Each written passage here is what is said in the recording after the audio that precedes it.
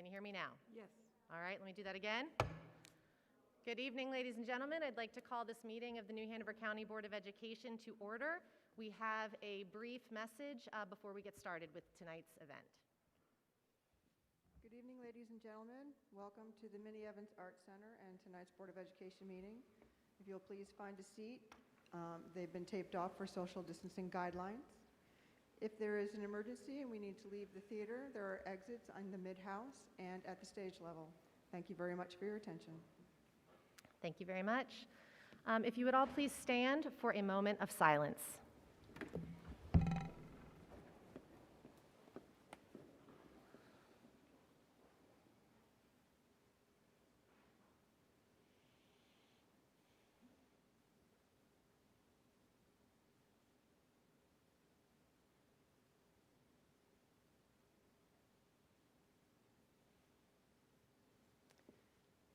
Thank you. Now we'd like to do the Pledge of Allegiance, please. Remain standing. I pledge allegiance to the flag of the United States of America and to the republic for which it stands, one nation, under God, indivisible, with liberty and justice for all. Thank you very much. You may be seated. Ms. Bowie, would you please call the roll? Good evening. Ms. Adams? Here. Mr. Wortman? Mr. Bullier? Here. Ms. Eastep? Here. Ms. Justice? Here. Ms. Nichols? Here. And Mr. Ravenbark. All right. The first item on the agenda for this evening is the approval of the minutes. These are minutes listed for November 24th, October 29th, October 6th, September 12th, November 10th, October 6th, and September 15th. Do we have a motion? Move to approve the minutes. Thank you. Mr. Bullier. Thank you, Mr. Bullier. Is there a second? Second. Thank you very much, Ms. Justice. Any discussion? Ms. Bowie? Ms. Adams? Aye. Mr. Wortman? Mr. Bullier? Aye. Ms. Eastep? Aye. Ms. Justice? Aye. Ms. Nichols? Aye.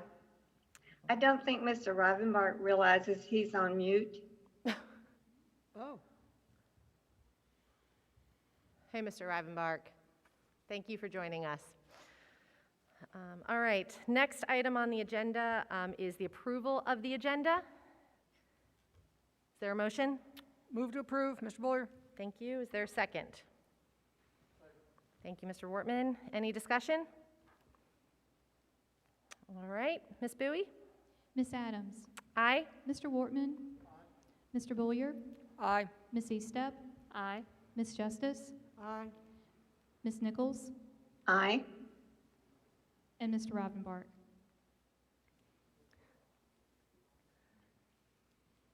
Okay. Thank you, Mr. Rivenbark. All right, next item on the agenda is old business, policies for second reading, and this goes to Mr. Bullier. Thank you, Madam Chair. As you know, I've been asking board members to submit any policies that they had an issue with beforehand to speed this process along. I have not heard from any board members regarding these specific policies, but if there is a policy that they would like to pull and discuss, I will definitely do so at this time. Okay, what is your recommendation? Madam Chair, I recommend that we approve these policies as written. All right, you've heard the recommendation. Is there a motion?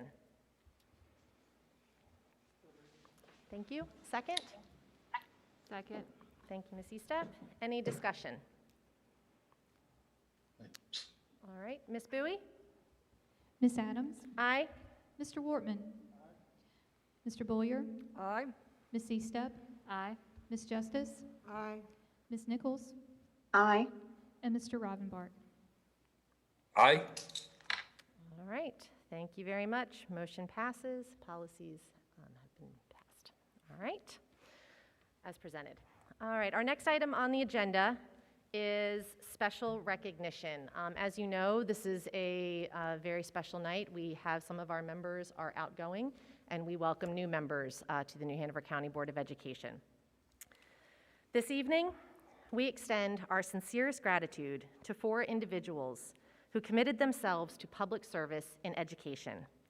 Ms. Jeanette Nichols, who has joined us online, Ms. Lisa Estep, Mr. David Wortman, and Mr. Bill Rivenbark, who is also joining us online.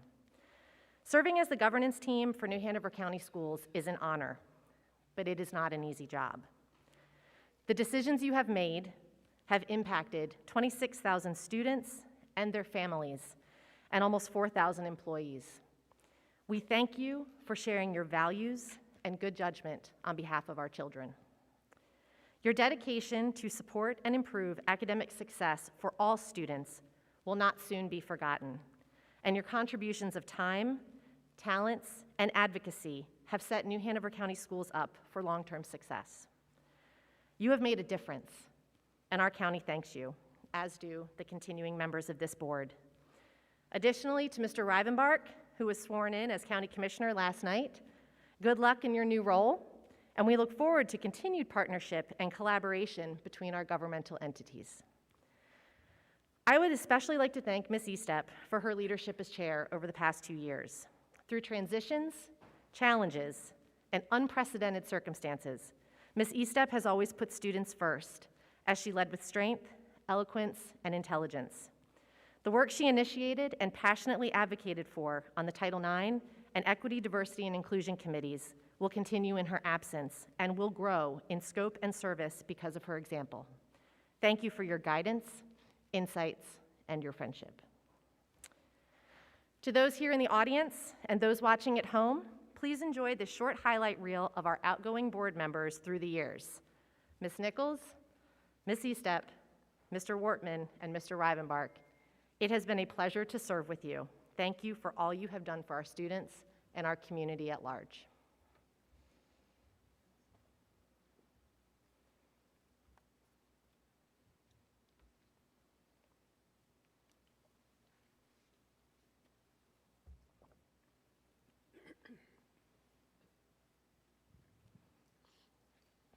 Do we have a video?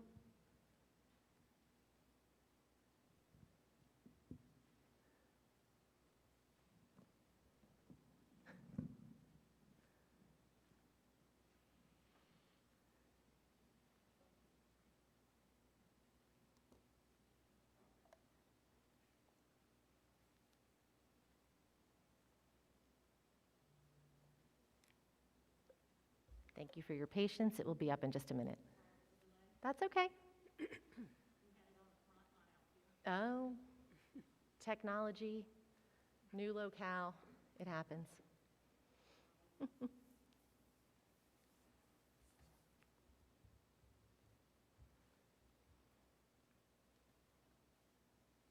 we. Do you want me to send it to you? Okay.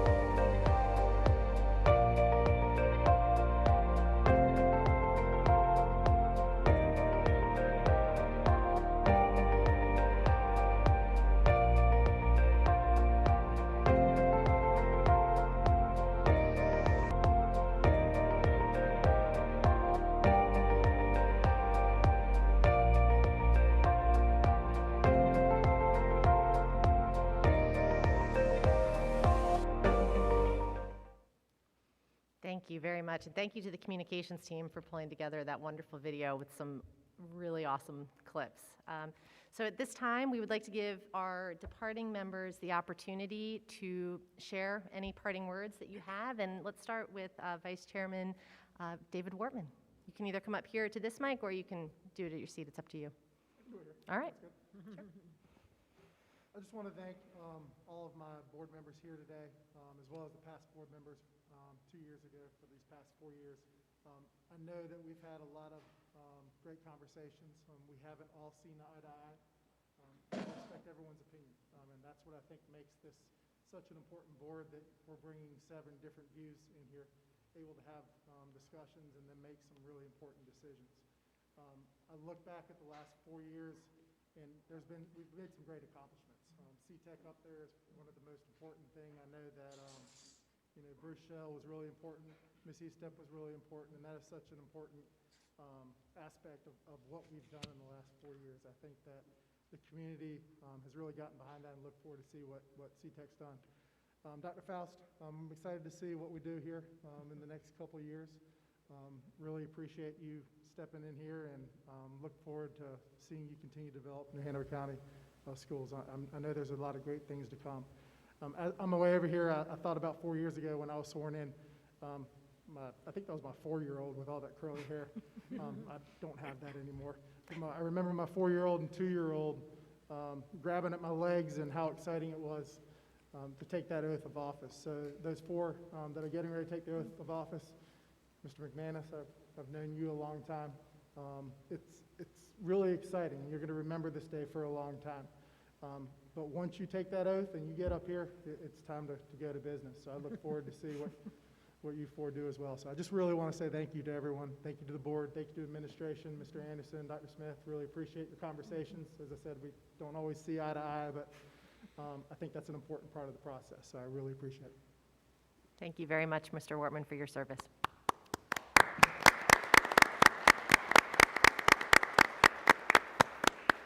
All right, how about we go to Miss Nichols? Would you like to say a few words, Miss Nichols? I would. This is bittersweet for me. It's been an honor and a privilege to work with so many special people and children and families. I wish the new board members and our existing board members, continuing board members, that God will bless you and you will make the right decisions for all of our children. Thank you. Thank you, Ms. Nichols, and thank you for your 20 years of service to New Hanover County Schools. We appreciate it. I would like to say I never missed one board meeting in 20 years. Wow. It's impressive. Perfect attendance. We'll get you that award later. We'll get that one sent to your house. Thank you very much, Ms. Nichols. All right.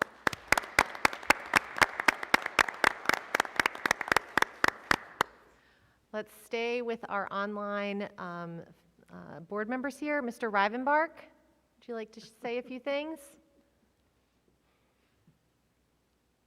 I think you're on mute, sir. Pretty tree. We still can't hear you. Try it again.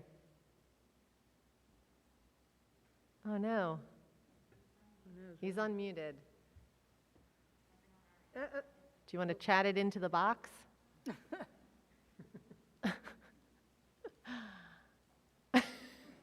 Give Alex a call. She can fix it for you. All right.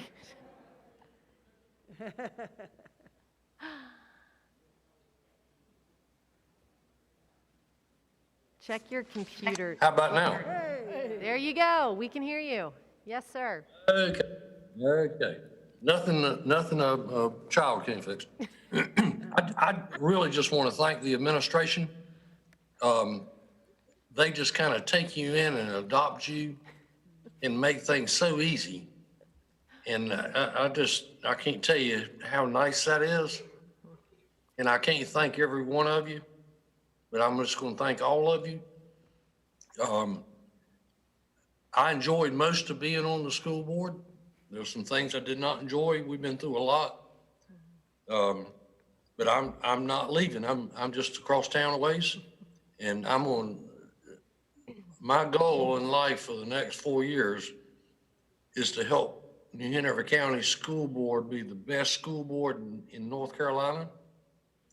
And I know I've got a lot of help with that. So I know it's going to happen. We're going to be better than we've ever been, and people are going to be coming here wanting to go to work for us. So if we can just get through this pandemic and get the kids back in school and get everybody healthy, it's going to be a great time for us, I promise. And thank all of you so much. Thank you, Mr. Rivenbark. And as I said, we very much look forward to working with you in your capacity as a county commissioner. Congratulations on your new role. Thank you.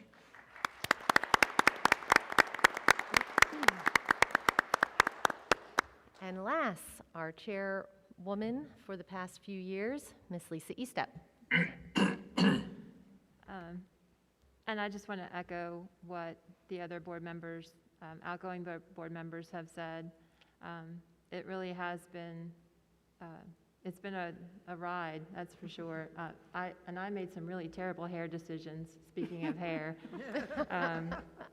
Thank you for showing that again. But I really appreciate all that we've accomplished as a group. All that I've learned about, being on this board. To all the incoming board members, no matter what your experience and background, this board will be like nothing you've ever experienced before. It really will be, because the decisions you're making are so impactful, and they're so weighty, not just because of the pandemic, but because they're about students, 26,000 of them. And I know that you know that. Many of you have had experience in the school system before, and Stephanie, you've been a volunteer for so many years. But it's different when you sit in this chair. And you are all not going to agree, but to stand united, to stand together, makes you so much stronger, and it makes that impact so much greater. So to my fellow board members, thank you. To Dr. Faust, thank you for your leadership over these past few months. We're very lucky to have you. And to all of you, continuing board members, best of luck. Thank you for your friendship. Thank you for your wisdom. The school system is very lucky to have you where you are and continuing on. And last but not least, to my family that has put up with me being here in this chair, in this role for 8 years. They were much younger and much smaller when we started. To my husband, Hank, I couldn't have done this without you, without your support, without you tolerating me being on the phone and being answering emails at all hours of the day and night. Thank you, thank you. I love you very much. And I won't be on the phone so much anymore. Yay. All right, thank you very much, Ms. Estep.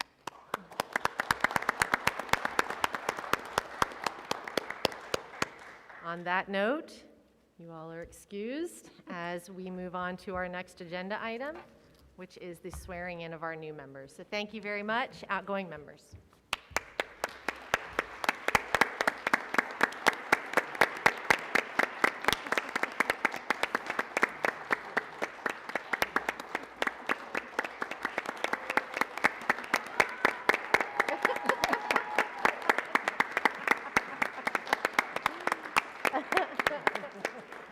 We're going to take a 2-minute break to get set up for the swearing-ins.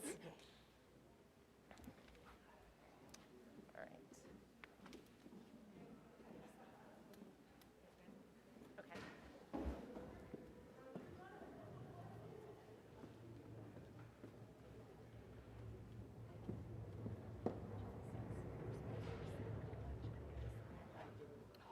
So it was supposed to be a vote to, yes. So Deborah said that it's just, well, we can do it at the next meeting.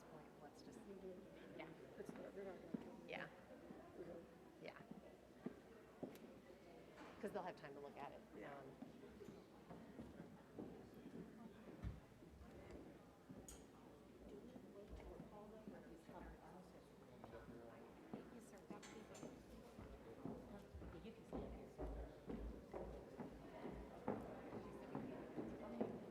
Okay, good. Great, great, great. We can do it at the interim. Yes. Well, actually, probably it's a holiday. We could do it at the retreat. Right? Perfect. Should we stand somewhere? I don't know where they. Crystal, are we just staying in our seats right now? Where do you want? Where should we be right now? Just stay where we are. Okay.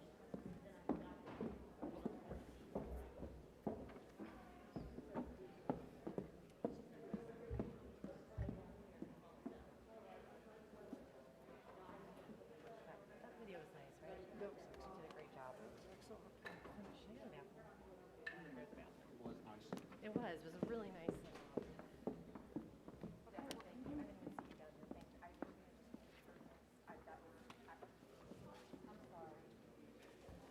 These are tough jobs. You always appreciate when people leave.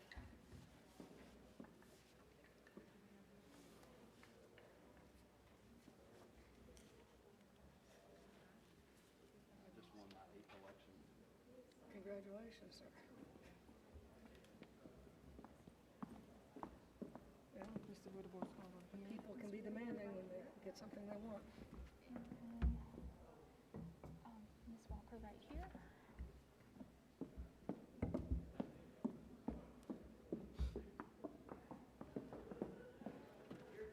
Have you enjoyed it? No regrets. Totally enjoyed it. That's great. Love what I do. Actually, 5 years ago, hit my maximum retirement benefit. Oh my God. Decided to just keep doing it. Why not if you still love it, right? Yes, do they also have an agenda? They do. Yes. Okay, for the Well, next one.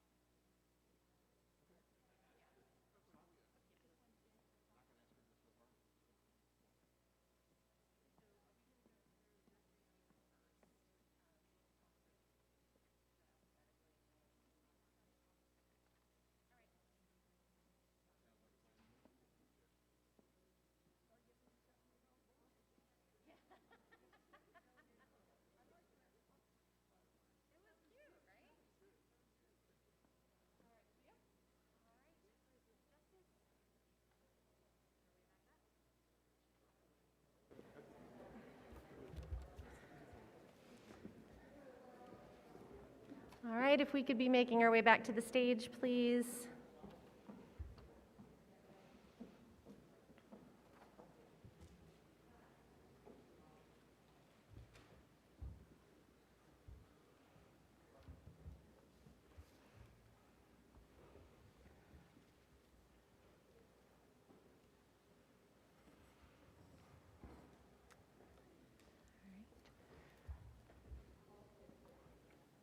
Thank you very much. All right, the next item on our agenda is the oath of office. We welcome 4 new members this evening. And the first board member that we would like to welcome up to swear in is Ms. Stephanie Craybill. She will be sworn in by Judge Julius Corpening, Chief District Court Judge.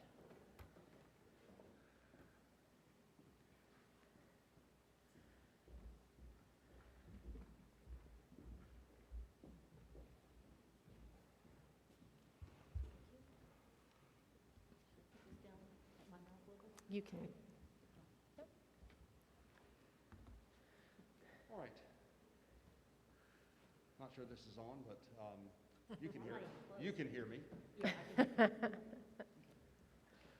right, I'm going to ask you to state your name, and then I'm going to read this oath to you. And if you agree to abide by it, I'll ask you to answer appropriately at the end. Okay. State your name for me, please. I, Stephanie Craybill, You solemnly swear that you will support and maintain the Constitution and laws of the United States and the Constitution and laws of the state of North Carolina, not inconsistent therewith, and that you will faithfully discharge your duties as member of the Board of Education for New Hanover County, North Carolina, this the 8th day of December 2020. If you do, please say I will. I will. Congratulations. Thank you.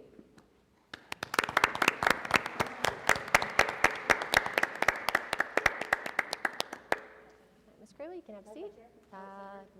You've got a name tag over there. All right. Oh, yeah, I'm sorry. Would you like to say something? Yes, please do. Yes. I always want to say a word. But I did want to, my children, one, Allie, who lives in Minnesota, and Max, who lives in D.C., weren't able to be here to help, but they have rued this day when they were growing up and was hoping I would never be on the school board while they were in school. But now they are very supportive of me and my efforts. And I also wanted to thank my mom, who lives in Pittsburgh. She's my biggest supporter. And I wore my favorite sweater that she gave me just to let her know that she was here. But I just wanted to thank everybody for the opportunity to continue to work with you. I'm going to say from the other side of the fence, sitting on the other side of the table. And I'm going to continue to do the same hard work that I've done, for the past 20 years. And I look forward to supporting the school system and all the students and teachers and central office staff and everybody that makes the school system run. So thank you, and I'm looking forward to a good 4 years. Thank you very much, Ms. Craybill. Congratulations. Next, I would like to welcome Mr. Hugh F. McManus III to the stage, please. Judge Corpening will remain on stage to administer the oath. Yeah, don't want to give you any extra exercise today.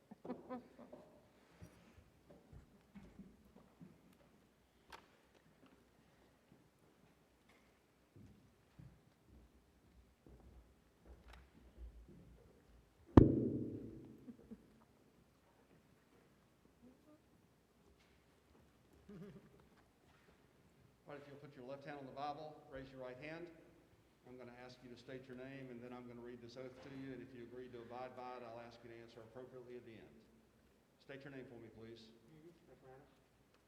You solemnly swear that you will support and maintain the Constitution and laws of the United States and the Constitution and laws of the state of North Carolina, not inconsistent therewith, and that you will faithfully discharge your duties as a member of the Board of Education for New Hanover County this 8th day of December 2020. If you do, please say I will. I will. Congratulations.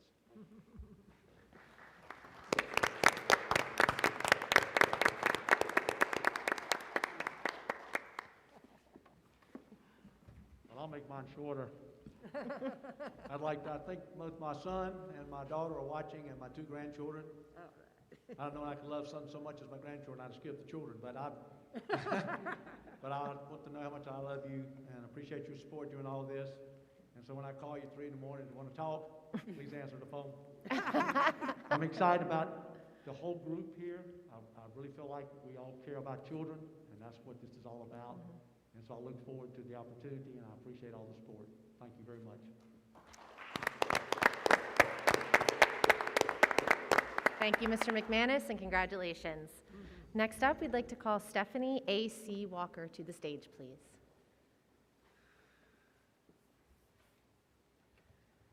And Judge Corpening will again remain to administer the oath. Man of the hour. Said he's the man of the hour. Yeah, you could.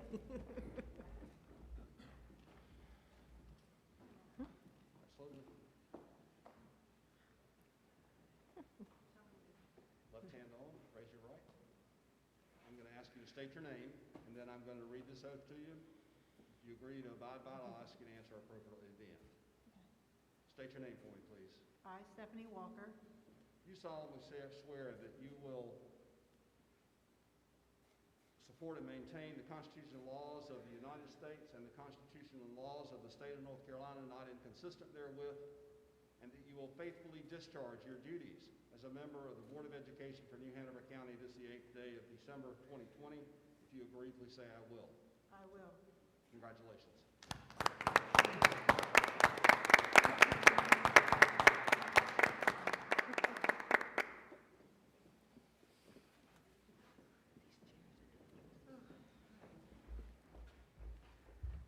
I did not practice anything, so I'm just going to go off the cuff here.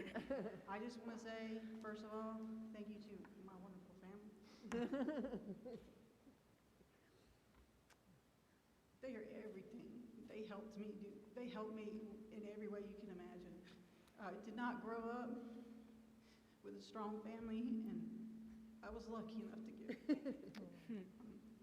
I just want to say that I promise to everybody that is listening here and there that I will do my very best. I understand the gravity of being elected to office, and I take public service very seriously. I care very deeply for children, the children of this county. I'm transferring all my power from my two to everyone else. I care a lot about the kids in this county. As a kid who grew up here, and so I've seen the system from here and through my own too. So believe me, I'm an email or a phone call away if anybody needs to get in touch with me. But thank you very much, and I'll shut up now.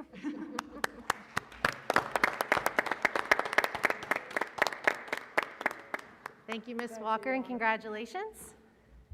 Thank you, Judge Corpening, for being here for the oath this evening. I would like to invite Mr. Pete Wildeboer and his family, and welcome Judge Shelley Holt, retired District Court Judge, to administer the oath.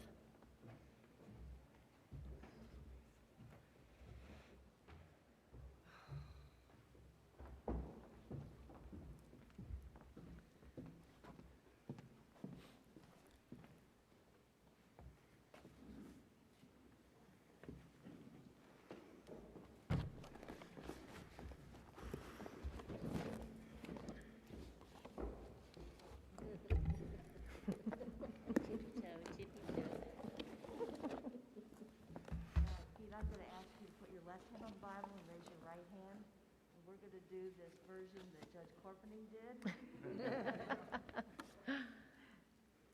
I'm going to ask you to state your name, and then I'm going to read your oath and ask you at the end if you agree with those things. Peter K. Wilder. Pete, do you solemnly swear that you will support and maintain the Constitution and the laws of the United States and the Constitution and laws of North Carolina, not inconsistent therewith, and that you will faithfully discharge the duties of your office as a member of the New Hanover County Board of Education this the 8th day of December 2020? I do. Congratulations. Thank you. Many of you may have heard that I used to be a preacher, so I might be here for a while, but I just want to take a couple minutes to thank some very important people. First, my family, my wife Kirsten, longtime educator in New Hanover County, my daughter Lacey, my daughter Carly that are able to be with us today, my son and daughter-in-law Peter and Nicole who are watching on TV. I want to thank my team, Steve Sheffield who's here, my campaign manager, Addison Palanza, and Alan Sewell. I want to thank Judge Holt for swearing me in. It's the first time that somebody swore at me and I liked it, so thank you. I want to thank the Republican Party, Will Connect, for allowing me to do this. I want to thank all the voters in New Hanover County for voting for me. Thank you. I'm going to do my very best for you. I want to thank the past members of the Board of Education, especially Mr. Rivenbark and Ms. Estep for all they did to help me and guide me. Definitely want to thank all the current members. Thank you, thank you, thank you. I have a lot to learn, but I'm going to do my very, very best in that. I want to thank everyone who prayed for me, and please continue to pray for me because this is a tough job. And lastly, I want to thank God for allowing me to do this. So thank you all, thank you all. I look forward to working with you.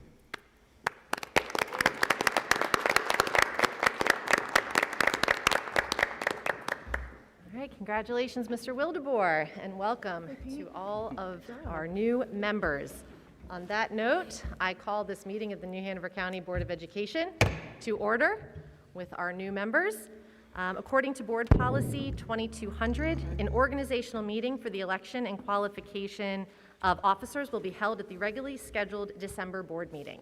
The chairperson will be elected first and then the vice chair. The superintendent will conduct the election of the chairperson.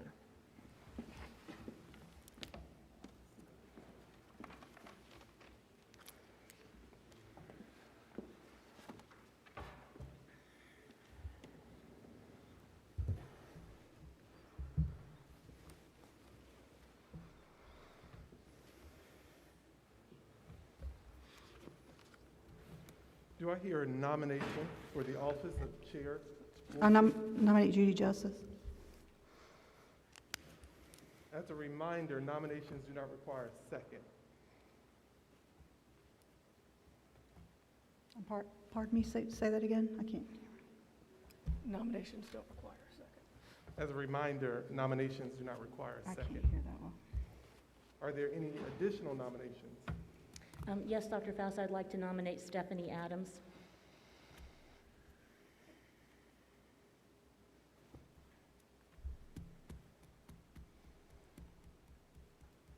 Are there any other additional nominations?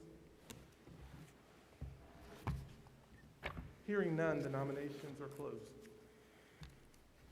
Those in favor of Judy Justice as board chair, say aye when your name is called. Those opposed, say no. Ms. Bowie? Ms. Adams? No? Mr. Boyer? No? Ms. Justice? Aye. Ms. Craybill? No. Mr. McManus? No. Ms. Walker? Aye. Mr. Wildeboer? No.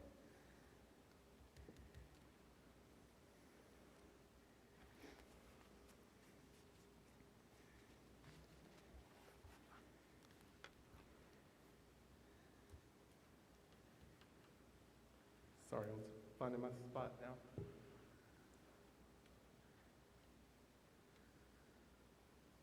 Mrs. Adams is the elected board chair.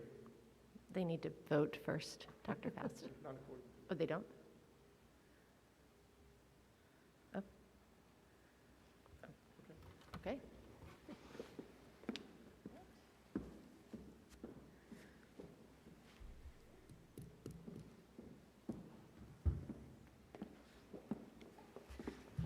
All right. Congratulations, Madam Chair. I'm sorry? I said congratulations, Madam Chair. Thank you very much, sir. All right, the next item on the agenda is the election of vice chairperson. Do I hear a nomination for? Madam Chairperson, I nominate Nelson Boyer. Thank you very much. I nominate Judy Justice. Okay, thank you. So we have a nomination for Mr. Wildeboer, for Mr. Boyer, and a nomination for Ms. Walker, for Ms. Justice. Are there any additional nominations?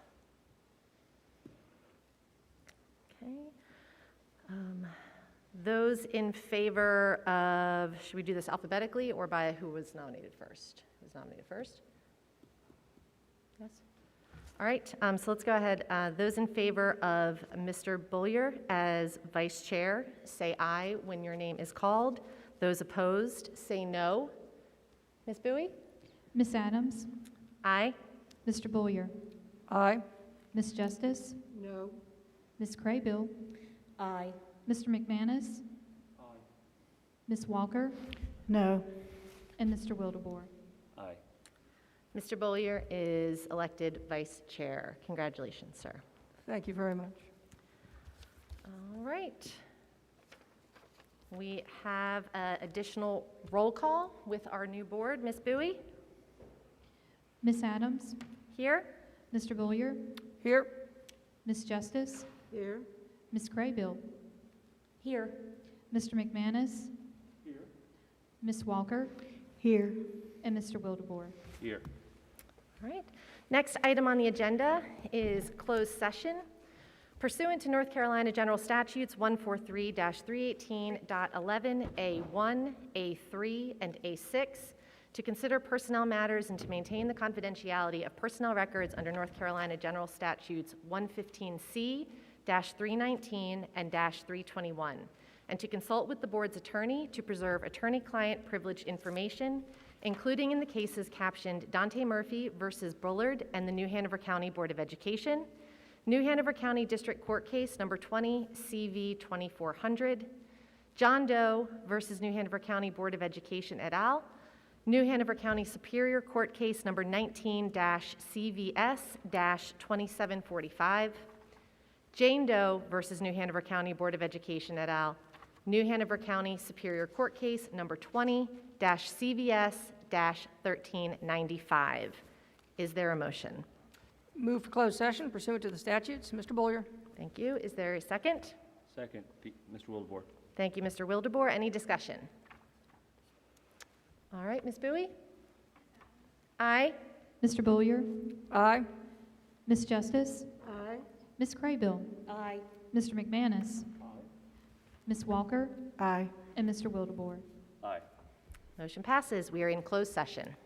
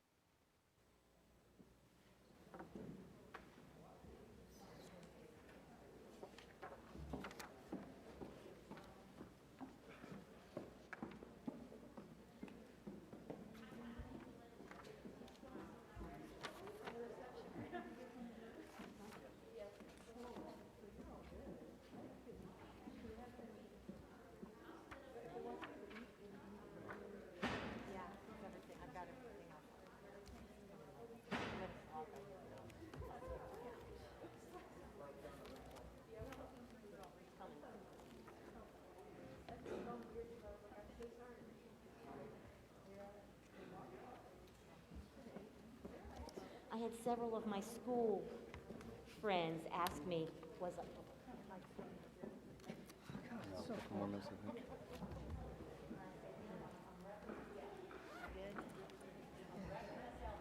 Yeah.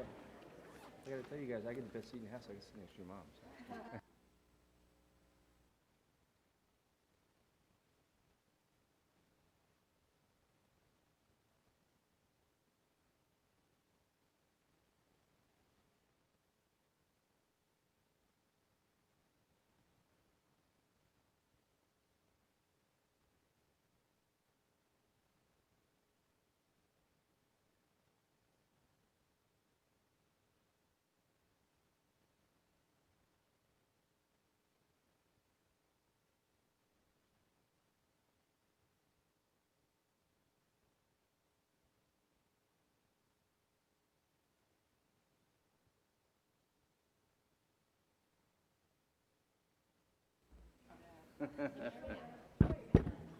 Can you hear me now? Lacey was All right, if everyone could please take a seat, we will get started with our next item.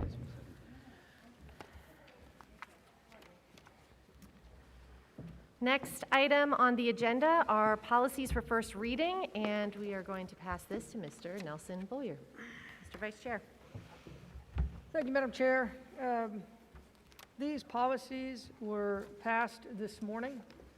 We don't need to vote on them, but the Policy Committee did put these forward. I highly encourage, and I will make sure that every board member has access to these policies. It is our intention to pass them at next month's board meeting. Just so our new board is aware, so the public is aware, the New Hanover County Board of Education is in the process of updating its entire policy manual, and as Dr. Faust can attest, it is an arduous task, but I look forward to working with the new policy committee members to get you up to speed, and we will make sure all board members have access to all of these policies each month so that they can have an opportunity to speak on a policy that they are concerned about. So again, this is just for information only. Madam Chair, we do not need any action on these items at this time. All right, thank you very much. Then we will move on to our next item. Our next item is Title IX, and I would like to welcome Mr. Jarrell Lewis, our Title IX coordinator, to the podium. Hello, sir. How are you? I'm well. Good evening, everyone. Welcome, new board members. Mr. Wildebohr, you were my 6th and 7th grade gym teacher, so. There we go. I remember. So I wanted to give a quick update regarding Title IX and social emotional learning. The Title IX committee has done a lot of work from before I was here back in March 2019. And so they've been working with student support services to really get programming and curriculum together that focuses on aspects that touch on Title IX and other areas as well. So that's what this is about today. Next slide, please. So I am the Title IX coordinator giving the update, but it is about multiple pieces when it comes to social emotional learning, and this is our new Title IX logo, so I thought it would be a good opportunity to share with everyone the work that we've been doing. Next slide, please. So what is Title IX? Title IX is a federal law that states no person in the United States shall, on the basis of sex, be excluded from participation in, be denied the benefits of, or subjected to discrimination under any education program or activity receiving federal financial assistance. So I think a lot of individuals have heard the word Title IX and understand what it is for the most part, but I did want to provide a brief clip of what the federal law actually states. So when it comes to the work of Title IX, New Hanover County Schools, next slide please, I'm sorry.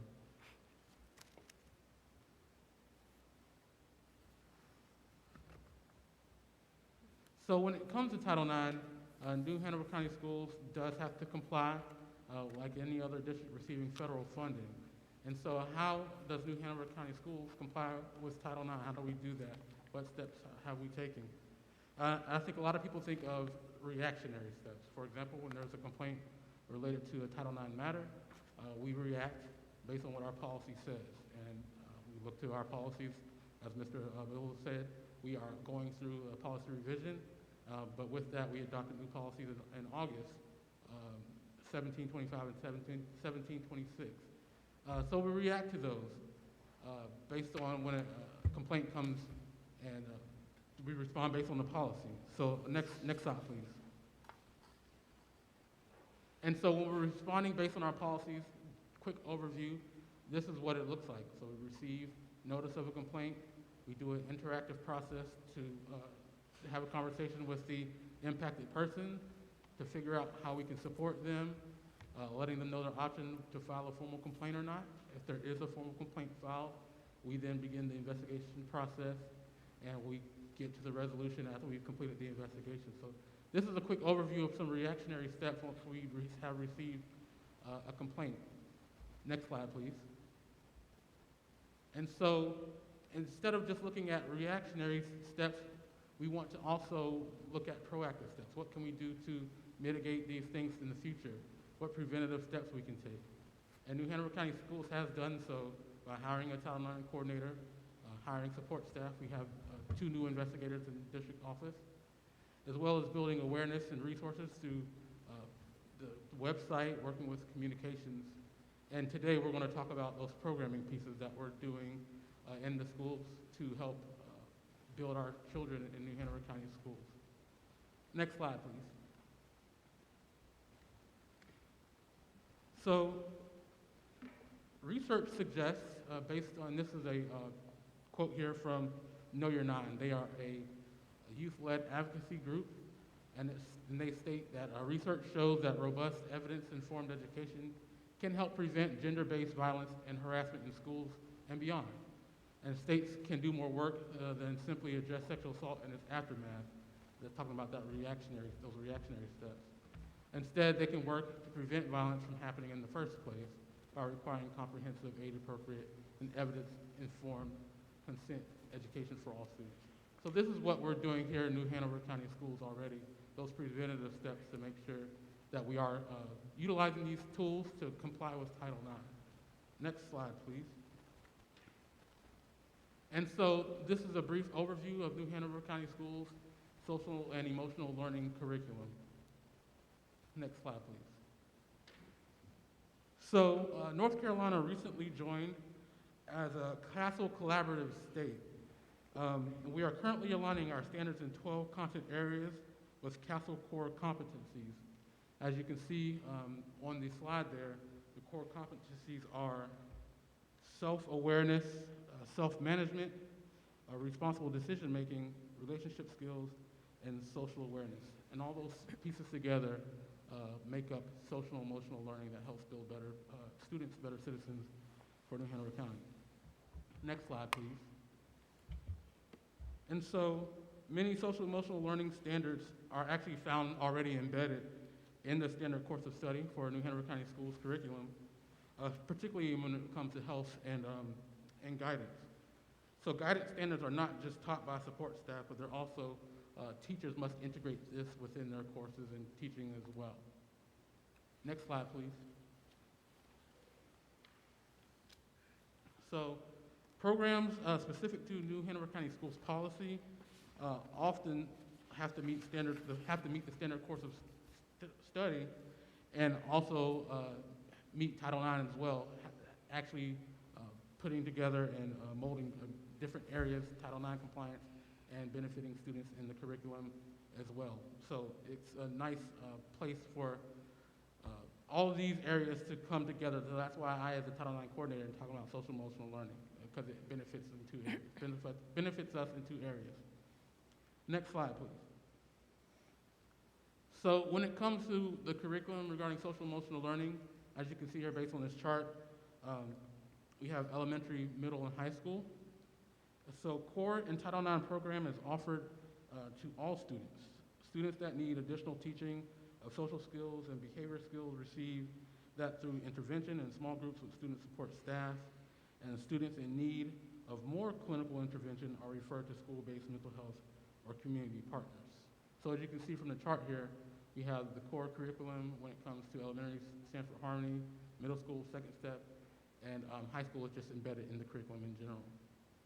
And then we have those other pieces, those other programming pieces through the Title IX committee, their work, shifting, safer, smarter kids, shifting boundaries, and bringing in the bystander. Next slide, please. So core programs that New Hanover County Schools has, like I said, for elementary is Sanford Harmony. And this is everyday practices such as Meet Up and Buddy Up. And we have weekly lessons that consist of 5 units or focus themes such as diversity, inclusion, empathy, critical thinking, communication, problem solving, and peer relationships. So these skill sets that they're learning through Sanford Harmony are beneficial because it's building up our students from an individual, but also it's helping them and helping us comply with Title IX because they're learning how to interact and engage with each other at the same time. So in middle school, we have Second Step, and this is weekly lessons, and it consists of 4 units: mindset and goals, recognizing bullying, harassment, thoughts, emotions and decisions, and managing relationships and social conflicts, which are pieces that all of us can learn even today. So in high school, like I said, it's already embedded into the various curriculum. Next slide, please.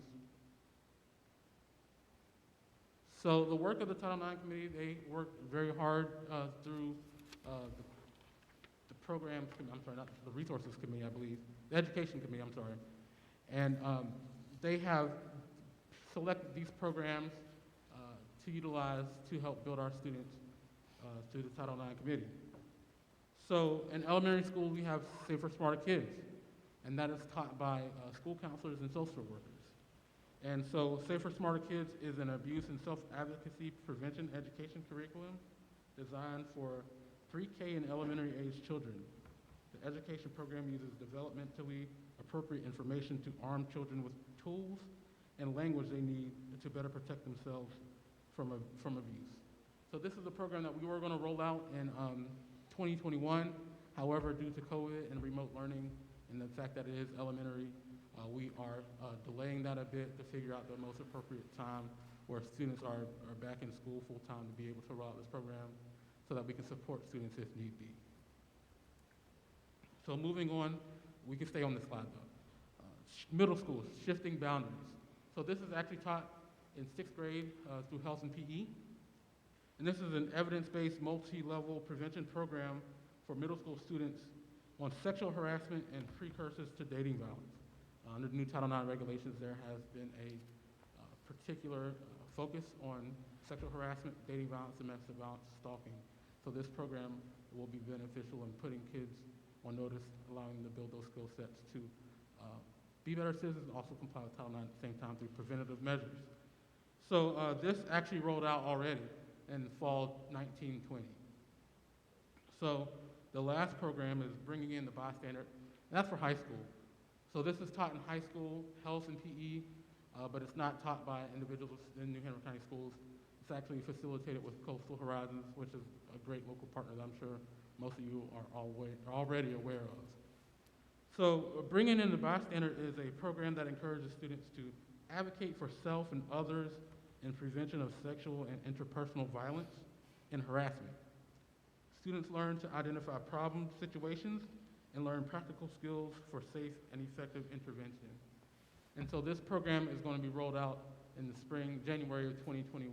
So we're really excited about that. Title IX Committee has done tremendous work to get these programs, and bringing in the bystander is going to be rolled out very, very soon. So next slide, please. So overall, the New Hanover County Schools social emotional learning curriculum is another tool used to foster a safe learning environment to engage students and achieve excellence, build our students, and also helps us comply with Title IX from a preventative aspect. Next slide, please. So that's the information I wanted to share with you all today. This is, like I said, our new logo and our contact information for the office here and our generic Title IX email if anyone has any questions or wants to get in contact with our office. That's where you can reach us. Any questions or comments from board members? Madam Chairman, if I could ask a quick question. First off, it's great to see you again. Glad to hear that you're doing very well. Can you further define for me what exactly is going on at the high school level? You're saying a lot of things are embedded in the curriculum. How so? I'll have Kristen Jackson come up, who's the Director of Student Support Services, to provide more insight on some of these questions. Thank you. Hi, good evening. I'm Kristen Jackson. I'm the Director of Student Support Services. When we say it's embedded in the curriculum, a lot of the standards for social studies, ELA, some of those content areas have a lot of social emotional learning that the teachers use, the citizenship, the book studies that they do, and they bring in a lot of that into the curriculum. So there's not really specific standards for high school, but there are standards within the content standards. Thank you.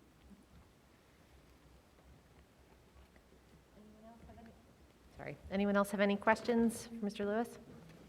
I just wanted to thank Mr. Lewis. Am I on? Nope. Okay, sorry. I just want to thank Mr. Lewis for his work that he's put together. I've had an opportunity to serve on that Title IX committee, and we have been through, a lot of information. So thank you, and I look forward to not hearing from you. Thank you. I appreciate your help in the work on the committee. Look forward to working with you in the future. Thank you, everyone. Thank you for the presentation. All right. The next item on the agenda are COVID-19 updates, and I am going to turn this over to Dr. Faust. We would have our ABC Science Collaboration come. And after the collaboration, which I think they're on, then we'll have the public health.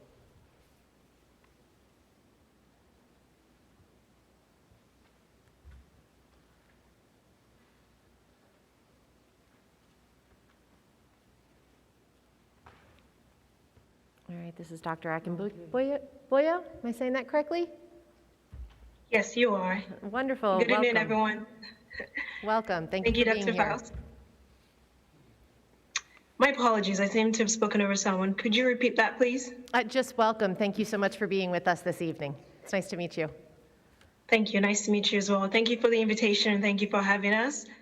I will briefly go through a few slides. I do not see my slides currently. If you could just confirm that it's pulled up. I can also pull it up on my screen, whichever is easier.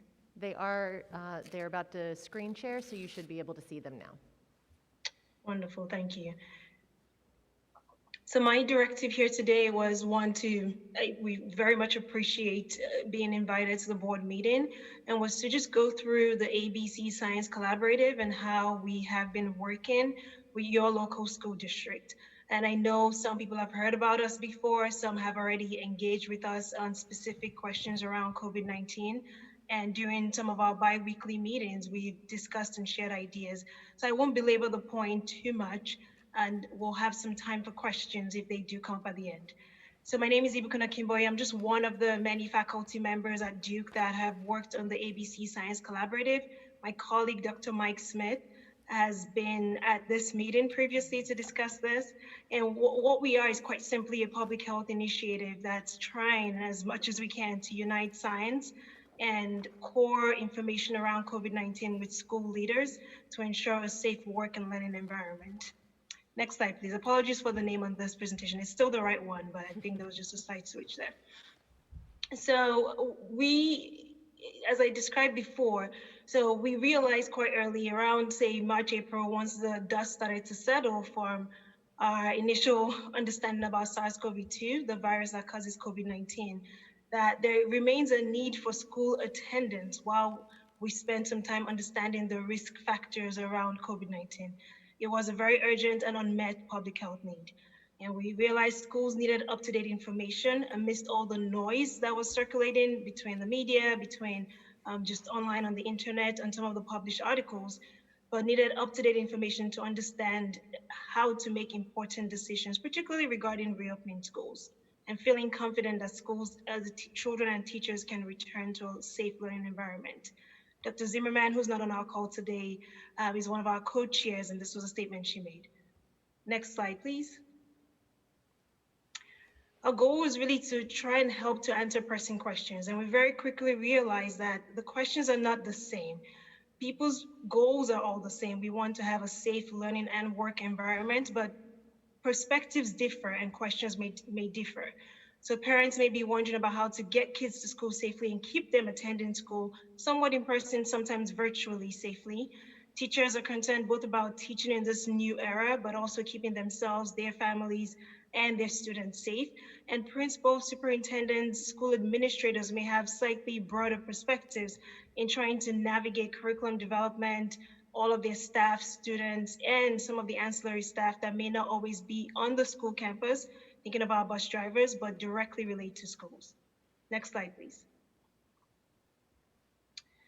So I'm reintroducing us. I know we've talked about the ABC Science Collaborative. It's really a combination of funded NIH groups. So we have some funding from NIH, a combination of Duke University faculty members, UNC School of Medicine, and then the Duke Clinical Research Institute as well.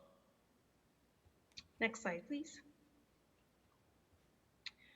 We have focused in the last couple of months on sharing evidence-based decision-making. A lot of our efforts have really been working directly with school administrators and superintendents, just to help with digesting a lot of the policies and sharing emerging science around COVID-19 and coordinating with local and state health departments. We've also tried to ensure that we're a stakeholder association. I think we all learn from each other. So quite a few of our calls are school administrators exchanging ideas about how they've implemented policies. We spent quite a bit of time early in the summer and I think into early fall, just developing more educational resources. And we have all those webinars and documents, so FAQs for frequently asked questions, all available on our website, both in English and in Spanish. We have some Spanish translated documents. And the goal is really to continue to advance public health. There is an app that's been developed to ensure we are working with data. It's not necessarily in every school district, but in some school districts who have opted to use the app. Next slide, please. We're working with quite a few schools, hence the initial error on my first slide there.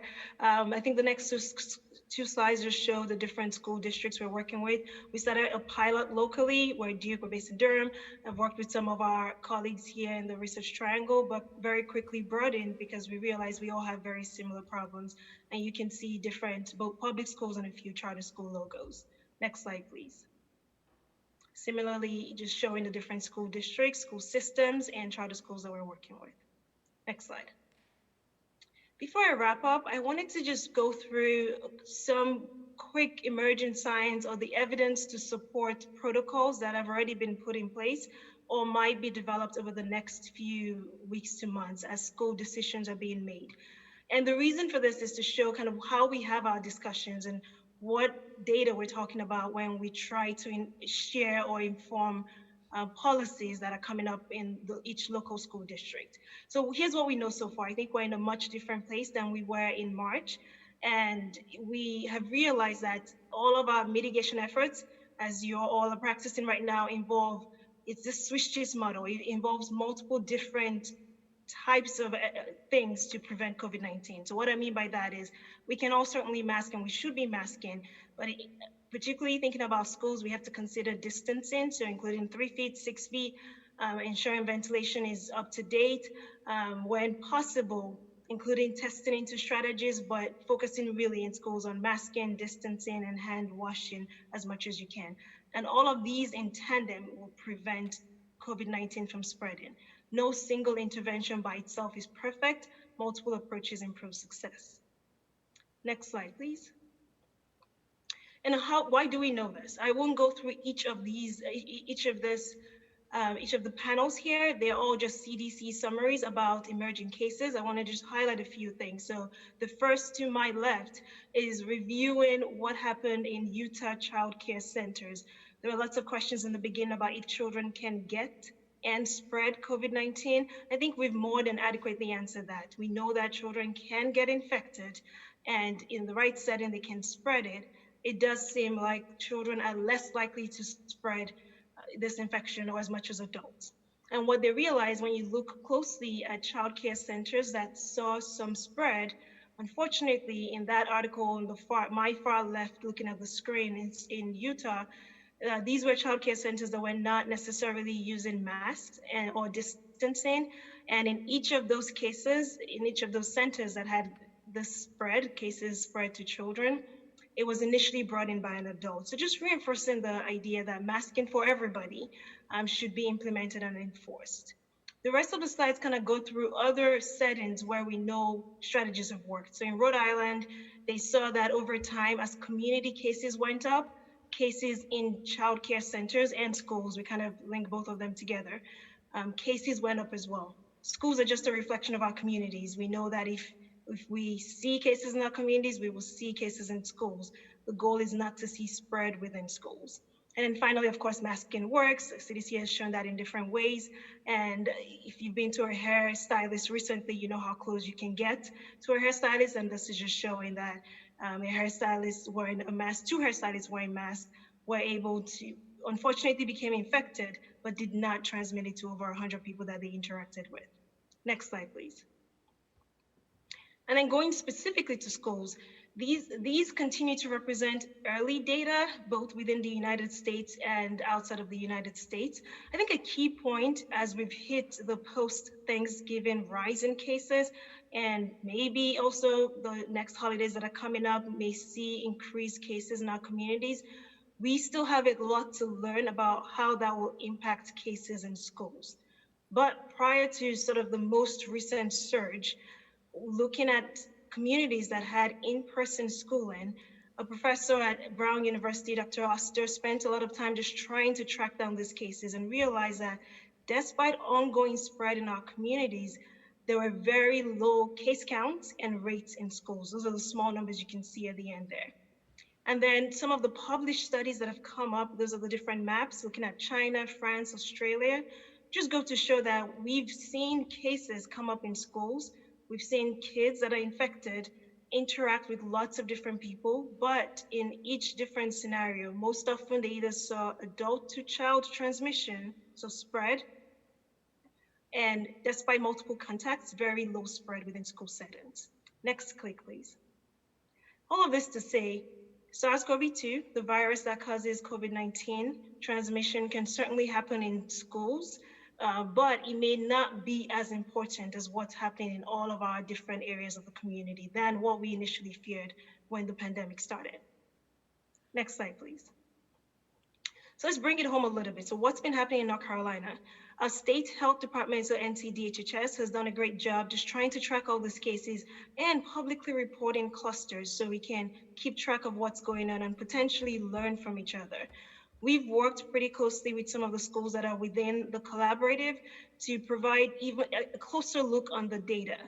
Early days yet, I think we still have a ton to learn, but what we've seen in the participating districts was that out of nearly 60,000 children and adults that participated and provided data, there were 197 primary infections. If we see cases in the community, we will see cases among people that attend or work in schools. Yet we only saw or reported 8 secondary transmission. All of that to say, despite people potentially coming to school infected, there was not a lot of spread and no child to adult transmission. So what does all this mean? We have a lot to learn. I think post-Thanksgiving numbers, we still have a lot to see how that plays out. But despite high rates of COVID-19 in our communities, we have not seen a ton of spread within the school setting. If the schools are adhering to the policies we already know, the 3 Ws, waiting, distancing between kids and adults, washing hands, and certainly wearing a mask. And I think just commending all schools, all educators, and all people involved with school leadership for all the work that's gone into protecting students and staff. More than happy to address questions. I did not include more data around vaccines and treatment. I think that forum and that setting we can probably better address in the next year as we see more vaccine rollouts, but I can help with addressing any other specific questions. Thank you. I think this is our last slide. Thank you, Dr. Acamboyo. I just have a question. On that last slide, you have schools are doing a good job, is the bullet point. Those schools that are doing a good job, what plan are they in? Is that a plan A, B, or C? Yes, that's a generally great question. This data are all from schools that were in hybrid. So for North Carolina terminology, Plan B. And most of these schools have gone into Plan A. So we will have updated data as to what impact that has meant, because spacing has had to change in schools that have gone into Plan A. Do you have any data on the districts that have been in Plan A that you could share? We have some early data. It's not as analyzed as this. So I think from what I've seen, just in general, that we've not seen sudden spikes, but I will probably need to see that data cleaned up a little bit so I can share it in a more public forum. Thank you. When do you think you can have that? When do you think you will? You turn your mic on. Oh, sorry. When do you think you will have looked through that data and analyzed it? Like for people that are trying to make decisions for second semester? Yeah, we're hoping in the next few weeks. Just as a general reminder, we do have publicly available data on the state's website on clusters, and we can kind of compare that within districts that are in Plan A versus one of the different plans. I hear you, and I know we all need additional data. We're hoping in the next few weeks we should have some of those.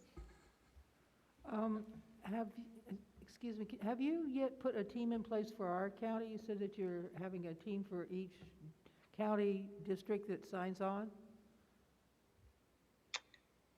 Do you mind repeating that question? Unfortunately, I did not hear you. Sorry. Do you have a team in place for New Hanover County? So we are working, and some of your administrators have attended some of our bi-weekly meetings. So we are working with New Hanover as well. And we have some faculty members, and one of them dedicated to connecting with your leadership if they have questions. Okay, and also one of the things that you emphasize that in order for the numbers to stay, I guess, stable and not increase, that you need to enforce the 3 Ws, otherwise it doesn't work? You need to implement them, and I think some people have had soft enforcement strategies. We also don't want to have too many punitive measures. I am not a behavioral scientist by any means, but we've seen that. So I don't want to overemphasize the use of enforcement, but I think ensuring that everyone's committed to the same principles will allow them to work.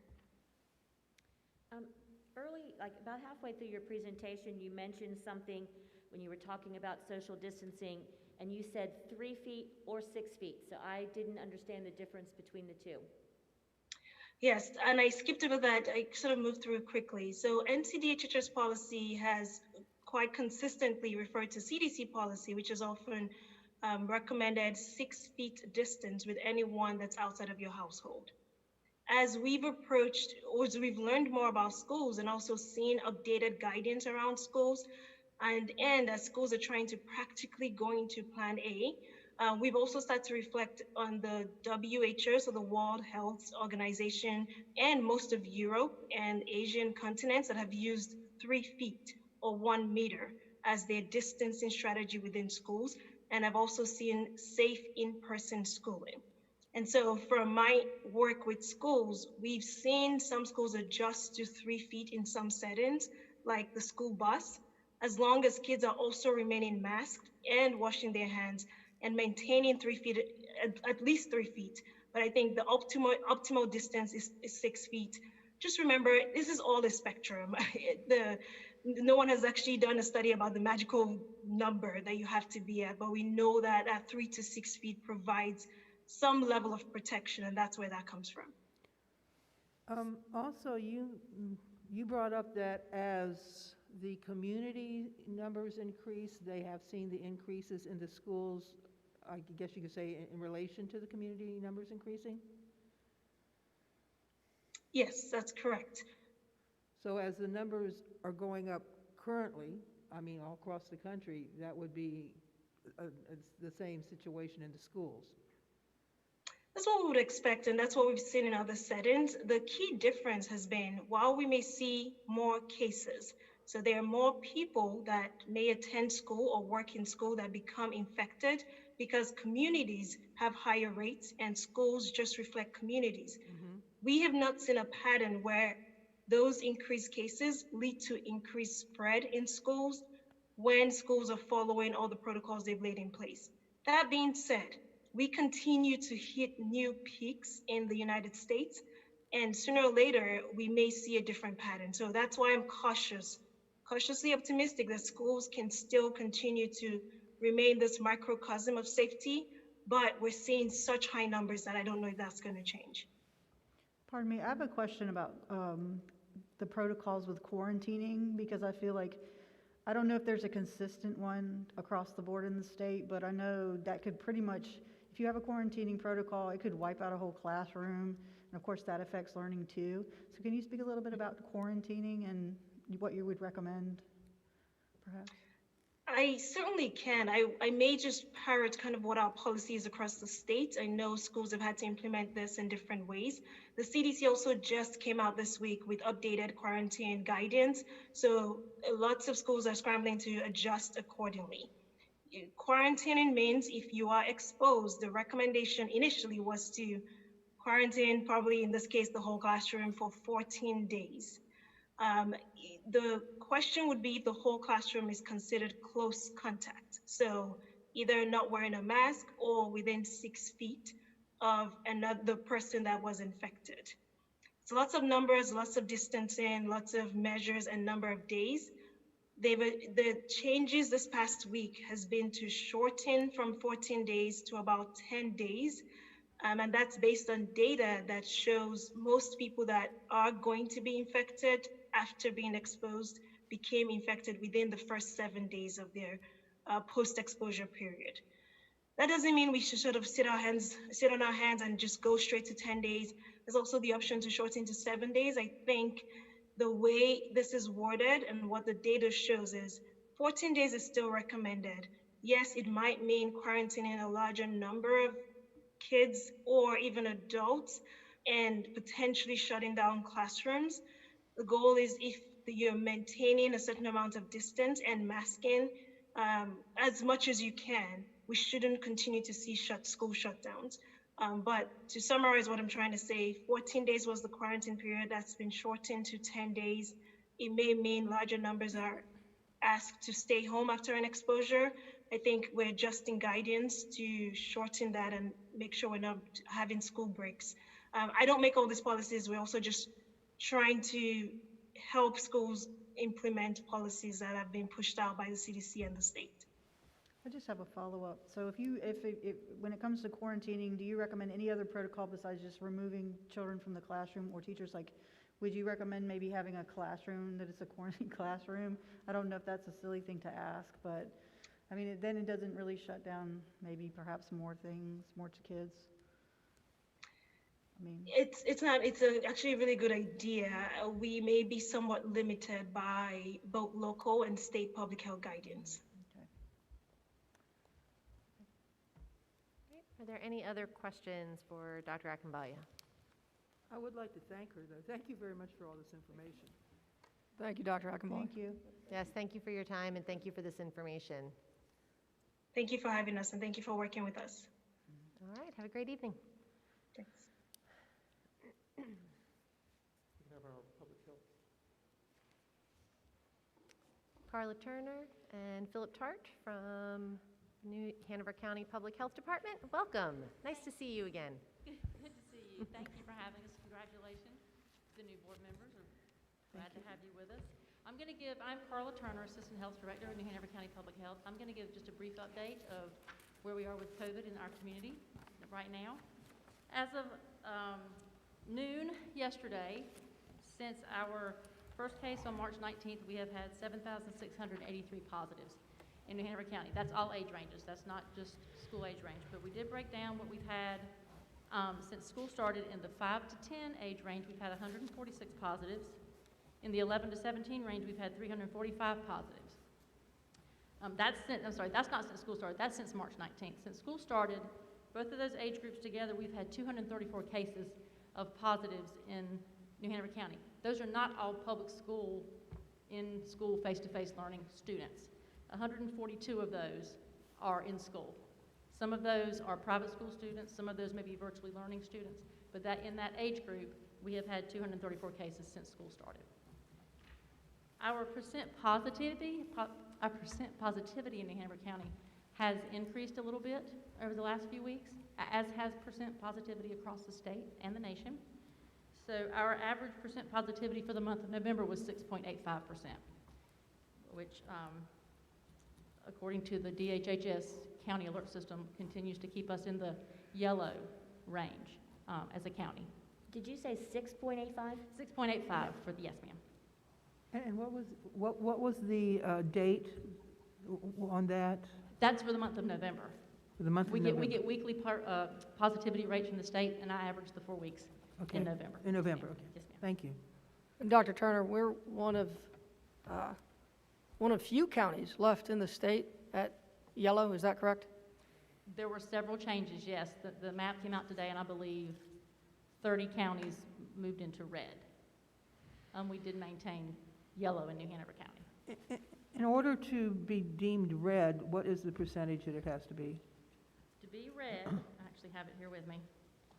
To be red, there are 3 factors that the state determines. To be red, you have to have more than 200 cases per 100,000 population over the last 14 days.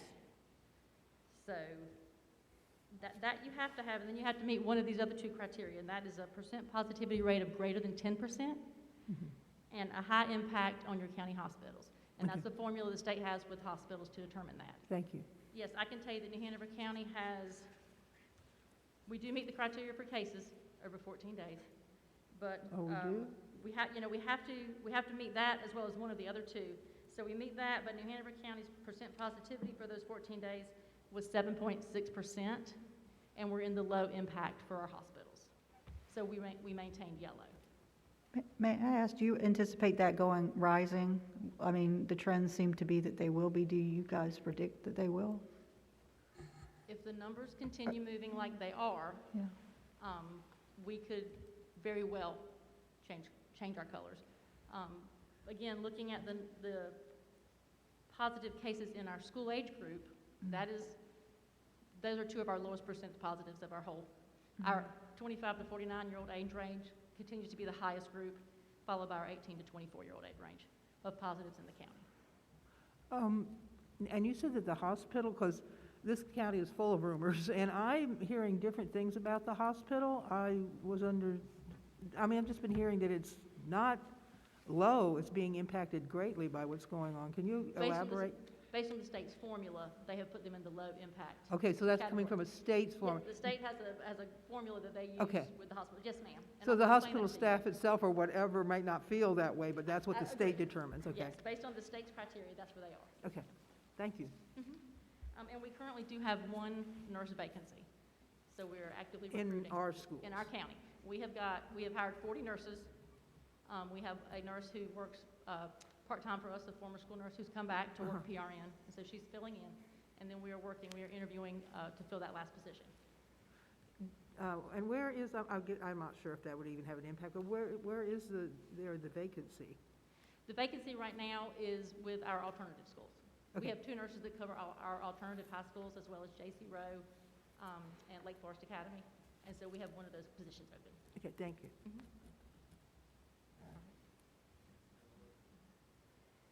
Yeah, thank you, Carla. And I want to commend Carla and her team specifically for the partnership we've had with the school system for numerous years, and hopefully we move forward. To date, we've been in close coordination, I would say, with Superintendent's office and school system. I'm Philip Tart, Public Health Director, I apologize. But close coordination, I would say above and beyond typical operations since COVID-19 started. And again, we thank you for that close collaboration. We've had multiple conversations moving forward in the past and moving forward with leadership, and hopefully we continue that. And I want to commend the schools for this partnership. It's paying off greatly, I would say, and the numbers Carla has talked to you about, specifically talk about some of the smaller numbers we've had with K through 5. I would say, and I would not to impact decisions, and thank you for the ABC Collaborative. They're doing some great work, and thank you for having them here. It's a good partner. While those children don't necessarily have the severe symptoms, they tend to, there are studies that talk about they do share COVID and spread COVID as much as anyone else. But again, the numbers certainly within that age group are low. But I would say due to collaboration, hopefully we can have some future decisions for the schools. What I really want to talk about was in collaboration with the ABC that was mentioned ago, we've worked with the schools to really put together a framework and a matrix for moving forward that really can help decisions, not only for school entry, but particularly if remote learning is desired. And I know you have that. What we put together really provides a general framework for decision-making and recommendations. I would say it's not inclusive of all the needed data. There are data points that we have included, which we talked about, hospitalizations, community impact, but the numbers that we would include in there and the percentages that are there are really a framework and a guidance for you moving forward. And we always will reserve the fact with this dashboard, as we would call a dashboard, it's really a guidance tool to help you make those decisions moving forward. There are considerations in there. I will caution to say that they're not weighted in any one way or the other. I think for us, particularly when we talk about district and school opening, there's a whole large section about staffing, whether it be teaching, custodial staff, cafeteria staff, that are going to be very impactful to you to do your day-to-day operations. So within your realm of possibility, there are things that outside of COVID, within that realm, are going to cause you to have a greater emphasis on opening and closing, and that's an operational consideration. But the metrics we gave are just triggers, but they're opportunities to think about how you operate. Within that, I would say that we did have conversations with the schools for safely opening. We're talking about the 3 Ws. We're talking about physical distancing, the 3 feet versus 6 feet. Those parameters, I think, are set solidly within the school system. Hand hygiene, PPE, those types of operational opportunities. We did categorize these in certain risk levels, whether they be moderate, elevated, or high risk within that for consideration. We did, as I said, break it out into individual school consideration versus the entire district consideration. So, for instance, if you were on a campus like this, and you have individuals that could service in certain capacities, this particular campus might be a little bit more or a little less susceptible to a COVID closure versus a Pine Valley Elementary or Rolling Rice. Those are the kind of considerations that we took into consideration. I would say that as we worked through this, we talked about cases in schools, we talked about specifically clusters in schools, we talked about individuals in active quarantine. The point is the document is designed in collaboration with the schools to really think through how we open and how we close schools. Do we keep schools open? Do we bring it back? Do we go back to distance learning? Do we go back to remote learning? It's an opportunity to be able to put this in play. Again, there's nothing in the document that says, let's tally these and make this one situation the end-all be-all, but it's an opportunity to think through these dynamics. And I think in partnership with organizations that you have coming forward, it gives you a very good metric to think about how do we open, how do we close schools. And we're always going to continue to work with this metric. We're always going to continue to update this with collaborating with Superintendent's office for guidance to you. Understandably, it's always going to be a moving target, even when we talked about 3 feet versus 6 feet, 10 days versus 14 days. As we learn more about the virus, things change, and we want to adapt with that. Number one, we want the social isolation of kids.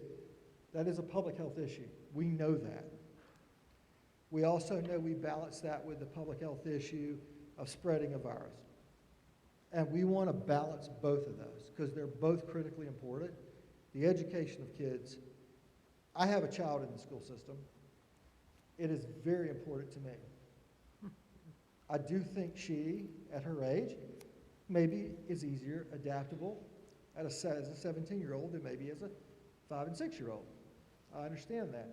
But either way, that distancing and isolation does cause issues, but I also want her to be safe, much like I want all these children to be safe. So with that said, we have tried to put together a matrix and a guidance tool that helps grow decisions, direct decisions, and allows you and us to work collectively on how we move forward or pull back. Again, it's a document, it's a guidance. It's not necessarily end-all, be-all. But if you have any questions, we'd be more than happy to take those. But we do want to be a partner. We continue to be a partner, and thank you to you, and thank you, Dr. Faust and his team. We will meet collectively many times a week. We do now. And again, we would say that it's been very, very, very good relationship moving forward, and we hope to continue that. Yeah, I just had a question. So where is this framework matrix guidance document for us to kind of look at, since we might have to refer to that this evening? Is it something we can put on the screen, or is it something that's going to come in a presentation from New Hanover County Schools? Dr. Faust? Ms. Varnum, are you on? Yes, I'm here. Good evening. Good evening. Do you have that document, Julie, that you can share with us? Because that seems to be kind of important. Certainly, at the discretion of the superintendent, I can certainly share whatever you guys would suggest. Okay, give me just a second.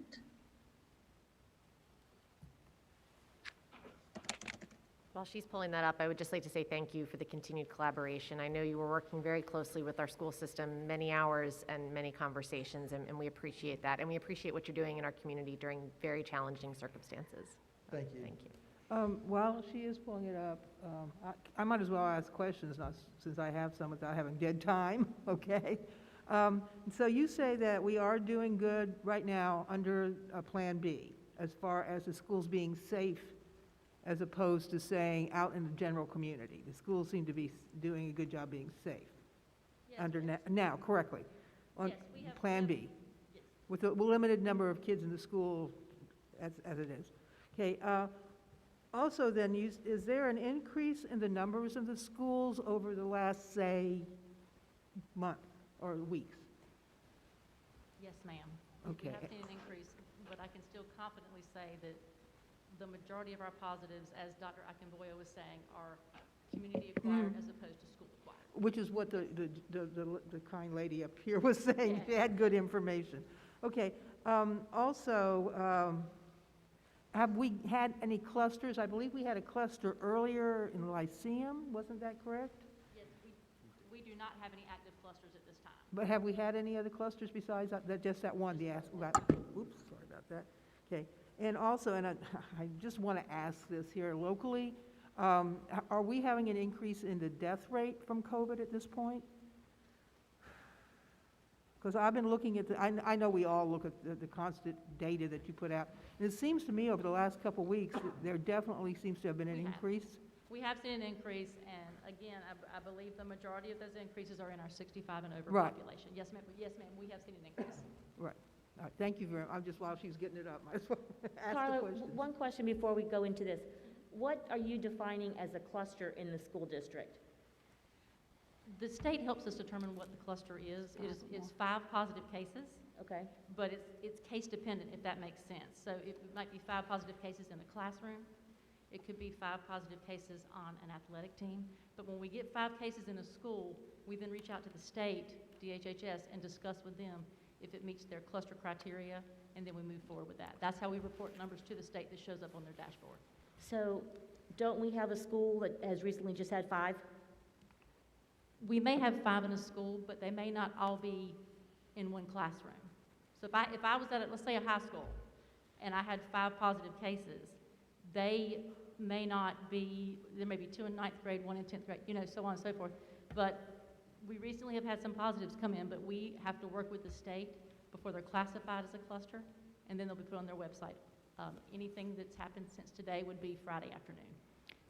Can I ask sorry, may I ask a question about, this is the whole thing that's confusing about the quarantine thing, because a cluster obviously is 5 or more, and then I've heard that there was quite a large class that had to be quarantined, and I honestly don't know enough about it really to tell you what I think about it, but do you guys report that stuff, or do you keep records of that? And I guess there's a follow-up question is that, how about teachers and infection rates? Because obviously if the kids aren't getting sick as much from it, what happens with the teachers? We actually we have a school nurse in every school, which is a blessing. New Hanover County is very blessed to have a nurse in every school. They work with administration at the schools, work with Ms. Jackson and Ms. Varnum. When we get a positive case, our school nurses then do the contact tracing within the school. My community health team at the health department does contact tracing with their community contacts. And then the schools actually keep a spreadsheet. Each school nurse has a spreadsheet that we separate staff versus students, so they are able to keep track of that. Are you finding that there are any teachers that are getting really sick from this? Since coming back? I haven't seen any data, so I mean, maybe Dr. Faust has it that I can look at, And but. I can say we have positive cases in our staff, but I can't speak to the severity of those cases. Okay, maybe that's something Dr. Faust No, has. no more than the general population, yes. Okay. I would point out that according to the collaborative, there was no child to adult transmission in our school systems. So that implies it's coming coming from the from outside, outside and inside. Okay. It's community acquired, yes. Okay. And the community of the kids going home Right. with their grandparents say that they live with, like me. Right. And, maybe aunts or uncles or even their parents, so. If I may, I want to put you on the spot. You're the bearer of all this information, and that's your expertise, and I certainly respect that. I'm trying to visualize that as I ask this question. Would you be comfortable sending your elementary kid back to school? Mr. McManus, can you lean into your mic and ask that question again? I'm sorry. Turn it And make on. sure it's on. Make sure it's on. It's got Okay. the green light, you just need Thank to you. get close. Apologize. Oh, With all the information that you have, would you feel comfortable sending your kid back to school if the board approved opening schools when we return in January? You have put me on the spot. We're on the spot too, and I bless your heart, This you is know. how I will tell you, I wanted Mr. to share. McManus, I live in Pender County. Pender County has gone back to Plan A for elementary schools. I do not have elementary school age children, but from the information I have, they have not seen any significant increases in positives amongst those students. I also have full confidence in our school nurses in our schools and in their ability to help in any way needed with whatever decision the board makes. So I kind of talked around your answer, I'm sorry, your question. Well, I appreciate it, because your recommendation carries a lot of weight. Thank you. Thank you. May I add to that, to Carla's point? She's absolutely correct. As long as the parameters of safety are taken into consideration with the safe distancing, the mask wearing, adherence to those parameters, and if they aren't adhered to, that action's taken in order to keep the rest of the system safe. If that with her, absolutely, that the parameters are taken, and that's within this document. There are requirements for safely opening, and I think even with Julie and the superintendent, Ms. Varnum, the superintendent, that those actions are certainly being adhered to, but without that, the answer would be no. But I think with that, it's not a yes or a no, but it's a requirement no matter what action's taken to alleviate spread. May I ask, how can you socially distance with more students in a physical space like that? Like, I feel like it's not going to spread. We already talked about how it doesn't spread between kids to teachers. But if the governor says you can't have X amount of people in a room at one time, how can you do it with students safely? The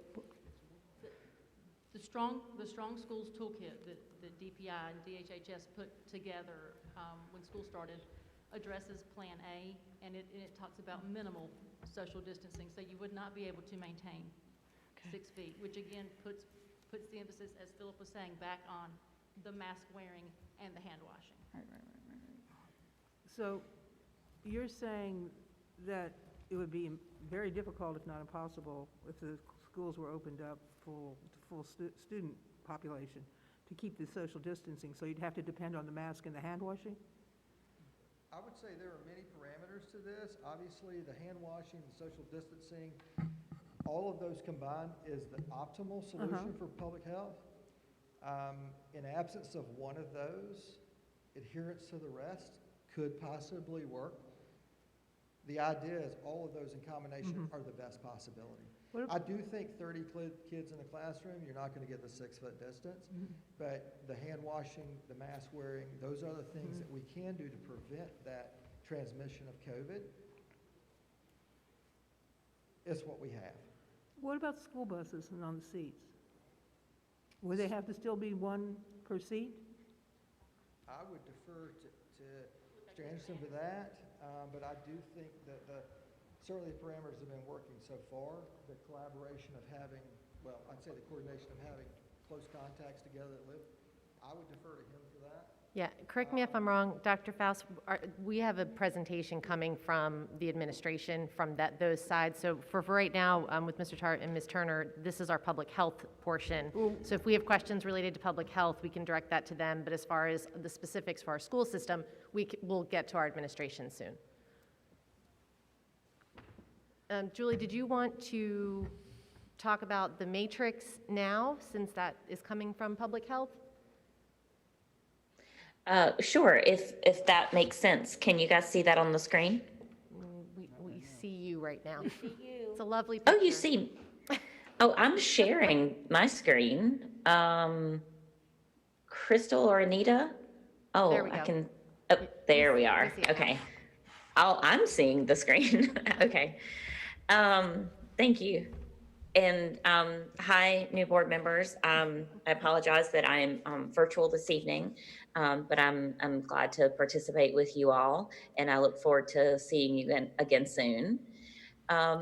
The decision matrix that we have laid out here is, as Mr. Tart and Ms. Turner have shared, is a collaborative effort.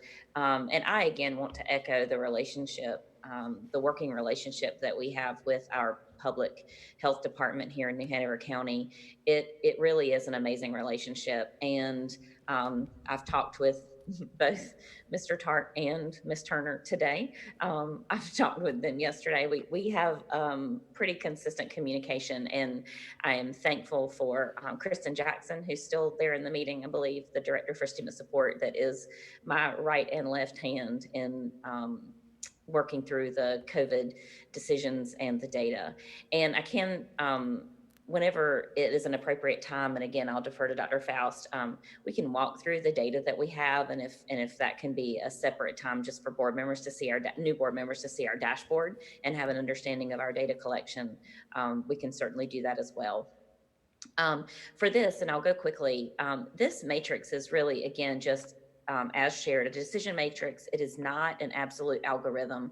And I have been so appreciative of the collaboration with ABC Science Collaborative, or the participation with them, and the meetings that we've had, and their webinars, and their website is a wealth of information. So a lot of that information has gone into the creation of this document. So again, really focusing on the toolkit that is a requirement for us from the state Health and Human Services, and then really looking at, our requirement for symptom screening, physical distancing in facilities, and mask use. And again, this really goes back and forth, as Mr. Tart shared, as a bit of or Ms. Turner, or ABC Science Collaborative. Basically, it's a continuum of all of the different mitigation efforts to get to the best prevention and mitigation that we can.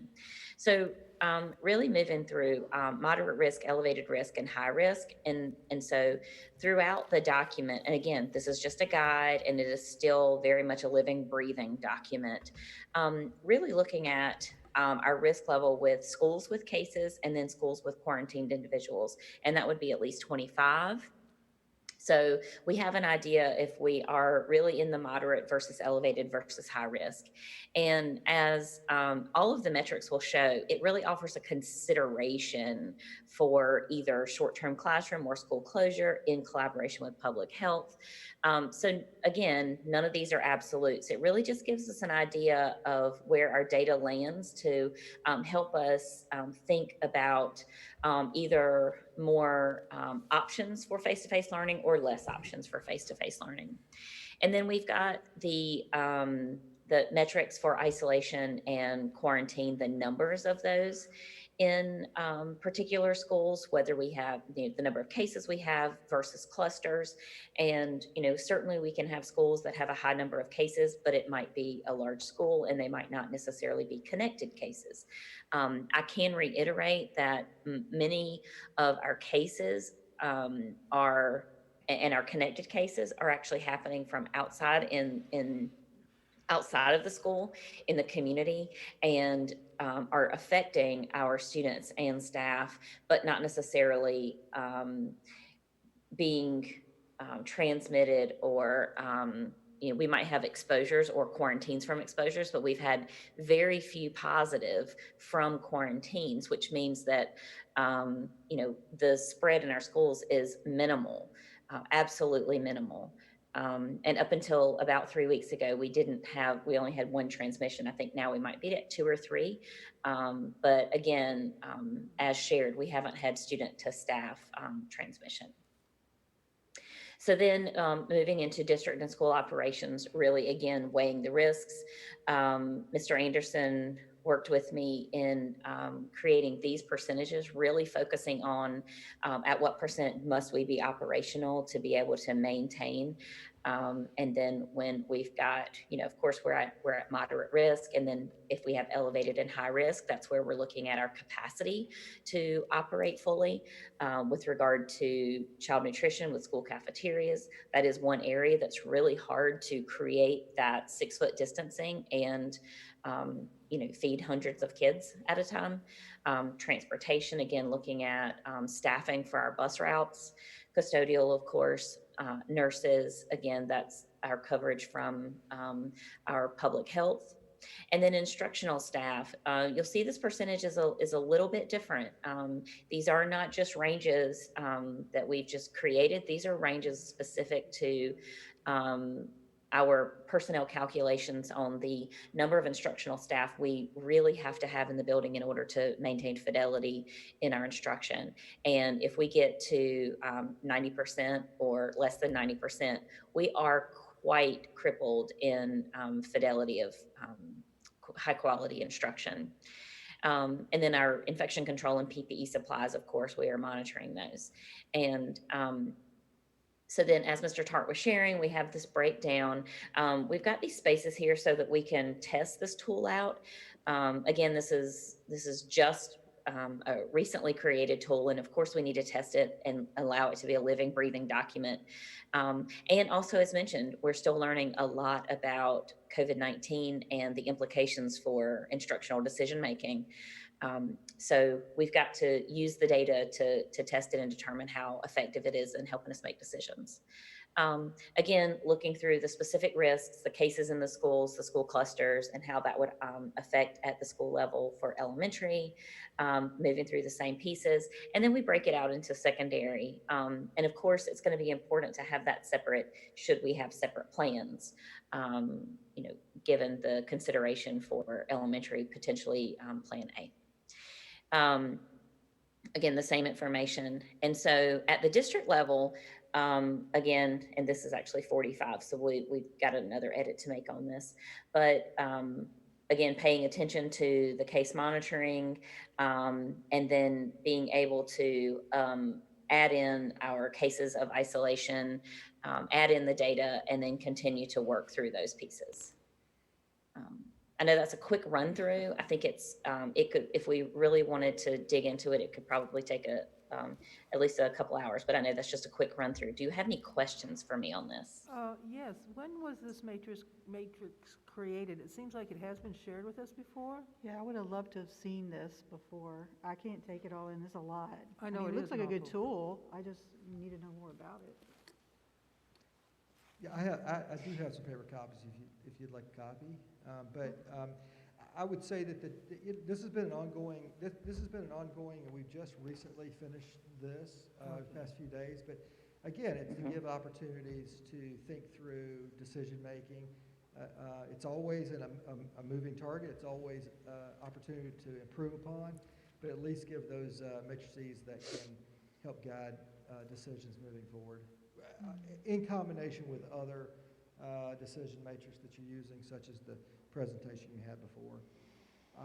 This total right now does not include, I would say, those, again, I want to emphasize, doesn't include those documentation points that we might have for hospitalizations, number of hospital beds available, community spread, but those kind of public health matrices can be added or sent as a combination.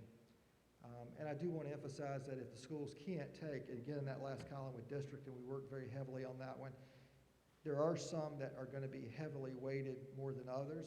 We did not weight these. We're not saying that you would pull any of these together. And I would say none of these are mutually exclusive. But if you can't operate on some of these, obviously it's going to carry more weight.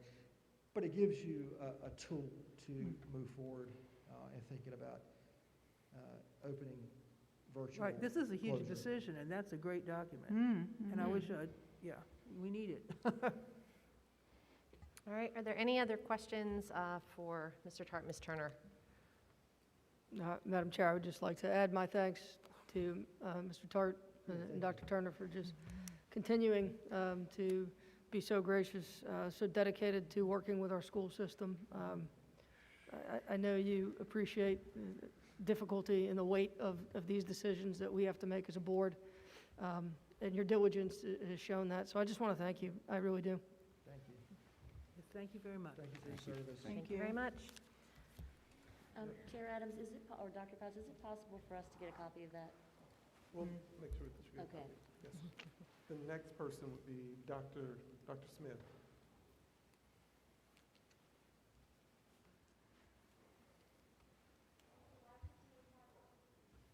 Well, do you have enough for all of us? Could you pass? Yes. That would be wonderful. That would Thank be you. great. Yes. And as you look at that, I do want to caution you to look at just the first 4 pages. That's a K through 12. We do have sections in there from what Julie showed. I don't know if they're attached to that.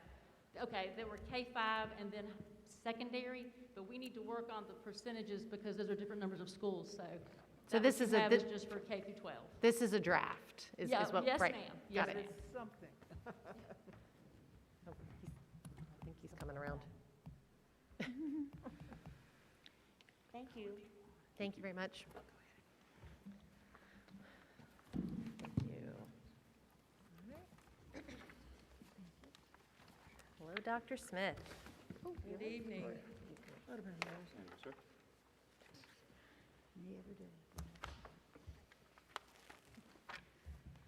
On a personal note, it feels really good to be in the Minneapolis. I don't know if many of you know, but I was principal of Murray Middle School for 8 years. So every time I'm in this space, it just makes me smile and feels like I'm coming home. So good evening to Madam Chairperson and our new board members, Dr. Faust, and those who are in the audience with us, as well as those who are at home. Last month, you were presented with data from our middle schools and our high schools in regards to their failure rate. This evening, I'd like to share with you data in regards to our elementary schools. So next slide. So the data set that is in front of you at this point is a comparison of last year's data for the first quarter compared to this year's data for the same time period. And what you're looking at on the slide is the percent of students who received at least one F. And we're talking about 3rd through 5th grade students at our elementary schools. And so you can see that data specifically by school. I think it's important to note that we had decreases as high as 11%, but then we also had increases as high as 24.58%. And so I'll just give you a moment to take a look at that data in a little more depth and detail. And of course, Porter's Neck, we did not have data for them for last year because that is a brand new school for the district this year. And just to clarify, Alderman did not have a negative 78%. Is that 0.78? That is 0.7. Okay. Yes, my apologies. That's all right. Sometimes it does run together because it looks like a decimal from here, but obviously it is not. There's an awful big difference between the different schools and the changes. Some of them have precipitously dropped. I mean, there's a lot less of. Yes. And some of them have shot up. Yes, and if you have specific questions, especially about those schools that have seen significant increases, then I've also had some additional conversations with those principals to problem solve around their data sets as well. Yeah, that would be interesting to share on how they were able to keep going strong and so many others were not. Like, what strategies were they using to do that? So what I'll say specifically for those schools that really had a lot of challenges around the data is that most of that, when you disaggregate it, is found in our upper grades. So even in a school where you saw a significant increase in numbers, a lot of that was not in their 3rd and 4th grade. The majority of that was in their 5th grade. As we know, many of our children really struggled with this new learning environment. It was something that was a struggle for students, a struggle for teachers, and a struggle for families. What we're seeing now is that principals are digging into that data with their teachers. They're working with their teachers on grade recovery. They're working with their teachers on looking at alternative assignments for students, because really our emphasis is on demonstrating what students have learned, not just simply whether or not they've completed the work. We want to know that children have learned the material. And so there's a lot that our schools are doing right now in response to the data that's in front of us. Dr. Smith, is there, and you may not know this, is there any correlation between these numbers and schools that have higher fully remote participation, or do you know what I mean? Like, are the majority of their students in the AAB model or a majority of their students remote? Is there any correlation that you've seen with that? So in particular, in one school where we really pulled the data apart because their numbers were significantly larger than other schools, we actually saw greater pass rates with our students who were remote as compared to when our students who were coming face-to-face. But understand the majority of the data occurred while we were fully in Plan C. But when we look at those students who are now still fully remote compared to those students who are coming face-to-face, significantly more failures in the students who were coming face-to-face. And that may speak to them having difficulty in making that transition. So much of this is nuanced. It really is. And so, and you'll see, because we actually show you the count of the data, and so a lot is lost in the averages, but when we start talking to specific teachers and looking at specific children and having those conversations and understanding those stories associated with those families and those classrooms, then we really begin to understand the data, and then we also know how to better be responsive to it. Could you clarify that? Yes, Did you ma'am. just say that you're seeing a higher failure rate in the students that are coming in face-to-face now? So looking specifically at one school and pulling that's their only- data. Sorry, that's only one school that she spoke about. So that's Yes. qualitative data, And that's yes. not quantitative. No. So And- we don't have an actual, we haven't done a study. That was just the one. That's just all through No, hearsay, exactly. say so. Exactly. And we looked just simply at that school because their data was an outlier when compared to other schools in the district. Dr. Smith, I was wondering if you could perhaps speak a little bit to redistricting and how that could be impacting some of these numbers. Well, what I can do is simply offer my opinion in terms of that. I know that because of redistricting, we have a lot of students who are new to our schools, and so there aren't going to be those familial relationships that would have been established previously. And so not only are we dealing with the impact of COVID, but we're also building relationships with families that we've never known before. So I know that that is a challenge for our schools and our families. Thank you. Yes, sir. So next slide, please.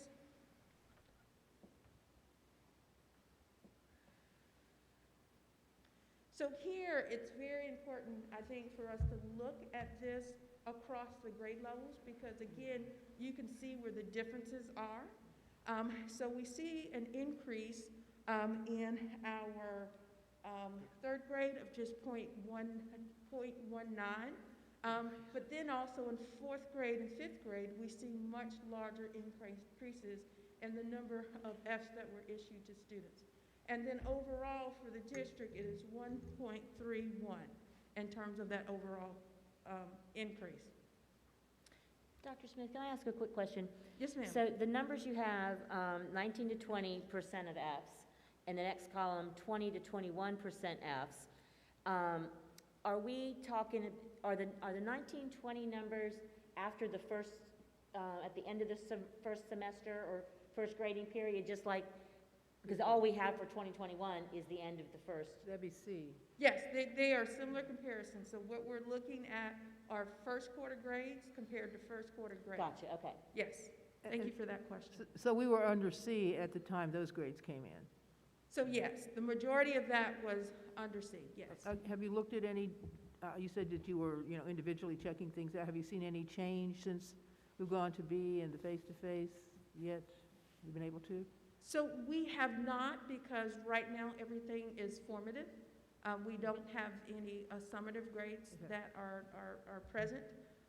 But again, in having conversations with principals, what I can share with you is that they're working with their teachers to better understand the needs of their students and their families and to be more responsive.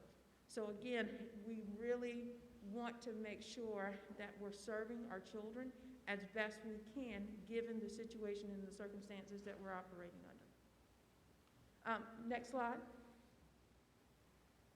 And so here we see that same data compared by ethnicity. And here we see the greatest increase in our Black and Hispanic students at 4.02 and 4.13 respectively.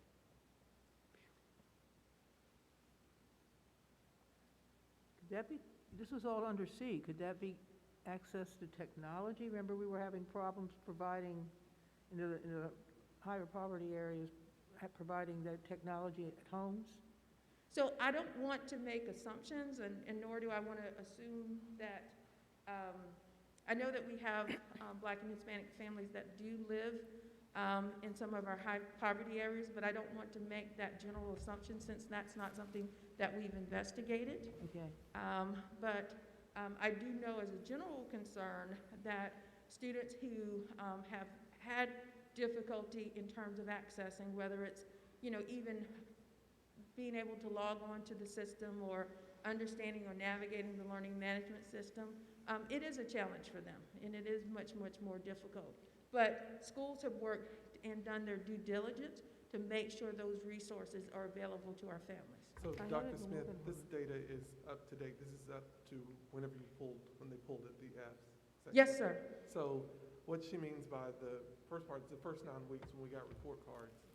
And so we haven't gotten the second quarter report cards. Right. That's what she means by that. But this is all current up until this point. What is all? The data, when she was saying that the majority is first. Right, yeah. But this is from the start till now. So this particular chart? Okay. Yes, these are all Okay, from, thank you, I didn't know this is that, from okay. the start of the first 9 weeks up until present. Okay, thank you. Dr. Smith, I have a question. Yes, ma'am. You say that we don't want to make assumptions or anything. Is there any way that we can find more data about why these numbers are the way they are? I mean, is there like a system we can do, maybe making more effort to call and find out maybe why? I mean, because if surely we can figure it out, we can help the students that need it. Yes, ma'am. Yeah. And so what I offer is I don't want to make just general assumptions because families are positioned very differently in our community, but schools and principals and our social workers and our counselors are working individually with families. It will be a lot of anecdotal data because, you know, maybe a family who's doing really well the first 3 weeks, and then as a result of someone getting sick, that causes them to have a setback. Or they have great internet access, and all of a sudden the laptop dies or something like that. So it is very nuanced, but we can definitely work to put together some anecdotal data. But what I could also say to you is that our schools are working to be very responsive to our families. Okay, I was wondering, because, I mean, I guess if there are issues with a particular family, that there can be follow-up from the principal or or social workers to just drill down and find out why they're having problems, because it can't be too, I would think, too time-consuming to do that if you know, each school is doing it. Yes. Well, I can say that we've had significant increases in our home visits from our social workers, and phone calls from our teachers, and just really trying to support families wherever they are. And then also teachers and their flexibility around the instruction that they're delivering and how they're assessing students. We just know from the data that we need to do more, but our teachers are working extremely hard to support our families. And we're learning and growing along the way. Is there someone that is in charge of that on the administrative level, like in the building down there, that I could call and talk to about it, just to kind of ask questions, or are you the person? So if you're, Or are you the I'm sorry. person? Are you the person? Okay. Well, good. I would love to have a conversation about it. So. Yes, sir.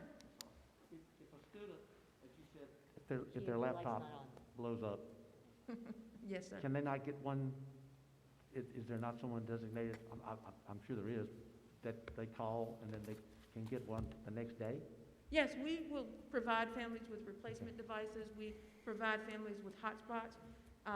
But yeah, they simply need to let us know. Yes.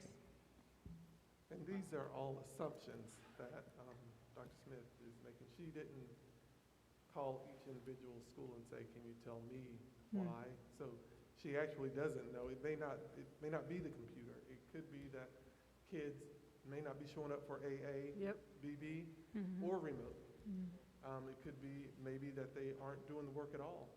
We don't know. So those are things that, what we do know is that if we look at the year prior to it, the Fs have gone up. And what we can gather is that COVID is the master behind what's going on. So if we were doing a general analysis of it, we would say we're doing this based on COVID scores. So we can't actually say, and I don't want us to go out and get in front and say that they don't have computers, because we don't know that. What we do know is that parents or if they're having difficulty, we have made an avenue for them to receive the resources. And if they don't have them, then we do we ordered computers. Yes. So again, I don't want us to walk away saying that our kids don't have technological devices, because we do. Yes. Next slide, please. And so here you see the actual count of S per school for grades 3 through 5.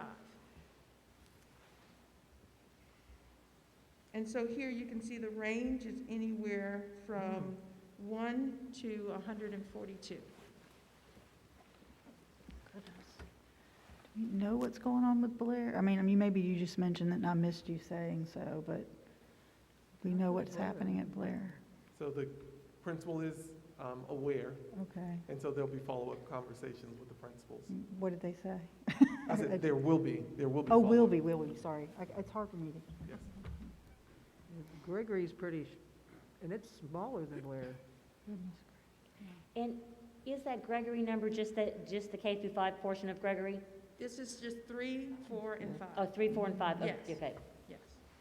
But if I may, just briefly, and of course I'm biased because, Blair's my family. But all these schools are all of our families. And this, I don't think, should be a reflection on the employees. And I've said many times since this pandemic began, we are all responsible. None of us are guilty. Everybody is working really, really hard. So I just I just do want to point that out. It's, you know, I wouldn't look at these schools, I mean, you're doing a terrible job. I think everybody just needs to do better. So I did just want to briefly say that. Can I just add to, I get what you're saying. I mean, doing political science stuff, you know, these are just a part of a bigger picture. It's just a component of it. But having the numbers allows you to say, ask the questions and find out what it is. Because I know that you know, there's maybe no uniform policy for grades, et cetera. But you might have a school that will do more grace things with grades and things like that.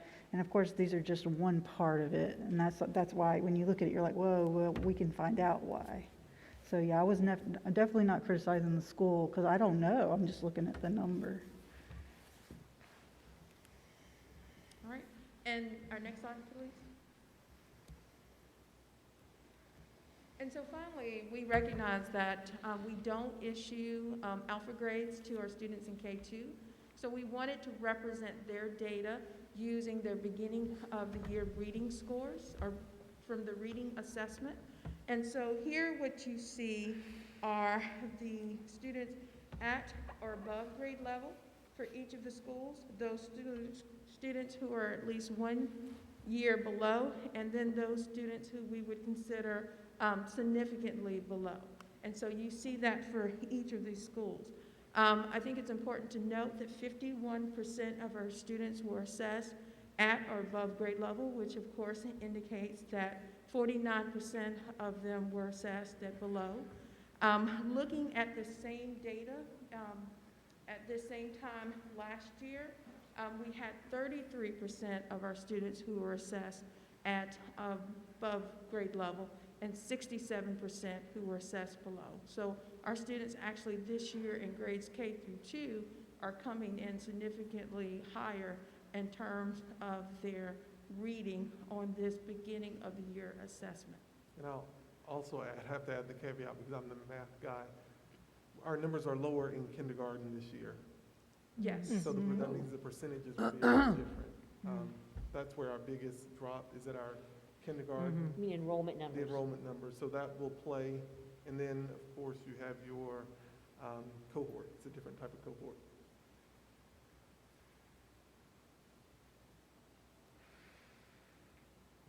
Well, if we've got our first graders coming in above, considering they only went to school half a year, you know, in person last year, that means they did something. So you know. in another data set that actually was shared today with WWAY, our third graders actually did, when they were assessed on the beginning of the year assessment, assessed very comparable to how they had done the year before. So yes. I commend our teachers. They work really, really hard. They are extremely intentional in making sure that our students are getting what they need. And so regardless of the situation, our teachers do their very, very best with our students. I have a great deal of confidence in our instructional folks.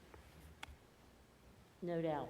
No Yes. doubt the teachers are doing that. It makes you wonder who is it that's the kindergartners who are not coming. Maybe it would be lower if that particular group that's not here now were being assessed. Overall, with everybody. So what I was saying is that because the denominator is different, it's a different denominator, your percentages is the percentage is different because of the last year's denominator versus this year's denominator. Right, but that's reflective of everybody together, collectively, when they do these numbers in the schools. Yes, this Right. is current. So who's staying out, and why would that affect, could it possibly, be interesting to see next year what the numbers would be, considering what we're going through now. Now we're asking questions about it. Thank you very much. Thank you very much. By the way, thank you. You're doing a great job. We're just fascinated by the Dr. figures. Smith, before you go, is this the appropriate time to ask about the lost kids or the kids that either didn't enroll or didn't re-enroll? Because I know when we had our tour, Mary Hazel talked about 1,600. I don't like to use the word missing or lost, but that's kind of the only thing I have right now. Do you have numbers on that, who they are? Were they kids here before or just didn't enroll in kindergarten? I can offer my opinion in terms of that based on conversations that I've had, but if I could possibly defer, well, she's gone. I was going to defer to Kristen Jackson, who is our Director of Student Support Services. Their office actually handles enrollment. So part of our process is that we do have to determine where our children end up. Simply, children can't just walk away from our schools. Their records have to go somewhere. So I would say to you, a significant number of children, we do know where they've landed, whether it is that they're in home schools or they're in private schools or they're in charters. But then also with our kindergartners, if they've never presented for enrollment, the state law does give them to the age of 7 to present for enrollment. And as Dr. Faust shared, that is where we're seeing our greatest decrease in numbers. So if the board is interested, we could bring back to you a much more detailed report about what our charter school enrollment, private school enrollment, homeschool enrollment is looking like. There are also significant numbers of folks, I believe, that have moved to other jurisdictions, just simply all of this COVID related. And so that would show up in terms of our records request. Yes, I would love to see the breakdown of that. And I mean, it sounds alarming to say missing kids. So, I mean, if it's, we can figure out if they're just like that, they've moved or just decided not to come. But I'd only just heard that number. So, I mean, a follow-up would be wonderful. And I don't mind calling her too, if I need to. Okay. We can have them prepare that report for the board. Yes, please. Thank you. Yes. Thank you, Dr. Smith. Yes, thank you very much. Thank you. Yes.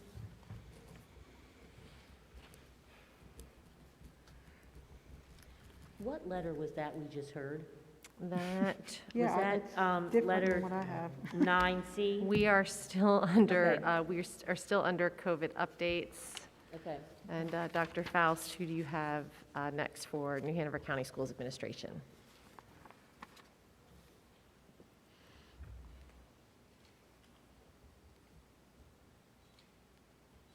Or shall we move to the next update?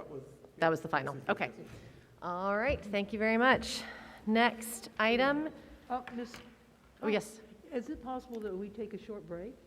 Yes, yes, we can do that. You want to take 5 minutes? Sure. All right, let's do a 5-minute break, and we will be back at 5:22. You learn. What time is it now? Yeah, you don't have to. We'll set it.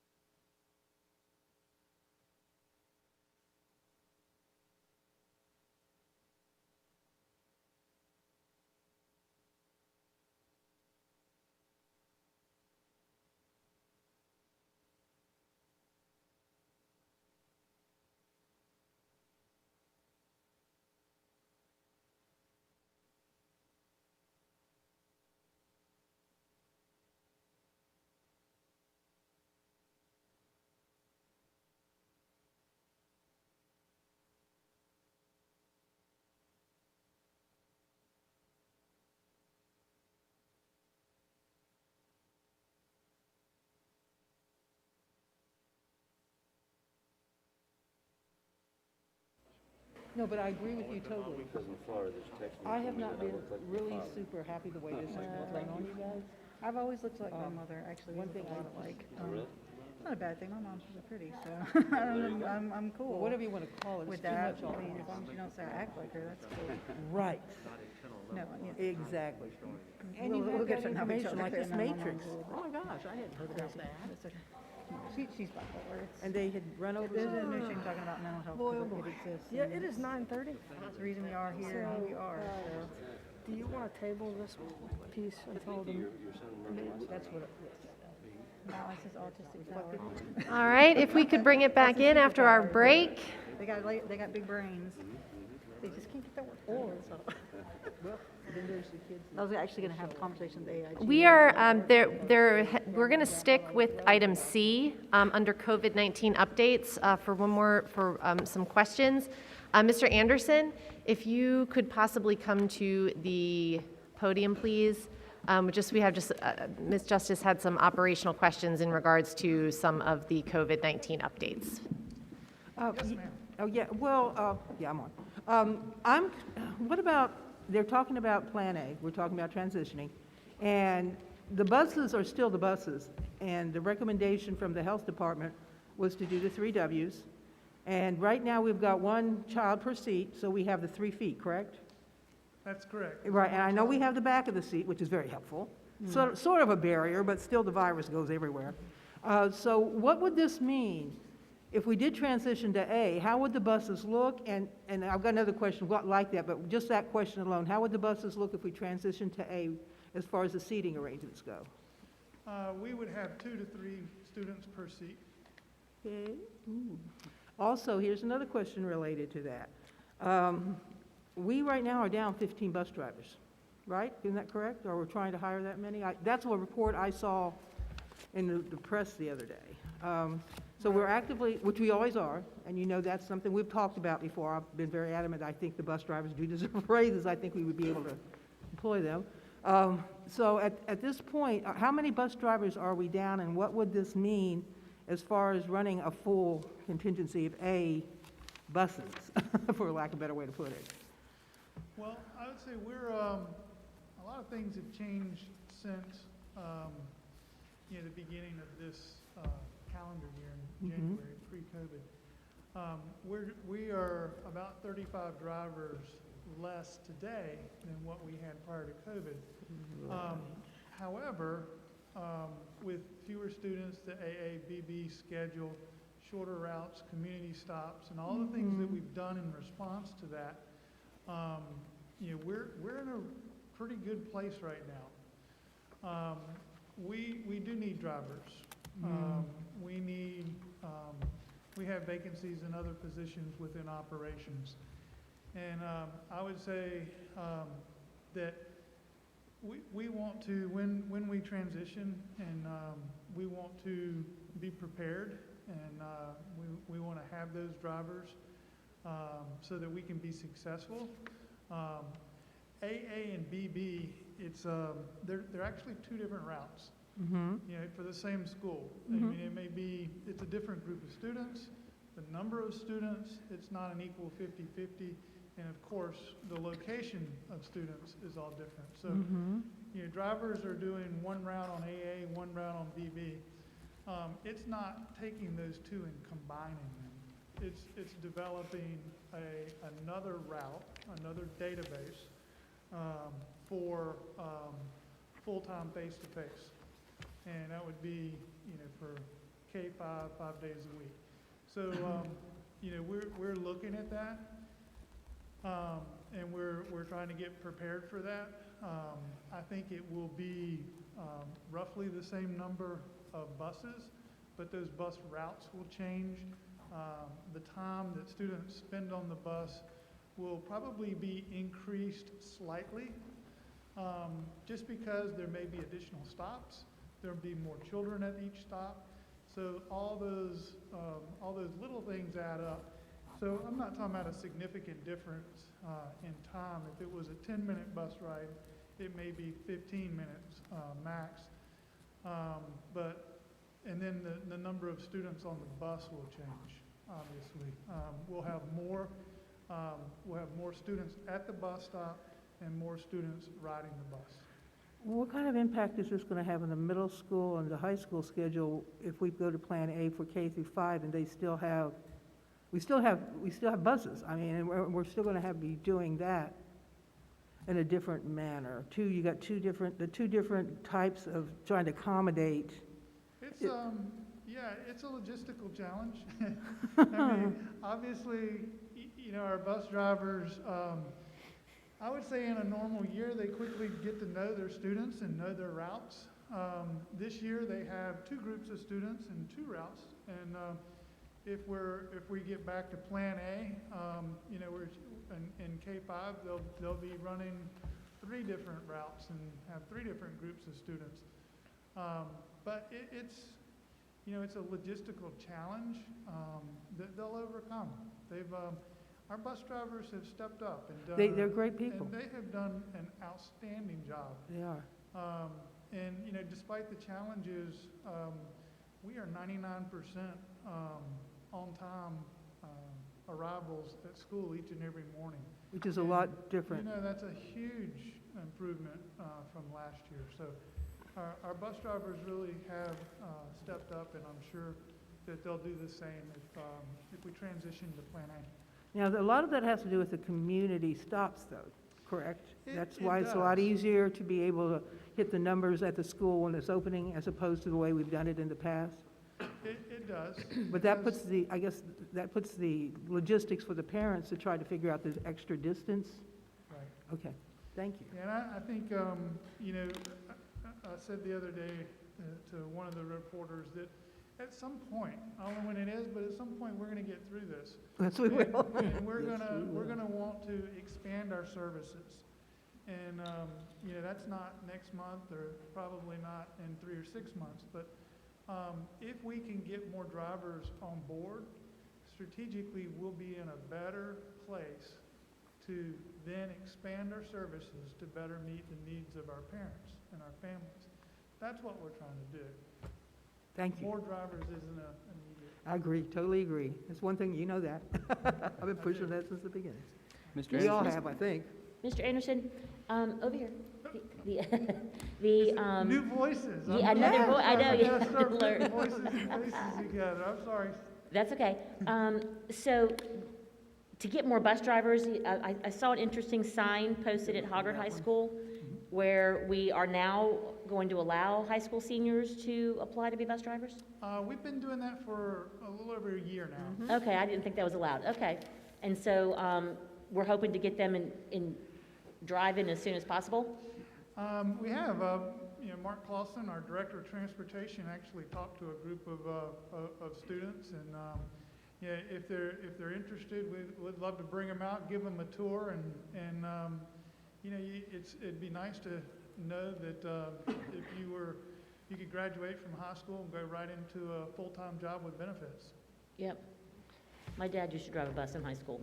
He loved it, parked it in the front driveway. It was a strange, yeah, this time really got a lot different. Mr. Wildebohr, did you have a question? Yeah, I did. Have you looked into at all the idea of germicidal ultraviolet? I know there's several, I understand that there's several districts in South Carolina using them, especially in buses, to help mitigate some of the problems we're talking about with the buses. Have there been any look, you know, have you Well, looked in? my understanding, the ultraviolet is a way of disinfecting. It's not something that's constant or continuous. It would be done at the end of the day. I'm actually talking about the new technology, about the germicidal ultraviolet. It's called VAR, V-A-R, and it's actually, it can be used with students. You know, I have a number that I think I had shared with the superintendent. And I'll be glad to look at that. We are disinfecting our buses. We do disinfect between each and every route. We'll disinfect all of the high-touch areas and high-traffic areas. And then twice a day, we'll disinfect the entire day, or the entire bus. That's between the morning and afternoon routes. We are using the EPA-approved disinfectant with electrostatic mister. All right, thank you. And Mr. Wildebohr, I encourage you, if you've got information about that, definitely forward it to Dr. Faust, and they can take a look at that. I'll definitely do that. Thank you. All right. Thank you very much, Mr. Anderson. We appreciate you coming up. All right, moving along. Next item on the agenda are action items related to COVID-19. The first one is transition plan. Dr. Faust? So yes, to talk about our transition plan from plans A and B. So our elementary, what we are looking at is from pre-K to 5th, we would transition from Plan B to Plan A and will attend school 5 days a week. This would start January 11th. And what we would do is we're going to plan to send a letter out to parents so they will have an option to either do remote or face-to-face.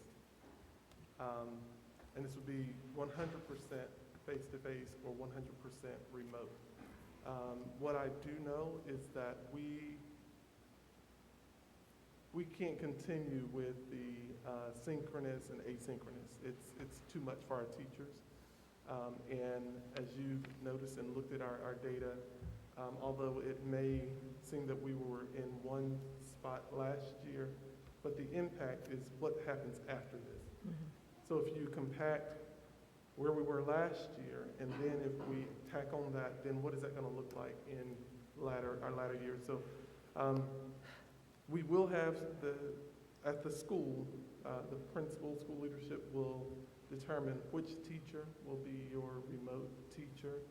We will allow them to do those parts and what that will look like. We will give some more guidance to our principals and answer more questions for them, but at this point, what we're trying to do is make sure that there are still options, parents will have options, and we'll be moving to that 5-day-a-week instruction. The other part is for our middle schools. Our middle schools, currently we have an AA-BB model and a remote learning. So remote is where we do the asynchronous and synchronous learning. With this, we're asking, and we'll be sending letters to parents and letting them know we have to choose if you're going to do the AA model or the BB model or the remote. Currently, we have individuals who are doing full-time remote 1 week. The next week, they'll come in with AA. Sometimes there are 3 kids in a class, sometimes maybe 6 kids in a class. Sometimes parents are on vacation or wherever, but we've got to be consistent with our learning. And so this is what we're going to be doing starting in January. We have to choose either fully remote or you're going to have to do the AA model, the BB model, which would still give you the 2 days a week in school. Wednesday would still look the same as it does now, and then doing the remote learning. We've got to solidify what it looks like and not what it looks like, but having those individuals in our building. And then of course, nothing would change for our English learners. They're still English language learners. They'll still continue to attend those 4 days a week for those that are in their first 2 years, in addition to our IAP students that will be 4 days a week. That would not change for them at the secondary level.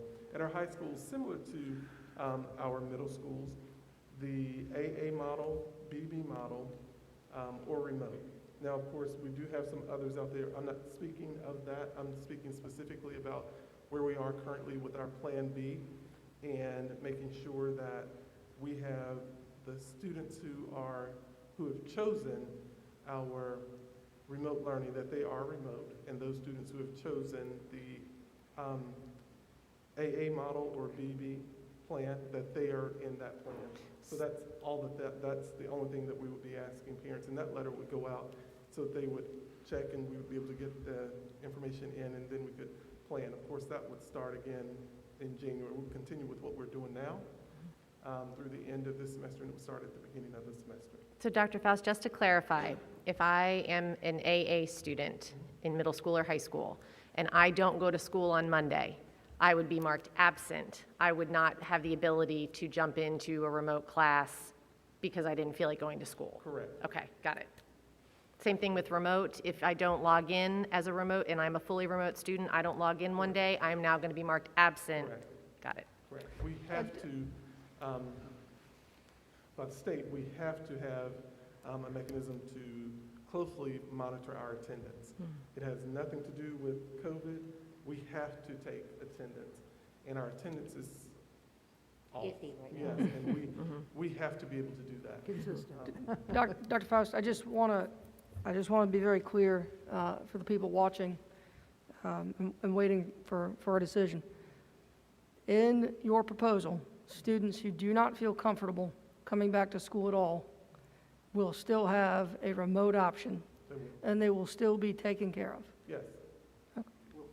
Will the remote teacher they presently have, what are the chances they would have the same teacher, or are they going to have probably a brand new teacher associated with their present school, or will they could be anywhere? So, I guess I'm asking the definition of remote. right, so we currently, with our elementary, those will be our elementary students, we can't promise that they will have if they choose remote, that they'll have their same teacher, because what they won't be doing is the asynchronous learning. That we're taking that away from our teachers, so they don't have to do synchronous and asynchronous at the same time. So the teacher, if I'm teacher A, and I'm the face-to-face teacher, I would only have to teach face-to-face. And then the school leadership will designate who that remote teacher is for that campus, for that grade level. So depending on how many students choose remote or in person will dictate how you may have one school where you have 2 remote teachers in 3rd grade, whereas another school you may have 1. Absolutely. Got it. Dr. Faust, I want to thank you for recognizing that I would never tell a teacher that they couldn't do something because they would never say it, but that you can see it. When you look into their eyes, when you hear their voices, they are so strained. And I just want to thank you for thinking of them with this proposal, because they are really working hard for us, and they're very tired. Thank you. And also, so our high school principals are also asking for us to put face-to-face learning for our students who are currently failing coursework and in jeopardy of not graduating. So we're wanting to also bring those individuals back in face-to-face, because we want to make sure that they graduate, or those who are in jeopardy of dropping out of school or losing those crucial high school credit hours. We're wanting to bring them back in so that we can support them. Also, in our alternative schools, in coordination, of course, with our transportation, we want to extend face-to-face learning for our alternative students who are failing the current coursework or in jeopardy of dropping out of high school. Those are our alternative schools. So when you say in coordination with transportation, does that mean if there's space on the bus, you can come, but if there's not space on the bus, you can't come? No, that means that getting a route for them, Okay. making sure that we have to coordinate. We'll just get you there. We'll figure out how to Yes, get you there. right. Okay, so I had a question that is burning on the minds of many parents. If they choose the remote, will they be going to the virtual academy kind of remote? Or will they be going to the remote as if, like, you're my teacher at my school kind of thing? Because I think some parents don't like virtual academy, and that's why they're in the remote, but they really don't want to be in school, and maybe vice versa. You know, I mean, so do they get to choose which kind of remote, or are we as a school system going to say, this is what we think is best, and we're going to do that? And then, so answer that question first, and I have a follow-up. So the first part would be the latter part of that. It would be if a person is wanting to choose remote, it's not virtual academy. Okay. It's remote, so it would be a person from the school, not the Edgenuity that we're using. Right, okay. That's not the remote, so it's what we're currently doing in a remote setting. Okay, gotcha. And then, so the follow-up with that was, let's say, suppose that I'm at school A, and I like virtual academy, but my school, we're not offering that. You know, is that just kind of, I'm just going to have to do the remote? So we would definitely. Or can I switch to a different school, or are schools going to pick whether they want to be remote or virtual academy, or are you going to make that choice for us? So I think those choices have already been made if they were wanting to be virtual academy. Okay. That's already in place. Those who are wanting to be remote, Let me make sure I answer Okay, your so question. let me rephrase the question. So we have Virtual Academy. Yes. And that is run by Edgenuity, right? Yes. And then we have remote learning that is operated through my school. Absolutely. And so is the school system going to take a position that we prefer the remote learning to Edgenuity? Especially when a lot of parents don't really like that, but they were uncertain.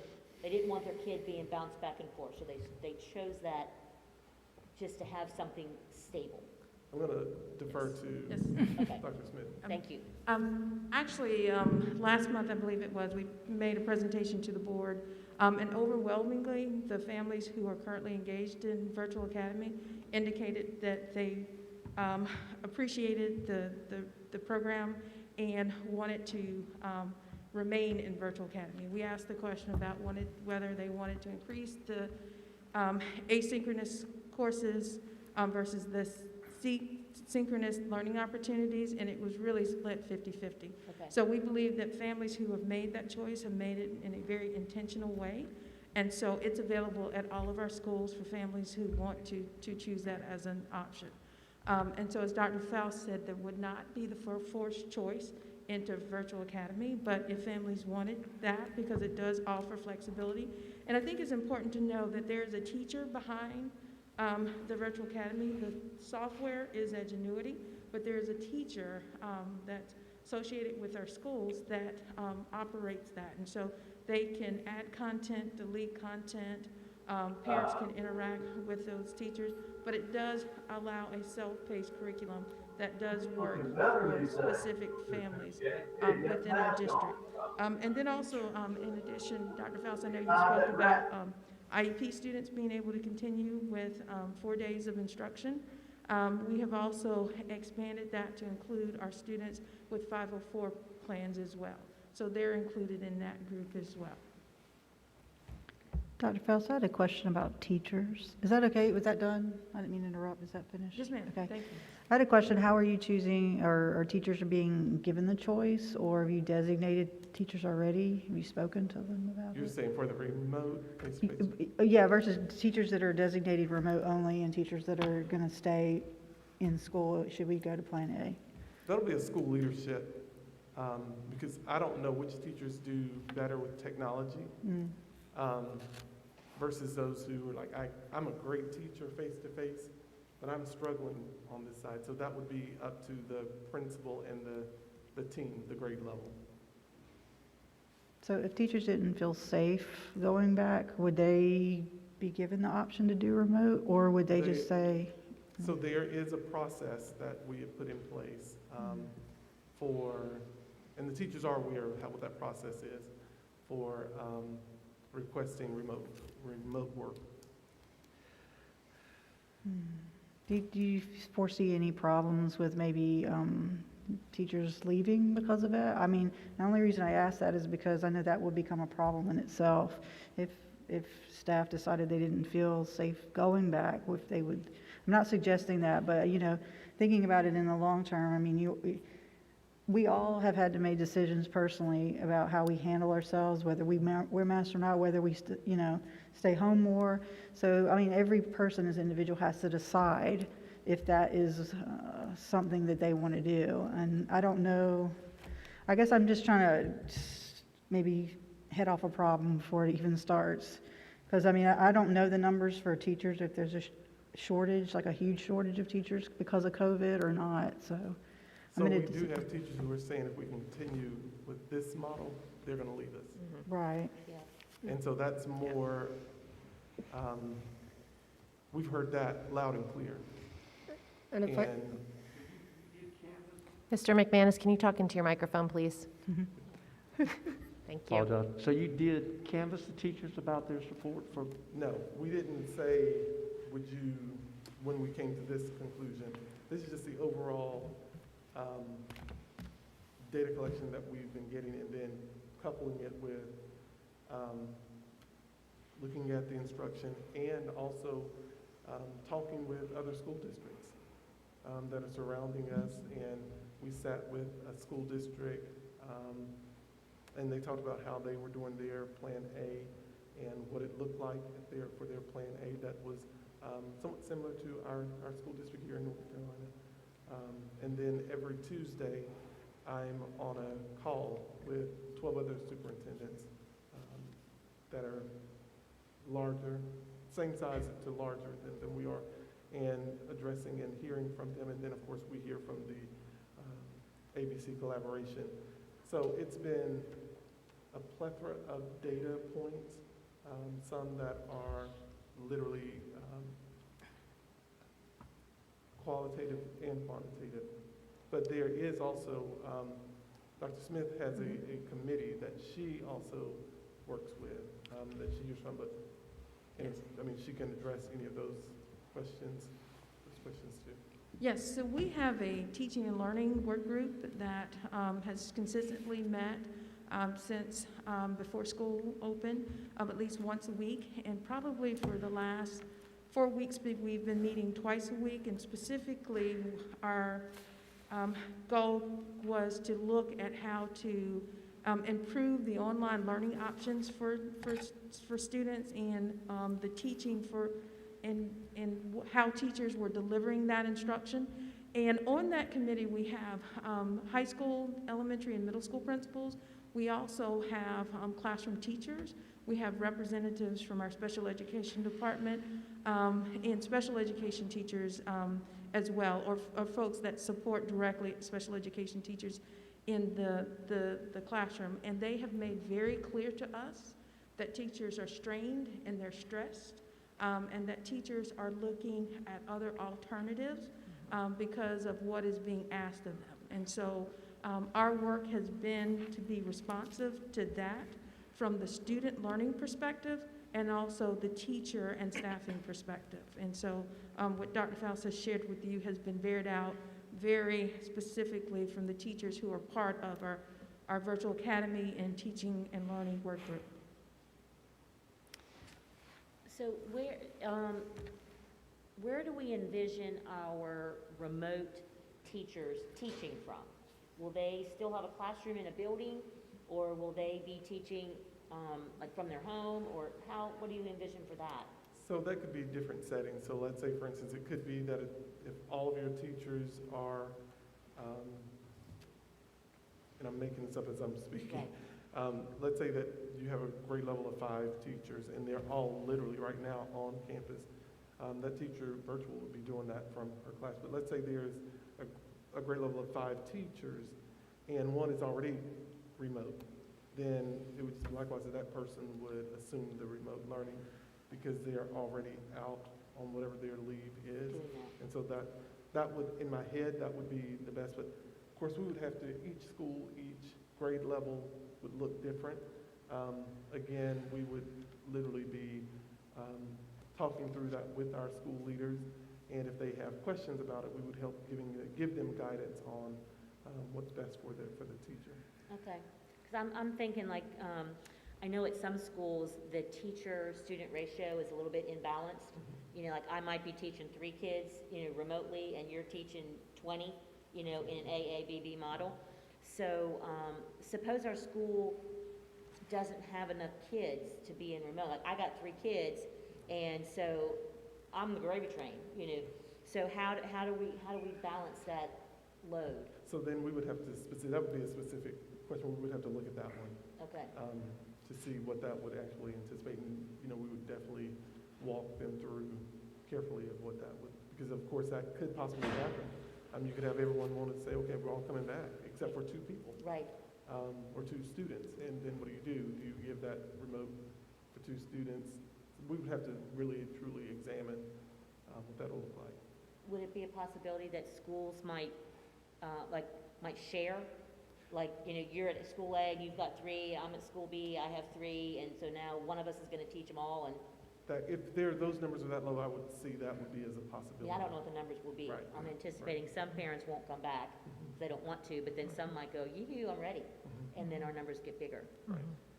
Okay. So Dr. Faust, this transition plan, this is your recommendation, and just to understand this, you are recommending this to begin January 11th? January 11th, yes. Okay. And if you look at the calendar, which that's not in it, but you have access to the calendar, we also have 5 remote days. So there's planning time that will be built in for teachers to get prepared for that, that whole week. There'll be a whole week of planning. So there would be no, even though we're supposed to be calling that instruction, so. We could do a little of both. Little of both, Yes. okay. This is a long evening, and we're going to be on here longer. And the new board members, they're hearing a lot of this for the first time. We've been through this process for quite some time. The 3 of us has been here. So I would like to make a motion to postpone the vote on this and to have further discussion during our retreat on Saturday, to be fair to them. So making a decision this late with all this new information, they may not feel comfortable with it. It's up to them. But I propose, I'm making a motion that we postpone this, the vote, and have further discussion on Saturday during the retreat. I second that motion. Okay, we have a motion and a second. Ms. Justice, just what type of information would you Well, for look example, to see? we're talking about the safety. Plan A has a lot to do, this transition is one thing. That means we would transition, according to the recommendation of Dr. Faust, and we might on Saturday into this transition. But in the meantime, as I said, they've got an awful lot of new information tonight and today. It's late, and the decision-making process with better, just more clarification to them on Saturday would probably come to a better decision-making for what we're doing, because this is very, very important. I mean, the whole community is very concerned about us doing the right thing. And I want to feel like everybody in this room, and there's 4 new members, feel good about it. So I think Saturday, when we're refreshed and they can look over some of this new information, maybe dig back into some other information, because this is the first time. I mean, I've already heard from some of them that they were really not too aware until yesterday that they would be making this decision tonight. Just to make their lives, to make them feel more comfortable about their ultimate decision. I would like to add to this discussion, I agree that we weren't really, I mean, it may be because we are new and we didn't really realize what the processes were, but we weren't really told we were making a vote tonight. I assumed it was information, so we can make a better informed decision.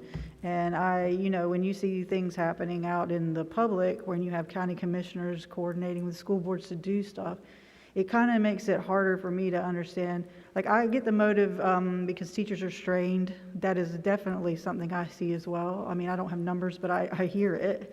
And if that's the motivation too, I know tomorrow I'll have more questions. And I mean, I don't feel comfortable voting on something without having those questions answered. And I don't see the harm of a few days. I mean, that's just how I feel about it. The problem would be, next week is pretty much the last week of the semester for kids. And so we have to make sure that we have transportation, because after that, people are going home or vacation starts. And so we won't have the manpower, so we'd be losing out on days actually for that. Dr. Faust, may I make this comment, please? I understand, I appreciate that, but I haven't talked to you in 2 weeks. The first I heard of a lot of the details of this was this morning. Absolutely. And I just think that, I feel a little bit taken aback that I hadn't had the opportunity to speak with you about it or I get an agenda. I've been told because I'm new, I don't have the right to see certain things because I haven't been sworn in and things like that. So, I mean, I don't want to feel with a decision this important, it really shouldn't be, I understand logistically, there might be a little bit more complication. But I know I've been listening and paying attention. I know you mentioned 5% at one point was what we were going to look at. That obviously has changed, and understandably because teachers are stressed. And I feel for them all, I really do. It's just, I just don't. 4 days. Pardon me? We're talking 4 days. I mean, I understand what you're saying, but I also know for those of us that have been on the board and we've been tackling this for a lot of months, and tonight the information that was given to us was scientific data. We've heard some information from an instructional side. We've heard something from an operational side. Here's my concern, and you've seen all along the way. I supported a slow start, a remote start. Why? Because we didn't know a lot about the virus. We didn't know how it was going to transmit. We went into remote, and that was the right choice at that time. When it was time to slowly move into schools, I supported B. And what we have seen is that our school system transmission rates have not been occurring. And we are handling it to the best of our ability. This is not an easy conversation. You know that I've been a proponent for slow and steady, but here's where I'm struggling. Our students are falling behind. Every day they are out of a classroom, they are falling behind, and I will speak to this as a parent. I was a part of a meeting recently at my son's school, and I got to hear a conversation of a teacher that it was right after the kids came back to the AAB model. They'd first come back into the classroom.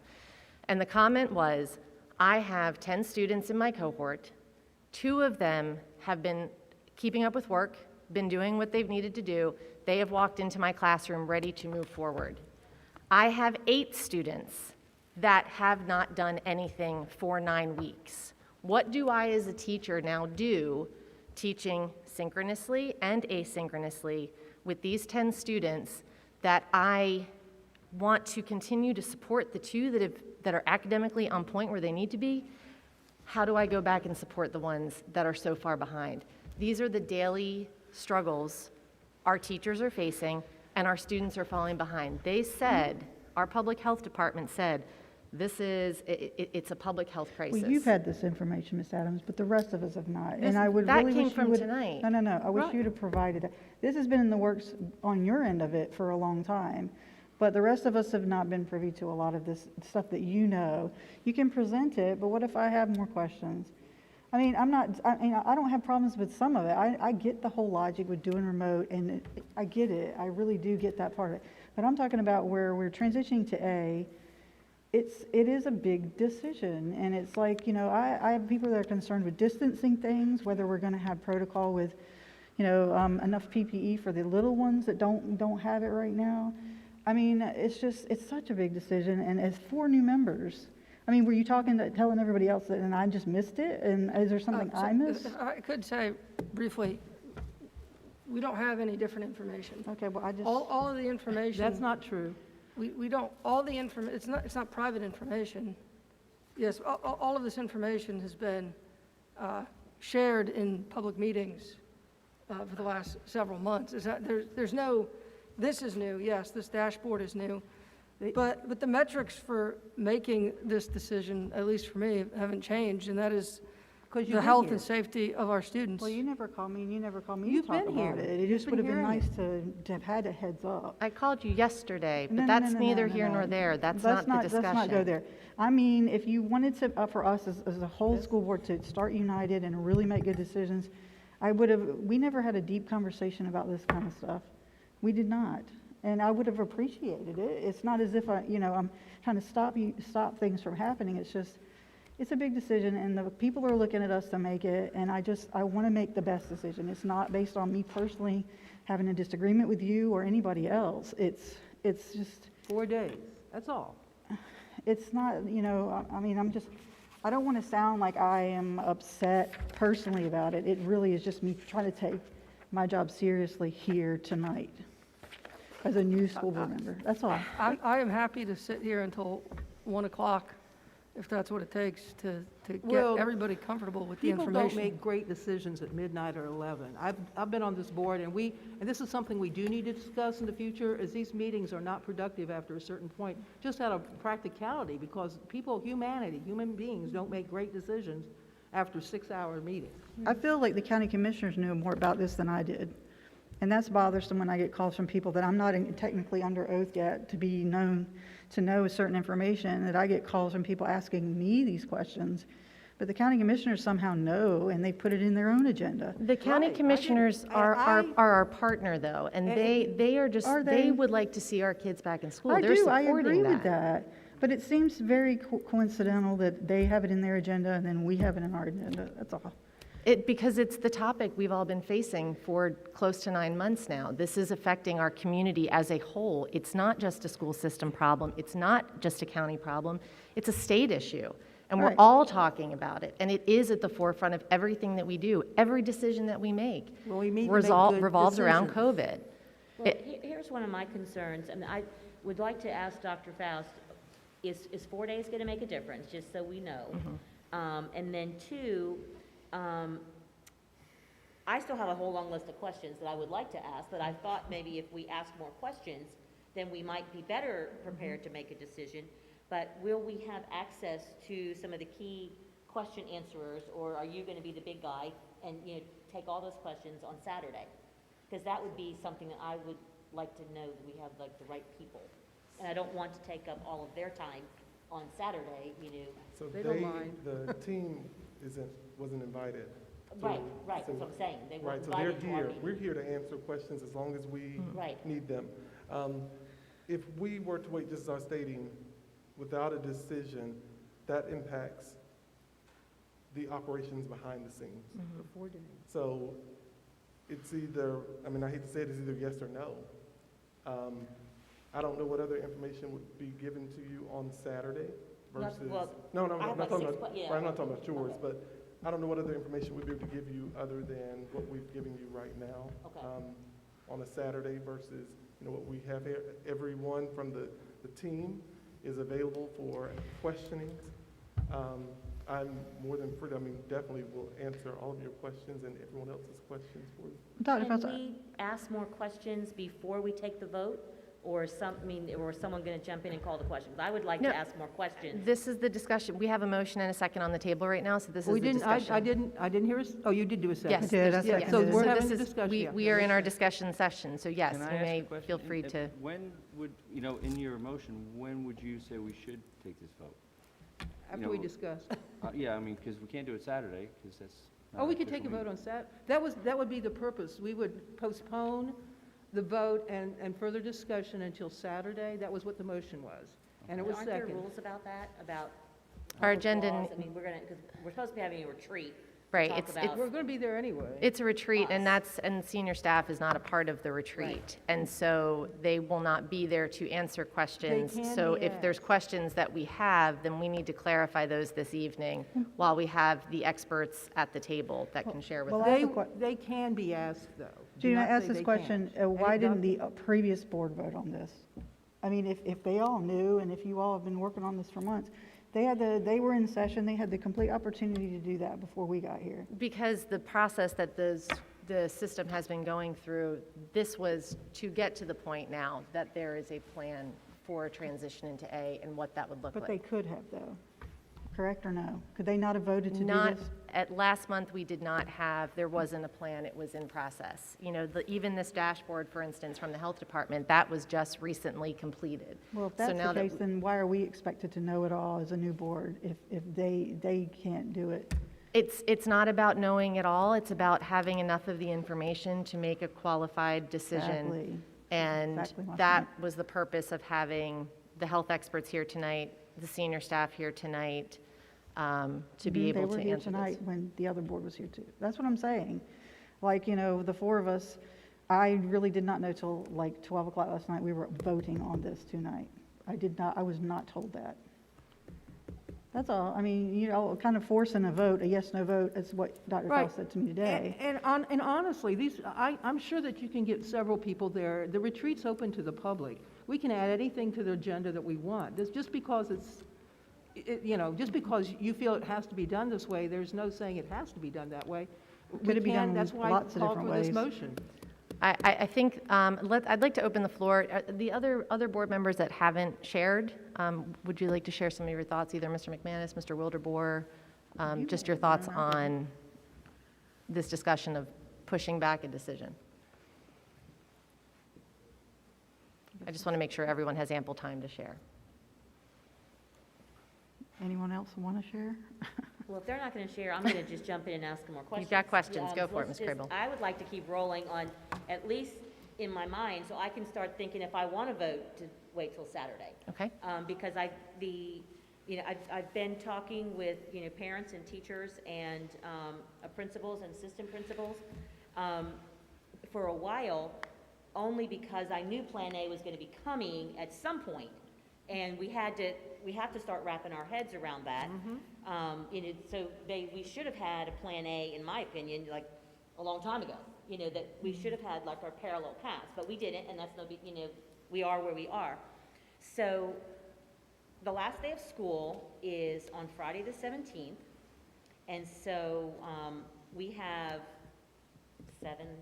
9 days, to get information out to people, but we don't like to do it on the last day, because if people have questions. Right. A lot of people aren't going to come to school on Thursday, because it's just, you don't come to school before the holiday, you just don't. Right. So we really need to do that. So what do you need to get done after we make a decision? What are the next things that you need to do in order, so that we understand clearly why we have to go so fast? So we have to get communication out to our families so they can make a decision whether they're going to do remote or face-to-face. Then that information has to come back to us, and then we have to disseminate that to make sure that we have the teachers in place, transportation in place, food nutrition. All those things are components of this. So we would send a letter out, let's say. Ideally, you would send a letter out. We could send out, it's The last day, yeah. Thursday. Tomorrow or Thursday. Yes, Thursday, so that we can get that back in by, next week, because the following week, no one's here. Well, no one's in the schools. Right, So we after the need that. 17th. Yes, we need that information, because then next time that we see people is January 11th. January 11th. So we've got to get that information back out, so we've got to do call-outs. We've got to make sure that everyone knows where they're supposed to be when we Okay. come back in January 11th. So what is your expectation? Let's say we vote tonight, and what is your expectation at the school level for what planning looks like? Like, are the school improvement teams going to be involved in this so that you get that extra set of eyes from parents, or and every grade level, or like K through 2 and 3 through 5 are represented, and your admin staff, your teaching staff, your specialty people? What do you expect that how much time? Because I've been told, I'm thinking it takes at least a week. Yes. And For people to start going, oh my God, this is like major. Right. So a little of all of that, because principals will have to get with their leadership teams to devise a plan of what is that going to look like, talking them through, because there'll be questions from teachers, there'll be questions from parents. What is that going to look like for my child? So parents and principals are going to have several conversations. Parents and teachers are going to have several conversations. So it's not just a one-stop shop, per se. There's a lot that goes on in this. And again, the start of the second semester will be back at January 11th when we would start school. So we're almost at a crunch. And it was not the plan to let's throw it on right now. That was not the plan. It's like, okay, when is the best time? There's never going to be a best time, other than at the stop of the semester. The grading period stops, and then we have a new grading period in place. And that's the break of a semester. Can I withdraw my motion and change it? I just realized we can do this by Zoom. I would like to move that we do a vote by Zoom in 48 hours. That would still solve the logistics problem. You could put that together on a Friday and have the information out. And we could still give some time to the new board members to be able to process all this. Have a Zoom meeting sometime on Thursday. Zoom meeting on Thursday. While you're thinking about that, let me ask a question. Am I correct that the major catalyst for this decision is to reduce the load stress on our teachers? Absolutely. Okay, well, I don't think anybody can disagree with that. Do you have a plan in place now? And I'm not trying to be hard, I'm just, because I guess I understand the question that they're asking, because I feel like I'm trying to fill in all the slots. Are the principals on board with this? I mean, I'm asking if my life as a principal, are the principals, have they been surveyed? At least we're acknowledging so they know exactly what we're voting on and what that means to each one of those. So are the principals on board, and enough teachers on board? I mean, the stress alone is important, and that makes it very, very obviously likable, because bless their hearts, this has been a tough year, and it's going to be tougher. But that's the rationale, as I understand it. Okay. So, but we haven't polled the principals. So we would, on Thursday, that would be our principals meeting. And so that's where we would be helping them formulate the plan. They're watching just as Okay, but we would have made a decision, and but they had not had input prior to that. There's conversation with, so I'll be honest, principals know that we have to go back to school at some point. I mean, just looking at the data, they know that we have to do something different. Have we said, hey, we're going to plan A on this date? That has not been the conversation, because we need to bring it to the board. I can't tell them that because I have to get approval from the board in order to do that. And forgive me, but we haven't polled the principals. No, It's just, you feel that they support it? yes. Okay. Well, could I, as I said, could I withdraw my motion and change it to a meeting in 48 hours via Zoom, so we can still deal with the logistics, a compromise in a sense? I mean, Deborah, can you speak to that, please? I'm sorry. I'm sorry, Ms. Stagner, could you go to the mic, please? Before we get to that, because I don't think Dr. Faust has even spoken about the Plan A in the elementaries and the distancing and things like that. Is that deemed safe now? I mean, say Murrayville has 650 kids. Are they all going back at the same time?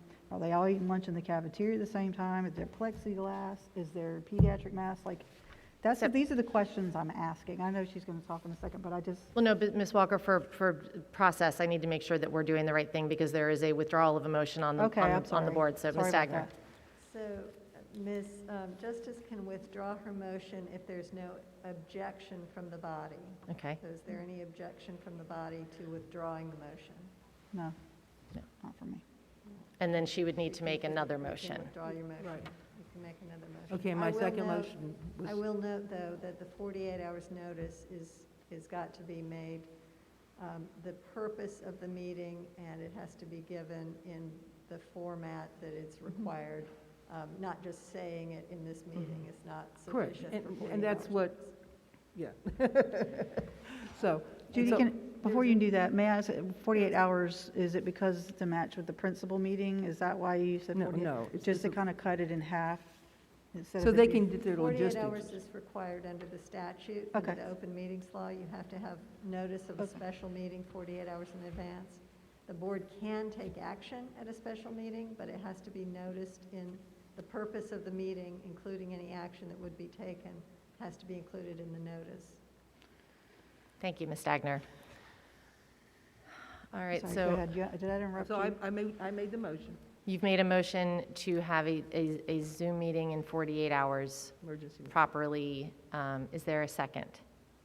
I will second that. Okay. So let's continue with our discussion. I know, Ms. Walker, you had some questions. Pardon me, yeah, I didn't mean to mix that up. But yeah, because that is an example of one of the questions that I have. If I'm going to make a informed vote, is these types of questions, if you have a particularly crowded elementary school, are we just, I know there's a discussion about Governor Cooper and his guidance on Plan A for elementaries, pre-K to 5, but he's already limiting people in a room now. I mean, we've stepped that up. It's no more than 10 or whatever, depending on the size. And it goes between 10 and 25. And then we're asking kids to go and, back, not asking kids, but, we're sending kids back full on. I mean, But is we're that not. a We're giving them concern? the option, remember, Right, that there's a remote I and understand, a but what if full. everybody says, yeah, let's all go back?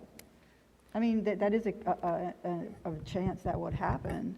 And are we just throwing that out of the window as far as one of the 3 Ws, And is that safe? And these are the questions I have. It's not that I don't think there's really some good ideas in what you're saying, you're proposing. It's just, it's a big jump from half to everything. And Per the discussion from the Public Health Department, if we are unable to socially distance, 3 feet is 3 to 6, they said, is recommended, the mask protocol, the hand washing protocol.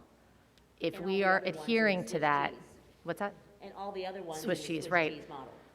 If we are adhering to that, and again, speaking as a parent and seeing what I know is going on in my son's school, and I know that it's occurring at a lot of other schools, our schools are stepping up to this challenge. And they are doing the right things. They have, you mentioned the PPEs. Mr. Anderson can correct me on this, but I'm pretty sure that we have plenty of PPE for everyone that needs it. Is that correct? I actually heard that the opposite, well, not the opposite, but. Well, and this is the kind of discussions that we can keep doing this Right. for the next 45 minutes. As I said, our decision-making, and they're still, like, I want to look at this. These are the kinds of things, I've got even new information now.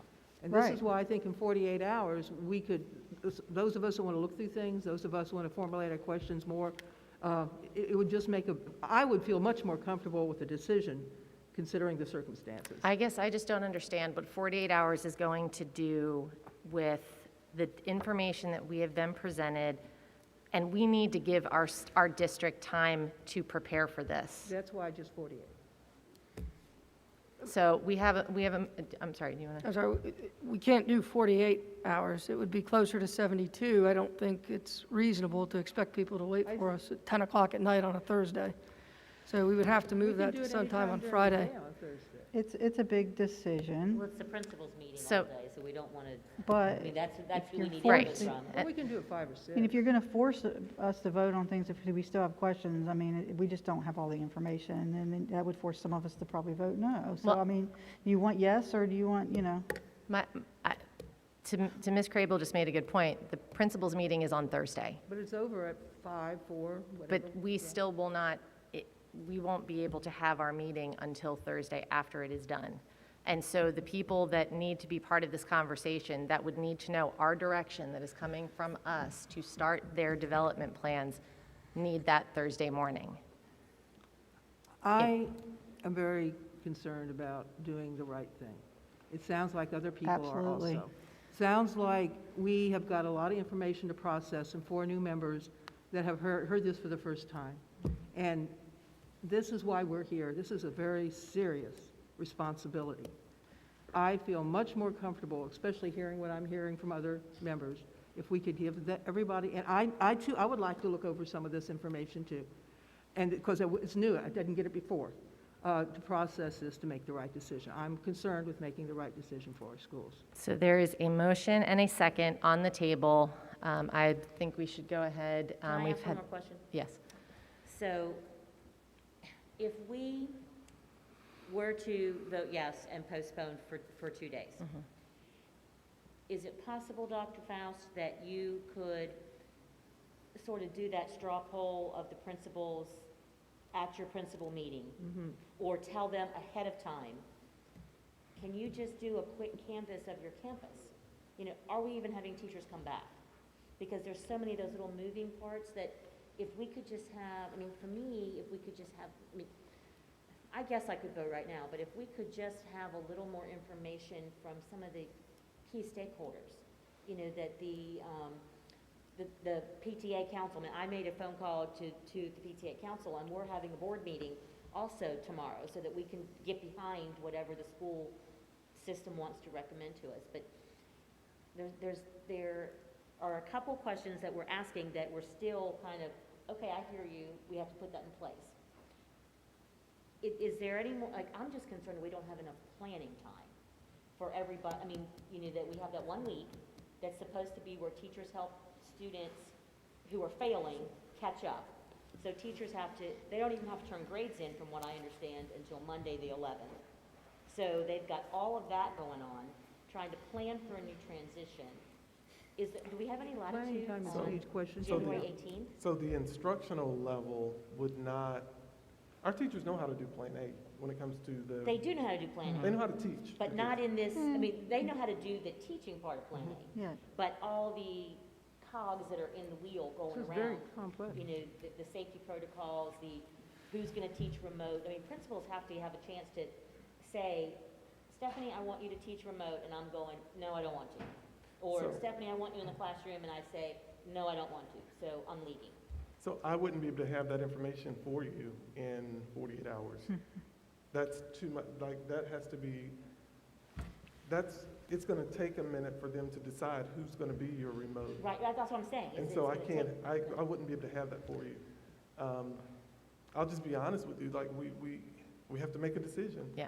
Well, January 11th is 48 hours. used as I a mean, that would date. just be the Don't pleasure of the board. It's, at this point, we either, you know, our hope would be to look at our data and make a sound decision.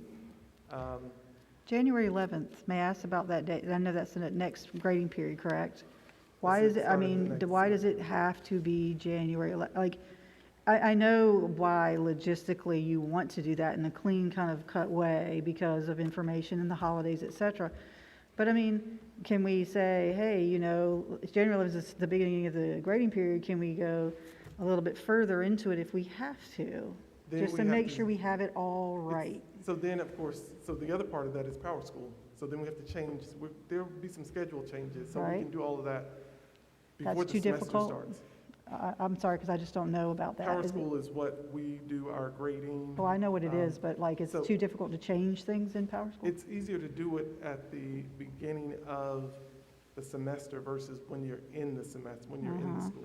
That's just one component. I mean, there are so many caveats, like I know I'm missing certain things, but for some, it'll be recreating a schedule. Okay, because I'm at a disadvantage, I don't know how hard or difficult that is, See- or impossible, or, It's that's the more point of the time. disadvantages I have to not knowing these things. Right, and I'll be honest, that's where we will be getting down to the granular. That's what we have to do. We just need a decision from the board so that we can actually get down into the granular part of it I mean, that's fair, but we are the ones making the decision. I mean, that's all I'm saying. Like, yes, of course, I have full confidence you can do all of those things, it's just, Dr. Faust, can I ask you a question?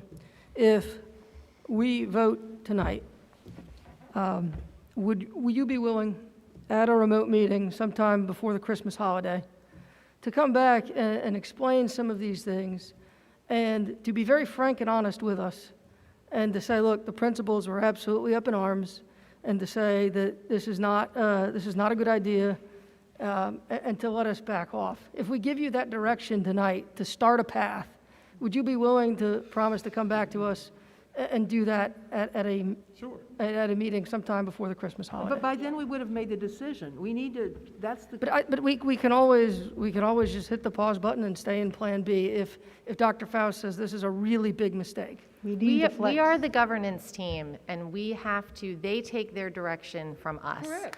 And this is an extremely difficult decision. Yes. It is Exactly. I wish I didn't have to sit in this seat, as I know every single one of you here wishes that you did not have to be in this seat. Okay, I understand the So we- implications of what we have to decide. I go back to, what is the impact of having our children out of school? And if you go back to that question, they are failing.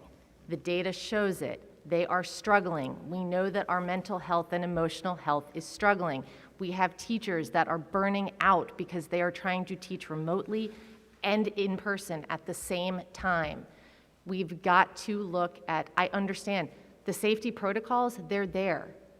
The schools are doing their job, okay? And we are seeing data from all over across the country, not just locally, all over across the country, that spread is minimal in schools, and that the benefits to having kids in schools are outweighing having them out right now. Well, and that's part of the discussion, and that is what she was talking about. If you notice, I was asking questions, and that's why I would like to discuss it.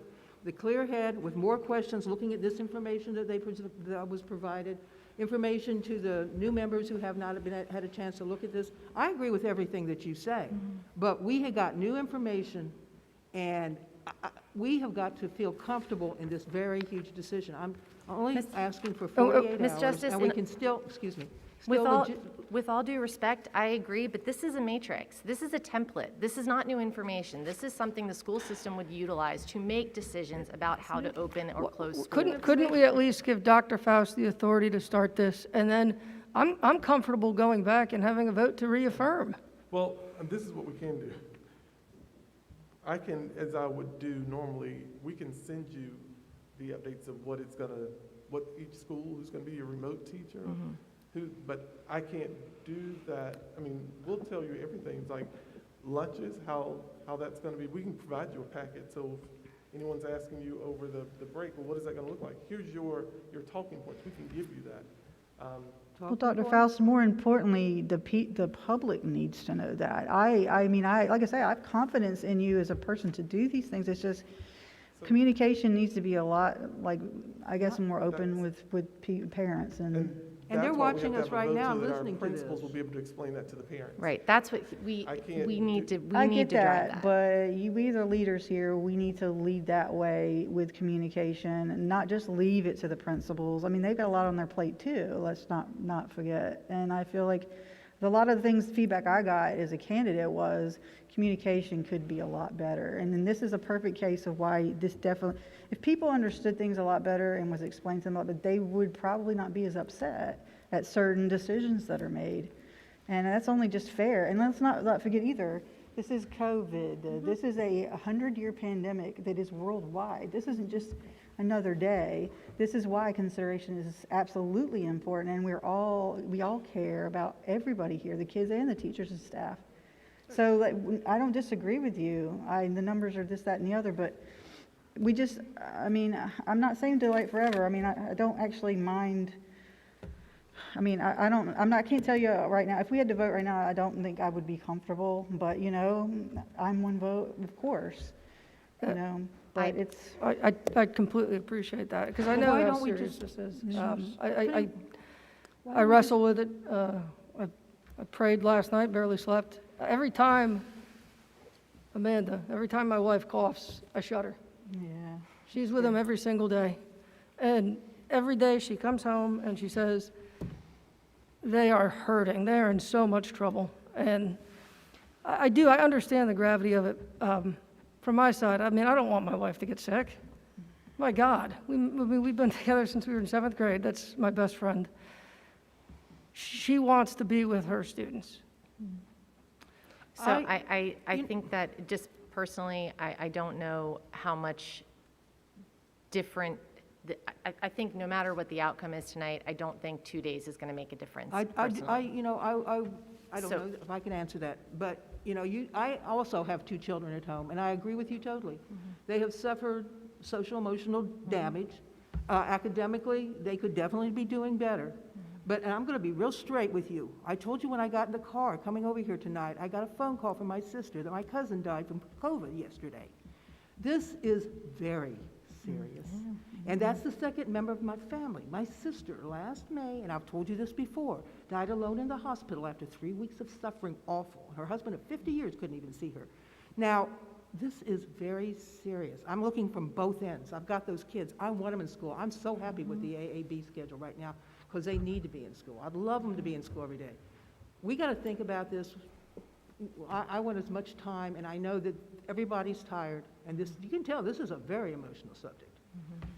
So just having a vote to see whether or not we want to postpone it is what we've asked. Yep, and we so can talk about this for an hour. Let's go ahead and let's do that. There is a motion to postpone. Can I have one more input from a assistant principal? Yes, Ms. Gray. That was talking with her about, you know, just what this looks like. And she actually said that she thought that AABB was a worse practice versus a best practice. Right. That they were so consumed with managing that, that it was just, and that the risk of our kids failing and losing our teaching staff and far outweighs the risk of the COVID spread, which we heard. Nobody wants to get it, and Right. it is an emotionally charged topic. You know, I've been in the schools as a substitute teacher, and the kids want to be back in school. You talk to them about it, and I just think that we should give a go-ahead to just, let's plan it, and we can always say, and because we're going to get calls, Right. you know, Yeah. from everybody, that we can't manage it at our school, can you help me with Dr. Faust? Right. You know, or, you know, because we're gonna send everything back to you anyway, but I think after this meeting, people are gonna call us. Right. And we can always, on Saturday, go, oh my God, our phones are blowing up, our emails are blowing up. We've had a chance to think about it, and we can tell Dr. Faust perhaps that we might have been too fast. But, and there's a lot of questions, and you've answered a lot Well, of mine. 48 hours is not that much longer. It really isn't. And okay, so I think we should go ahead and let's take this vote. The motion on the table was to postpone the meeting for 48 hours, and it was seconded by Ms. Walker. Ms. Bowie, can you please call the roll? No. Mr. Boyer, No. Ms. Justice, Yes. Ms. Craybill, No. Mr. McManus,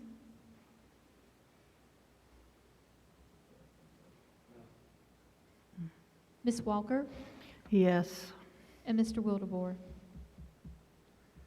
No. Motion does not pass. Madam Chair, at this time, I would like to make a motion to accept the recommendation of Dr. Faust to transition New Hanover County Public Schools pre-K through 5 into Plan A. Thank you, Mr. Boyer. There's a motion to accept the recommendation. Is there a second? Can I second with ask you to make an addition? I would second it if we could add the clause on there that we have a pause opportunity or a pause clause, should things not be going as smoothly as you anticipated. Ms. Stagner, can you speak to, do we need to I know you're allowed to change them. but I edit think the Nelson motion? has to change it. Right. If you're going to edit the motion, I believe that has to come from.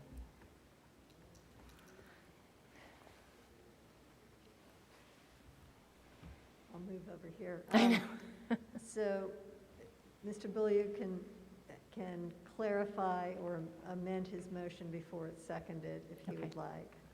Otherwise, if the motion is made and seconded, then you need a motion to amend after that. So if Mr. Beaulieu would like to clarify, I think it's implicit that the board can always go back and revisit its actions. So I'm not sure it's actually necessary, but if he would like to clarify that. Thank you, Ms. Stagner.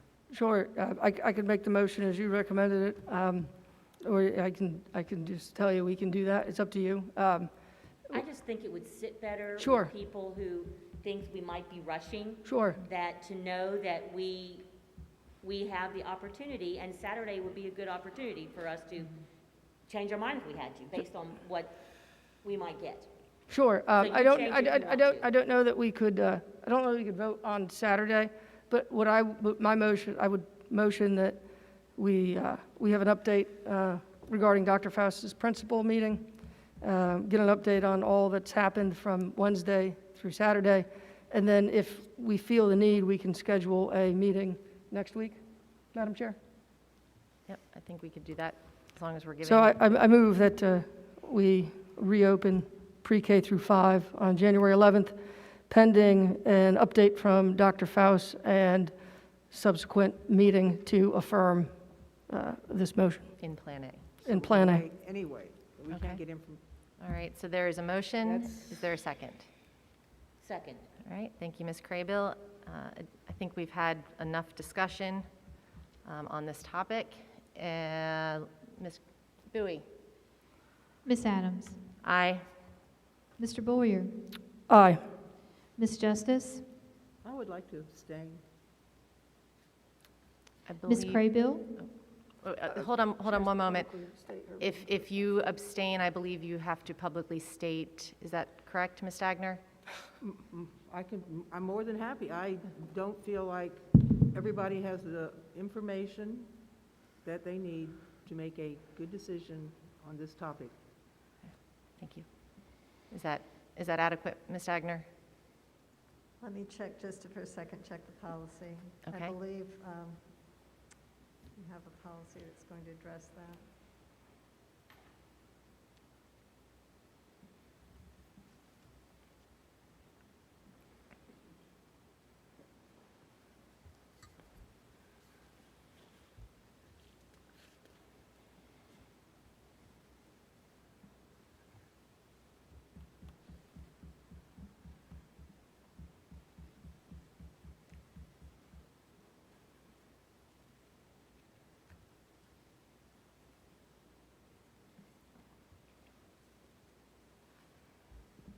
I'm not finding the policy right now. Normally, there is an obligation to vote unless you have to recuse, but an abstention will be treated as a yes vote. I'm not finding the exact policy, but those are the general parliamentary rules. Okay. Ms. Justice, would you like to change your response, or? I want it on the record that I don't feel there's enough information, so I'm going to stay. If you take it as a yes, you can take it as a yes, but I want to be straightforward as how I feel about this procedure at the moment. Thank you. Ms. Bowie, you may continue. Ms. Craybill? What are we voting on? The recommendation to move to Okay, Plan A. oh, sorry, I second it. Okay, yes, I second, I say yes. Thank you. Mr. McManus?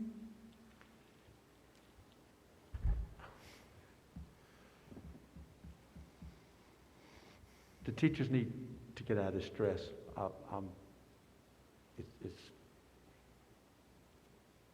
And Dr. Faust, you're right. You don't have enough time if we postpone it, administratively speaking. I want to say I'm going to vote yes, but I'm going to add to that. I feel like we kind of came in as new people, and I still don't feel comfortable with the information. But if it's going to help our teachers, the health department felt positive. All right. And Thank you. said, if you've done your work, I would still like to please to poll the principals and find out from their staff if that's going to indicate anything. Plus, we got to make sure that this COVID. Mr. we McManus, gotta pay this is, attention to this, it. Mr. McManus, this is for vote only. I'm sorry. This is not a discussion time. I'm sorry. Well, I said it. Thank you for your vote. Ms. Bowie? Ms. Walker? No. And Mr. Wildebohr? I kind of agree with Mr. McManus. I think that there's a lot of questions still, but overall, I think it's the best thing for kids, best thing for students, best thing for our teachers. We've seen it work positively in Pender County. I know I'm not supposed to say a whole bunch. Mr. Wildebohr, please, Yeah, this is I didn't say this anything, is and I a could've vote, said a please. lot. Vote yes. Vote yes? All right, thank you. Motion passes. Next item on the agenda is the employee bonus proposal. I'd like to invite Mary Hazel Small, Chief Financial Officer, to the podium, please. Thank you. Good evening, everyone. As you know, yesterday the county commissioners generously approved an additional appropriation of $2,756,000 for a one-time employee bonus to be paid December 15th for staff employed during the period, well, basically Plan B, but October 1st through today. And then we currently have 3 employment categories. So full-time would be $750, part-time $500, and temporary $300. So that was what the commissioners approved. And we actually received those funds today. Current vacancy savings are available to double that amount if that is the direction the board would like to move in. And so that would increase the bonuses to $1,500, $1,000, and $600. Substitutes or daily employees are excluded, and everyone paid would have to have worked, that entire time that we have been open in B. So I'd be glad to answer any questions you have, but that's the basics of the bonus proposal. What was the Ms. final Small, number again? Say again? What was the final number again? You just said it, 15? The county portion is $2,756,000, so it would be double that. That would be an equal amount that we would transfer with vacancy savings from throughout the local budget where we have positions that we didn't need to fill because our numbers were down, and some other turnover. So we do have funding without having to dip into fund balance that we could use if the board wanted to double it. So, you'd really have the option to approve it as approved by the commissioners or to double. Ms. Small, just to clarify, this would also be delivered to our teachers by Christmas? All employees. Is that all employees? I'm sorry, all staff, employees. But it would be paid on the 15th of December. I want to thank you for working so hard to find this. I know they deserve it. So to be clear, this would be a total for permanent full-time employees, regardless of position, they're looking at a $1,500 bonus Right. And before the holidays. that is correct. Okay. 1,000 for part-time, and part-time permanent is those who work 20 to 30 hours per week in a permanent position of hired for more than 6 months. And then temporary would be folks that were employed for a period shorter than 6 months, or those who work less than 20 hours a week. So those are the three amounts and the three categories. Tell me an example of what a temporary employee is, or who, not what, who. Maybe you hired an interim teacher for 2 months. Okay. That's a temporary employee. They don't get state benefits. They're just paid for that period of time. It Okay. could be a tutor who works all year but works 15 hours a week. Gotcha. So it can vary. But those definitions are from state policy. One other thing to add is kind of in the weeds, but that's where I live, so I could share. Most pay to employees contributes to the retirement system, but bonuses do not. So the employees would not have to pay their 6%. The board would not have to contribute 21.68%, but it also does not count towards retirement income. And that's state policy on bonus. Okay. And this doesn't include substitutes, you said? It does not. They're daily employees, and, they're just, agree to work on a day-to-day basis, so that is not part of what we recommend. But we haven't even had the chance to work that much anyway, because we haven't been in school to do that. May I ask, this is just a bonus, there's no strings, it's just straight up, just a bonus for It's just teachers? a bonus, there's nothing tied to it, other than you have to be on the payroll hired during that period of time. Between a certain So you could period have of been out on leave, but if you were on the payroll, you would get it. That's awesome. There's no attendance requirement, you just had to be employed and on the payroll. I just want to say too, that I'm in favor of anything that helps teachers. I know they spend a lot of their own money on things for school and things perhaps that maybe we don't realize, like masks and things like that. And if it was a normal year, they would be buying school supplies. So I hope these teachers get to spend it on themselves. Maybe we can make it contingent. Yeah. All right, so the recommendation is to approve a one-time bonus to be paid on December 15th to eligible staff employed during the period from October 1st through December 7th, as noted as Ms. Hazel, or Mary Hazel, sorry, Ms. Hazel, Mary Hazel said. Is there a motion? I would like to make that motion, please. All right, thank you, Mr. Wildebohr. Is there a second? Second. We all say. Thank you, Ms. Justice, or Ms., yeah, everybody seconds. I believe Ms. Justice was the first, so we will say second with Ms. Justice. And any discussion? Madam Chair, I have to recuse myself from this vote. My wife is employed by New Hanover County Schools, but in so doing, I did want to thank our commissioners again. I really appreciate the love and support that they've shown our teachers and staff. And, Amanda is, she's a hero, and there are 3,000 Amandas in our school system, so I just want everybody to know that my whole heart is behind this motion and this effort, and I want to wish all of our teachers and staff a very happy holiday. You deserve so much more than this, but I hope it's a reflection of how much we feel for you and how much we know you've sacrificed. Absolutely. That's great. All right, any other discussion? All right, Ms. Bowie. Ms. Adams? Aye. Ms. Justice? Aye. Ms. Craybill? Aye. Mr. McManus? Ms. Walker? Yes. And Mr. Wildebohr? Aye. All right, motion passes 7-0. Thank you. Very excited for that. Wonderful. And again, thank you to the county commissioners for their partnership in to make that a very, I don't know the last time that our school system has done something like this. All right, next item, a waiver of policy 6435. Dr. Faust. This is a little easier question for the board. Yeah. I'm not able to make any changes to policy unless I come to the board for a policy change, because of course policy and governance is where you lie. I want our employees to be able to wear jeans on Wednesday with the college spirit shirt or college shirt. And in order for me to do that, I have to get permission from the board. If not, I'd be in violation of policy. Also, on Fridays, I want the district to be able to wear, those who would be able to wear jeans with school spirit shirts.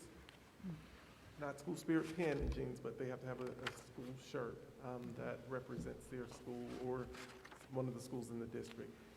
And there'll be some parameters, no jeggings, no holes in pants, those types of things.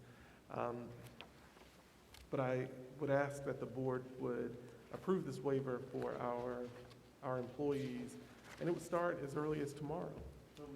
All right. And this is every Friday, right? Every Wednesday and every And every Friday. Friday, okay. All right. Second. All right, we have a first and a second. Any additional discussion about Denim Day? All right, Ms. Bowie. Ms. Adams? Aye. Mr. Boyer? Aye. Ms. Justice? Aye. Ms. Craybill? Aye. Mr. McManus? Ms. Walker? Yes. And Mr. Wildebohr?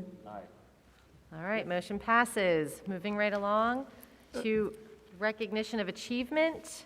Madam Chair, I know in past, or the last board meeting, we did table this. It is 11 o'clock, and I actually want to recognize that achievement. Is there any way, I would make a motion that we just move this to our interim meeting or even to our Saturday morning board retreat, because I do want people to see the achievements of some of our faculty and students. I second. All right, Ms. Stagner, are we within?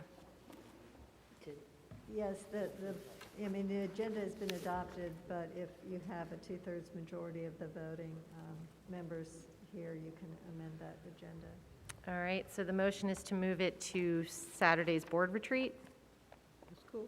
Yes, Madam Chair. All right, so the motion is to move recognition of achievement to the board retreat. And I'm sorry, was there a second? Did I hear? Second. Ms. Justice, second it. Any other discussion? No. All right, Ms. Bowie? Ms. Adams? Aye. Mr. Boyer? Aye. Ms. Justice? Aye. Ms. Craybill? Aye. Mr. McManus? Ms. Walker? Yes. And Mr. Wildebohr? All right, motion passes. Next item on the agenda is the call to the audience. Thank you to those that have stuck around. I know it has been a long night. Just as a reminder, each speaker is limited to 3 minutes. However, time does not permit dialogue between the board and the community. While the board welcomes residents to share their views, the chairman retains the right to limit discussions on a particular topic when such comments become slanderous or personal in nature. We have two in-person call to the audience participants, and the others were pre-recorded messages. So Ms. Bowie, if you would like to call our first in-person. Our first call to the audience is Mr. Peter Walwitz.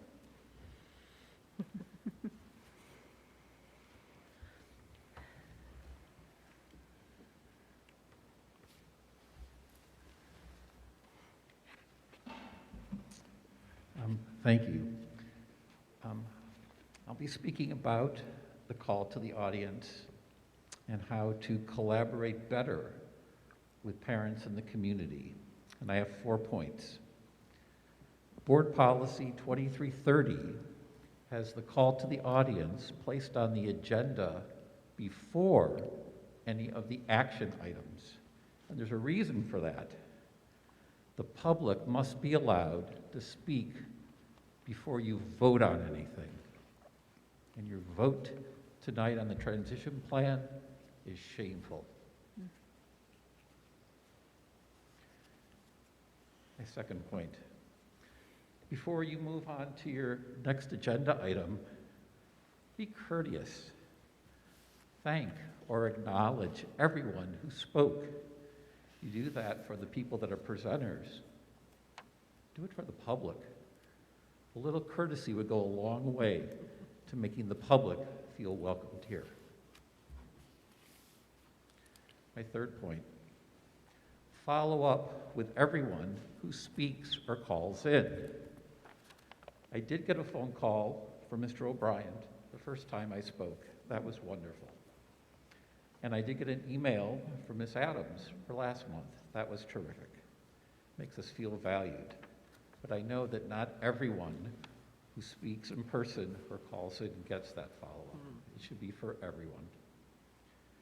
And finally, at next month's meeting, publicly comment on what was said tonight, either providing answers to our questions or reactions to our ideas to show us you were listening. I look forward to your reactions to these ideas and the ones that will follow at the January 5th meeting. Earn our trust. Thank you. Thank you, Mr. Roch. Thank you, sir. Thank you. Yes. Thank you.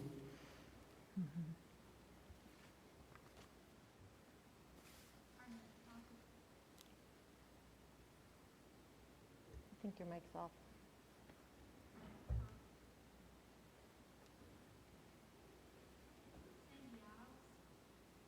Oops. Sandy Isles No, is the yeah, next call to the I guess audience. your microphone needs to be up. I mean, Crystal's not. It's really- This is who? Sandy Isles. It's a pre-recorded message.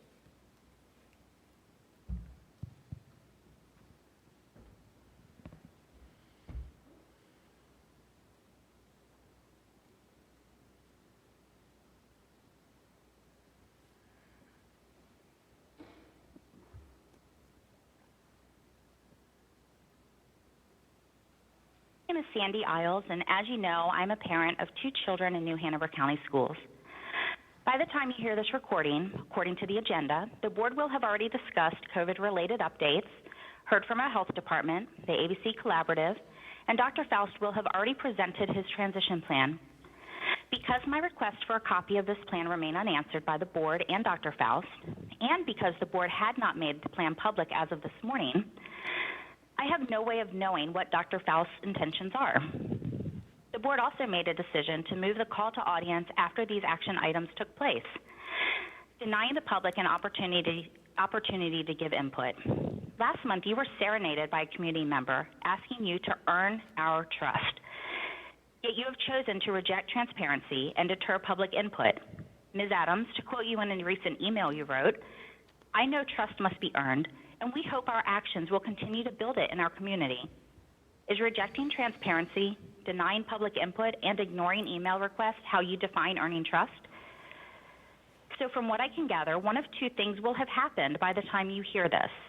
1, the board and Dr. Faust will have confirmed they spoke truth in November.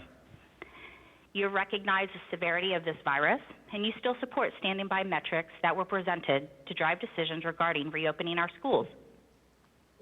Dr. Faust, you will have stayed true to your statement that we are not ready for Plan A, that you never wanted to speak to parents whose child is on a ventilator because of COVID.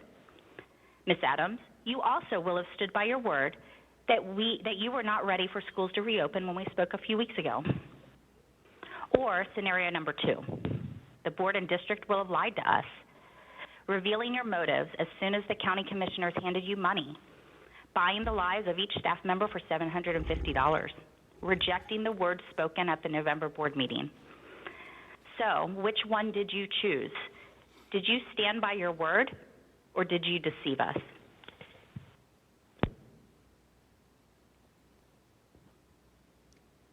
Our next call to the audience is Angie Caney.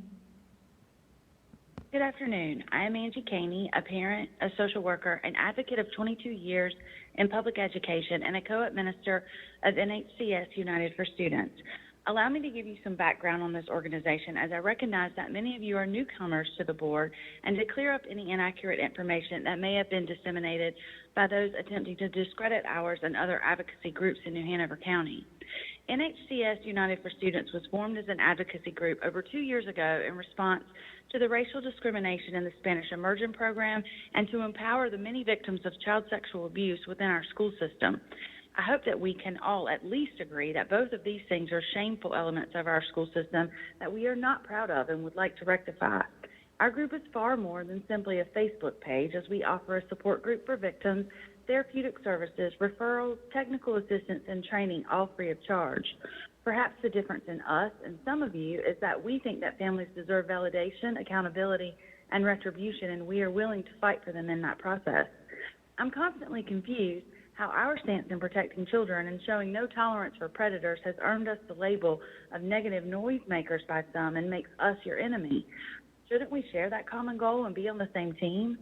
I am encouraged to see new faces on the board that I'm hoping will help us to atone for the past before moving forward. I hope that many of you will join Judy Justice so that she is no longer fighting alone for victims. I was hopeful to have conversations and see some of you show up to our forum and for the first time ever, hear leaders acknowledge and apologize for the pain that our families have been through, as I see that pain in their faces almost every day. I've heard board members, past and present, say that they do not have the information to make these decisions and are not privy to the details. For some of you, I know firsthand that is not true. For others, I'd invite you to do your research and work with us so that you do have this information. It is your job, and the claim of not knowing is just a weak excuse. Administer the third-party unbiased survey for parents, students, and public school employees that we have been requesting for 2 years to gain this information.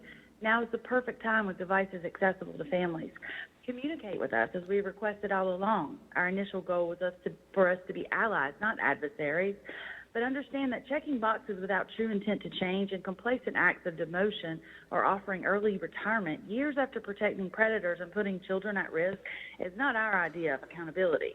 If you want to earn back the trust of our community, protect our children from abuse, COVID, violence, racism, and inequity. Stop holding secret meetings and taking bribes with political agendas at the forefront, and place our teachers and students as a priority. Offer transparency by lifting the shutdown on communication and cease retaliation, and acknowledge the many resources around you and be willing to collaborate with those resources for the greater good of public education and our community. Thanks for your time.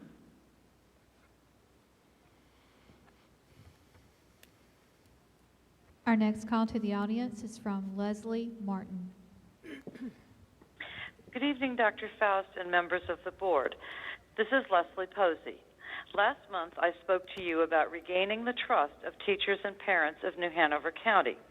Dr. Faust, you said you would not fully open the elementary schools until the metrics say it is safe. 2 weeks ago, North Carolina was setting records of more than 2,000 positive tests a day. Now we are setting records of more than 6,000 cases a day. New Hanover Regional Medical Center has cleared an entire wing in preparation for the expected influx of patients. We are not being told the number of students or teachers quarantined, and students with symptoms other than a fever are being sent back to class. However, based on the discussion at yesterday's County Commissioners meeting, apparently a $750 bonus, which will be less than $500 after taxes, is a better metric to use for your decision to open schools. Shame on you all. How many teachers or students have to be in that newly opened hospital wing or dead before the metrics are enough to actually get your attention? I hope you will stand by what you said last month and not go to Plan A until it is truly safe. Trust still needs to be earned. Thank you.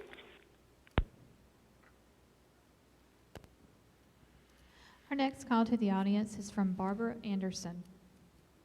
Greetings, Madam Chair. Congratulations, new board members, and happy holidays to all. My name is Barbara Anderson, and I'm a retired New Hanover County school employee. I have friends who still work in the county and in school districts across the state. The two things that I hear from all educators is the stress of meeting learning expectations that during a pandemic have become unrealistic, and the other is fear of taking the COVID home to their families. Our number of COVID cases have increased exponentially since November the 9th. The numbers of staff and students being in quarantine have practically doubled since we returned to Plan B. When will the district reach a point that there aren't enough staff to cover classes? Based on the number of active cases in New Hanover County, it is evident that the spread is becoming widespread, not only in our community, but in our schools. Students are falling behind across the country, not just in our state or county. Why? Because it's a pandemic. Evidence that children are at lower risk of illness when talking about Plan A is always cited. But what about the staff that are being infected? Since students are not tested for the virus, how do you know they're not super spreaders? As of this morning, 36.03% of cases in New Hanover County are in that age range of 25 to 49, which is most of our staff age range. Right now, as of December 3rd, the American Academy of Pediatrics says we've had a 23% increase of child cases just from November the 19th through December the 3rd. Last month, Dr. Faust said that he did not want to be in a position of having to express condolences to a parent who had a child die from COVID. Even Ms. Adams expressed that she was not comfortable in transition to Plan A. Now you have met with county commissioners to procure money for educator bonuses, which is a wonderful gesture, except with the expectations that have been placed on it by the county commissioners to open to Plan A by January 11th. Julia Bozeman said, make it happen. Dr. Fauci says that we will reach our peak of cases from December holidays to mid-January, which is when the county plans to transition, if you vote for this, by then for Plan A. Because the call to audience has been moved to after all of your discussion regarding the transition plan and your vote, I can only trust and pray that you all have been guided by the prior statements of your leadership and your moral compass that Plan A wasn't feasible in November and based on the data is not feasible now nor in January. I can only trust and pray that you, school board members, won't be swayed by the illusion of money from the county commissioners in the guise of educator bonuses to approve a Plan A transition. When this is read, the vote will be done. Either you have voted for the safety and welfare of our staff and students as well as the health of our community, or you have not. If it is the latter, then you have broken trust with all of us. And all I can say is, you have grabbed the tiger by the tail while throwing a bone as a distraction to the dog chasing his tail, not unlike past school boards. Our educators and our teachers deserve better.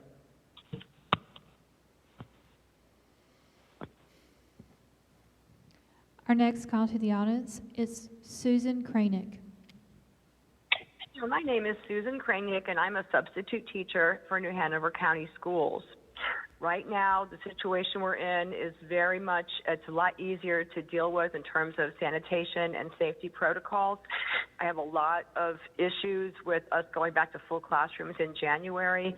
We are already having problems filling classrooms with substitute teachers because so many of those teachers are a little older and possibly have health problems, including their families' health problems.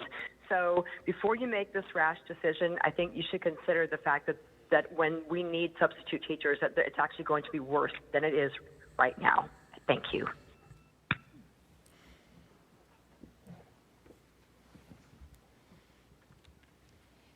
And our last call to the audience is from Amanda White.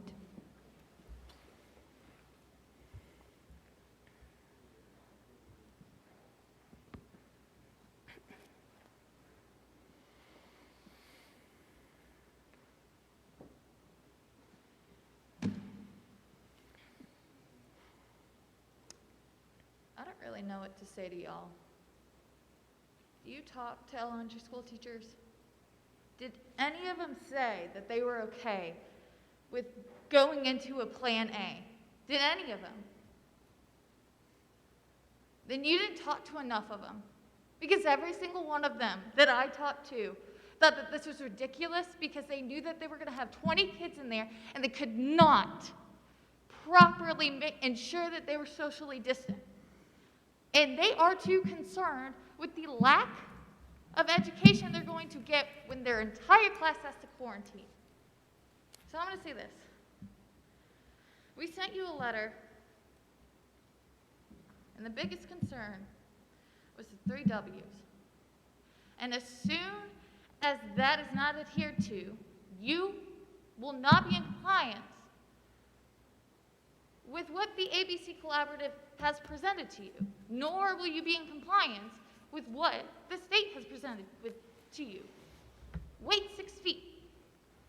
We have done that with our students so far, and it has worked because we have been able to be socially distanced from them while washing our hands, while wearing a mask. But this was the biggest concern, and I don't think you heard everybody. And right now, there are a lot of educators that they're making exit plans. They have exit plans, and guess what? Because of the conditions around teaching, they have 1-year contracts, and they are not obligated to come back. They don't have to break a contract to just not come back. they will just leave you high and dry. That's what's happening now. You do not care about educators with the vote that you just had today. You could have waited 48 hours. Now, you can still change your mind if you see that principals or that schools actually can't adhere to Plan A while maintaining the 3 Ws. And I really hope that you consider that. But I think with the fact that principals are bending their backs to try to make things work right now and accommodate everybody, I don't think that's going to happen. But you know, I could be wrong.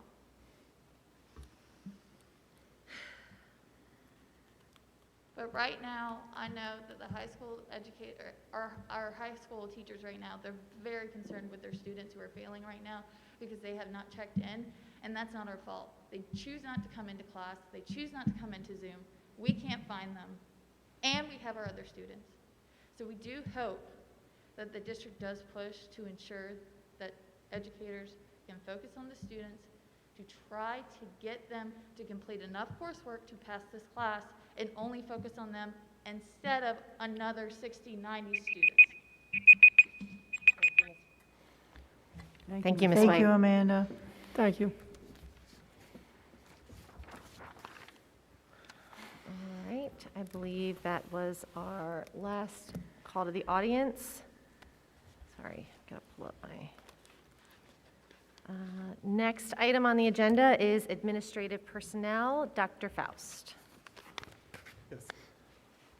I would ask that you recommend for approval for administrative personnel as presented. Christopher for the interim principal at Holly Shelter and Dr. Julie DeCoste Greenwood, interim principal at Porter's Neck. All right, you have heard the recommendation. Is there a motion? Move to approve. Mr. Bullier. Second. Second from Mr. Wildebohr. Any discussion? All right, Ms. Bowie? Ms. Adams? Aye. Mr. Bullier? Aye. Ms. Justice? Aye. Ms. Craybill? Aye. Mr. McManus? Ms. Walker? Yes. And Mr. Wildebohr? All right, motion passes. Thank you. The next item on the agenda is our Head Start program, and give this to our liaison. Madam Chair, I'll be exceedingly brief. Ms. Miles, would you join me at the podium, please?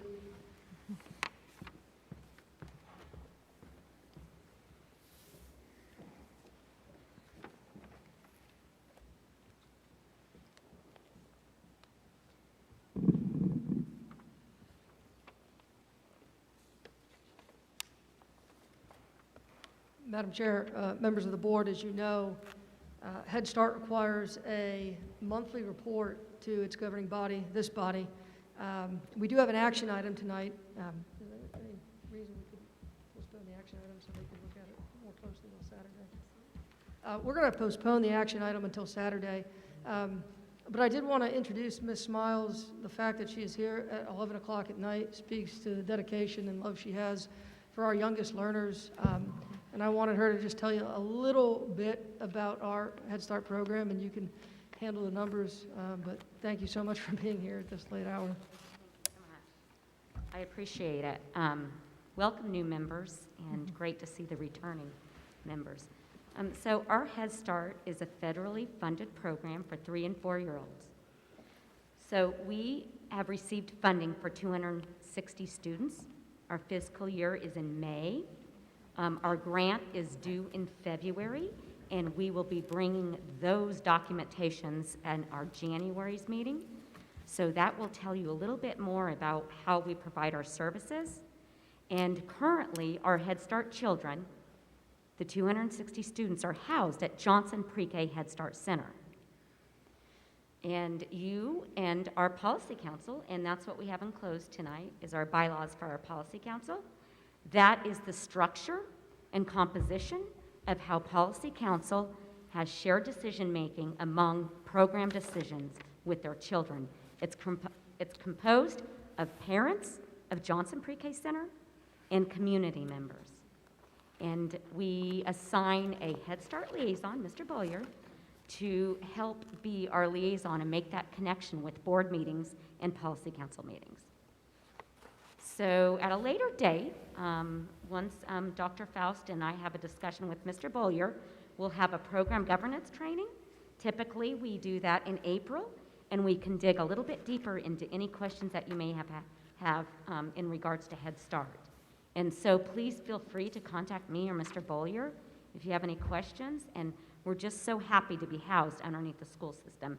It makes great sense to have our children as they transition into kindergarten. Thank you very much for all your time tonight. Thank you, Ms. Miles. Thank you for staying. Madam Chair, I would point out that while it is indeed cool to have 3 Stephanies on a board, having a Shannon Smiles working with 3 and 4-year-olds, I mean, that is epic. So thank you again, Ms. Miles. Also, yes, I would need to make a motion, or I'd entertain a motion, rather, to have the Head Start Policy Council bylaws moved to our board meeting so our new board members can have a little bit more time to look over those and ask any questions. Did you receive those in the packets that you had already? No? Yeah, we did. You did. These, okay. Yeah, they were in the binder. Yeah, but- they're-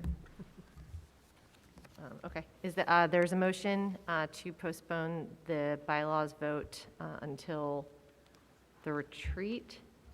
That's what you said? I think it'll be very brief. Okay. Is there a second? Second. All right, thank you, Ms. Justice. Any discussion? All right, Ms. Bowie? Ms. Adams? Aye. Mr. Bollier? Aye. Ms. Justice? Aye. Ms. Craybill? Aye. Mr. McManus? Ms. Walker? Yeah. And Mr. Wildebohr? All right, motion passes. Next item on the agenda, Superintendent's report. Dr. Faust. First, I'd like to start by welcoming the incoming board members, Stephanie Craybill, Hugh McManus, Stephanie Walker, and Pete Wildebohr. I want to acknowledge the leadership and dedication of our outgoing board members, Lisa Estep, Jeanette Nichols, Bill Martin, David Wortman. Also want to thank our county commissioners for partnership and support of returning our students to in-school learning and acknowledgement, and the dedication of all of our school district employees who have served students, families, and communities through the course of the pandemic.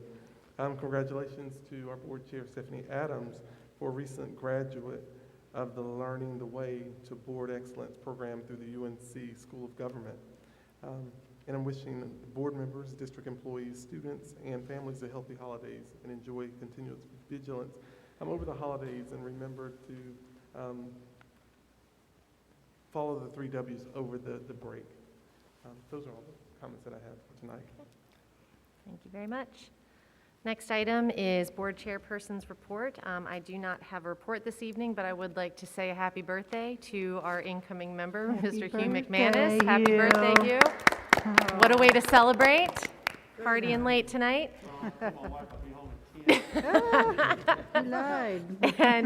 And I just would like to echo Dr. Faust's comment as we go into the holidays. Please, you've heard me say it again and again. This is our community responsibility to stop the spread. Wear your mask, wash your hands, and do your best to keep our community safe. All right? Ms. Adams, may I add to that? You're exactly right, and I appreciate you saying that, because that's going to help make us a Plan A successful. Yep. If we can all do our part in our community to not bring it into the schools, it will make Plan A a lot more accessible. That's right. Thank you very much. We have no committee reports tonight, I don't believe. Consensus items, personnel report. Dr. Faust.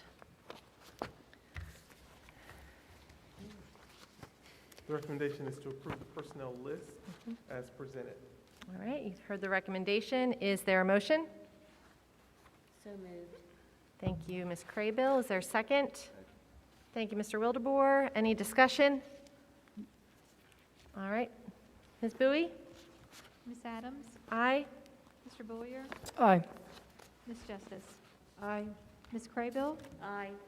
Mr. McManus? Ms. Walker? Yes. And Mr. Wildebohr? All right, motion passes. Next on the agenda, new business. We have a lot of MOUs to take a look at. Dr. Faust, first one, Grand Canyon University MOU. This MOU is concerning student placement. Interns and participate here in our school district with Grand Canyon. So the MOU is specific to student interns, student participation, cooperating staff members, college supervisor, and of course, student internship participant. So literally what this does is give us the opportunity to provide access for students at Grand Canyon to come and student teach, be student interns in our district. All right, you've heard the recommendation. Move to approve. All right, is there a second? Second. All right, thank you very much. Any other discussion? Yeah, I just wanted to ask the question about what sort of orientation do our interns coming, especially those who don't come from UNCW, receive when they come here? Like, are they going to go through our standard, sexual harassment training, Title IX training, and all that kind of stuff? Yes, we would give them the same training through HR. We would give them the same training that we would give those that are here in Wilmington. Okay. Yeah. All right, thank you. I just had a question. These particular the universities, they are approved by the state. Is there a particular reason why we're pulling from these, or is there other ones we could pull from? I guess I'm really referring to our desire to recruit a diverse group of new interns. That's all reason I'm asking, because I don't know the background of these universities probably as well as you do. I didn't get the. Oh, I apologize.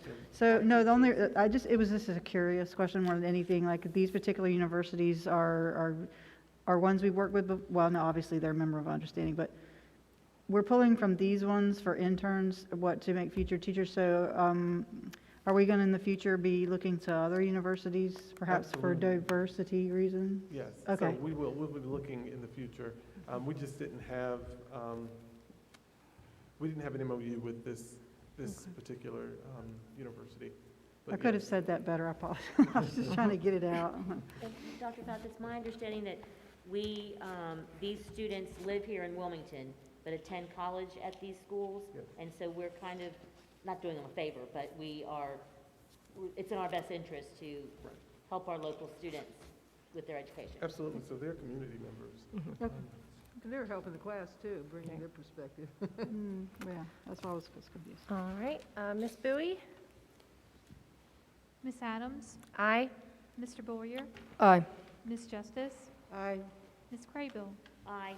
Mr. McManus? Ms. Walker? Yes. And Mr. Wildebohr? Motion passes. Next MOU is with Marshall University. Dr. Faust. And so the same, we have a student, we have an individual who is a student at Marshall, and the individual, instead of doing his or her student teaching at Marshall, in that area, they're wanting to do their student teaching here in our school district, and we didn't have an MOU with that district, so this is what this is for. Okay. All right, you've heard the recommendation. Is there a motion? Thundering herd, move to approve. Okay, is there a second?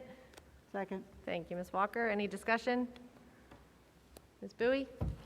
Ms. Adams? Aye. Mr. Boyer? Aye. Ms. Justice? Aye. Ms. Craybill? Aye. Mr. McManus? Ms. Walker? Yes. And Mr. Wildebohr? All right, motion passes. Next item, Dr. Smith, if you would like to come up to present the 2021-2022 Curriculum Course Guide addition and deletions. Yes, good evening again.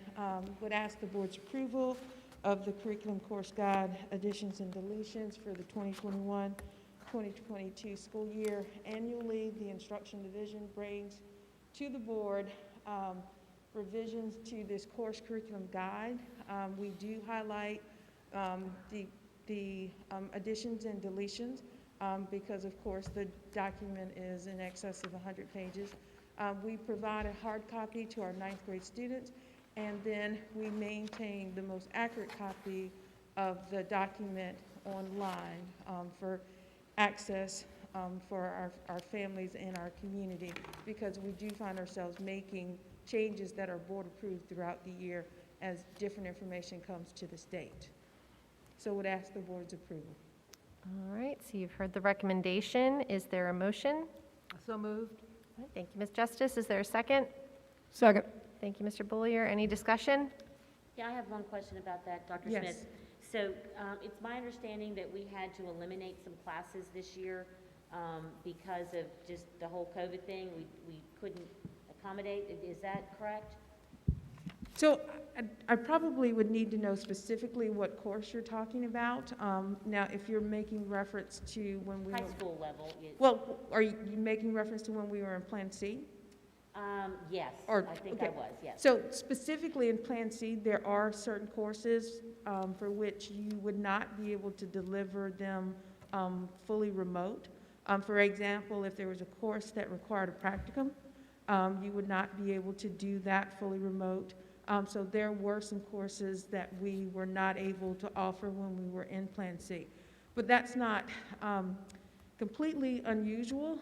Say, for instance, if you have a course for which you don't have students sign up, you may not offer that one semester compared to the next. So we haven't taken those out of the book. No, They're we still don't. there. No, we don't delete those courses if there continues to be interest in the district. Gotcha. Okay, thank you. Yes, ma'am. I have a question. It's probably a very nerdy question, but I was looking at the new, the courses that are being provided, and they look like altered courses. They just kind of maybe switched around curriculum within them. Is there any, and how do I ask this? Are there any classes that actually teach personal finance, meaning like personal responsibility and things like that? I mean, that might be something I need to come talk to you about, I think, just to kind of get an idea whether or not kids are getting, because it says financial planning, and I just didn't know whether these courses were also teaching personal financial plan, meaning like getting a bank account, credit score, the important credit scores and things like that. Is that something you can answer, or do I need to call somebody and ask them about that? So I can speak to it generally, but I do believe Mr. O'Brien is here with us still. Oh, The back I'm of the room. sorry. He can give you All the way much up more here. specific information. I'd like to turn around before I Yeah. call on people to make sure they're still with I me. just felt like this is But yes, we do address personal finance in our course offerings. We do that through our social studies courses, Okay. as well as our CTE curriculum. So I'll step aside and let Mr. O'Brien provide some additional information. Good evening and welcome to the new board members. Hi. In regards to personal finance, yes, there is a personal finance class that will be implemented as we go forward. It's a new course that's coming down from the state. And I think we also have Travis Matthews on the call tonight as well. He is zooming in with us, and he can actually speak a little bit more about that particular course. Travis, are you still with us? Yeah, there he is. Yes, sir, I am. Hi. Hey. And thank you. I appreciate you giving me an opportunity to speak here. Yes, Mr. O'Brien is exactly correct. The new economics and personal financial course, every student beginning incoming freshman this year and beyond will have to take that course. And all of the other students that are currently 10 through 12, those students are getting the personal finance in the current civics and economics course. Okay. And also too, they're also getting that in 7th and 8th grade as well. And the reason I ask is because I think that a lot of kids don't get taught that, and it's a very important thing to understand how credit scores work, how it affects your life, all the way up and down, whether it's interest rates or whether you can get insurance rates that are good. But I don't think a lot of children are taught that unless their parents really teach them. So I'm glad to hear that that is going to be something that every kid needs to take that, right? Or they have to sign up for that. Every student has to take the civics and economics course. Right, okay. Thank you very much for staying so late with us, Mr. Matthews. We Yeah, appreciate you. Oh, absolutely. My pleasure. Thank you. It was very interesting. Thank you. Thank you, and thank you, Mr. Bryant. Thank you, Dr. Smith. Thank you, Travis. We've heard Thank the you. recommendation. Do we have a motion? Moved. All right, we have a first and a second. Any other discussion? All right, Ms. Bowie? Ms. Adams? Aye. Mr. Bullier? Aye. Ms. Justice? Aye. Ms. Craybill? Mr. McManus? Ms. Walker? Yes. And Mr. Wildebohr. Motion passes. Next item, waiver of policy 8502. Dr. Smith, don't go too far. Yes, thank you.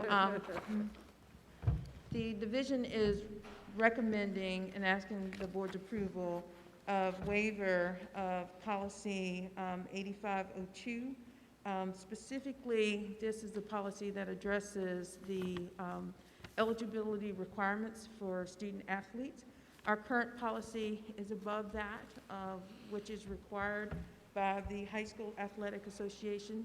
And so in our waiver, we are simply asking that we lower our standard to that of the Athletic Association. So we're not disadvantaging our athletes at this time when they are experiencing the challenges of COVID, just like everyone else in the world. All right, you've heard the recommendation. Is there a motion? Moved. All right, we have a first. Is there a second? Second. Okay, any discussion? I Yes, do. go ahead. You go, You you go, go, you Steph. go. Oh, I see it's athletics oriented, and I know that there are qualifications for things like Beta Club and Honors Club to be obviously a certain level. Are academic kids getting these waivers or these exceptions too? Or no? So we do not have a specific board policy in regards to Beta Club or National Honor Society. For those entities, they would need to address those directly with either their chapters. They have the flexibility to set those standards, Okay. or either the national organization. Yeah, I just add that because both my kids are academic kids, and sometimes they get overlooked. Athletics are important too. But okay, thank you. Could you explain what we're lowering our expectations to? So I understand.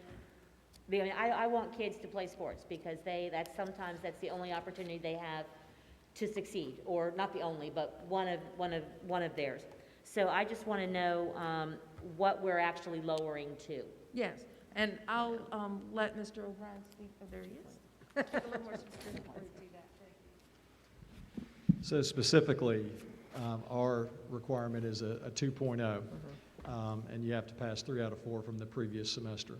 Now, in the fall of this year, the association allowed for all students who were promoted to be eligible for athletics in the fall. What we are asking is that we extend grace to the students as we go into second semester as well that have experienced hardship through the pandemic.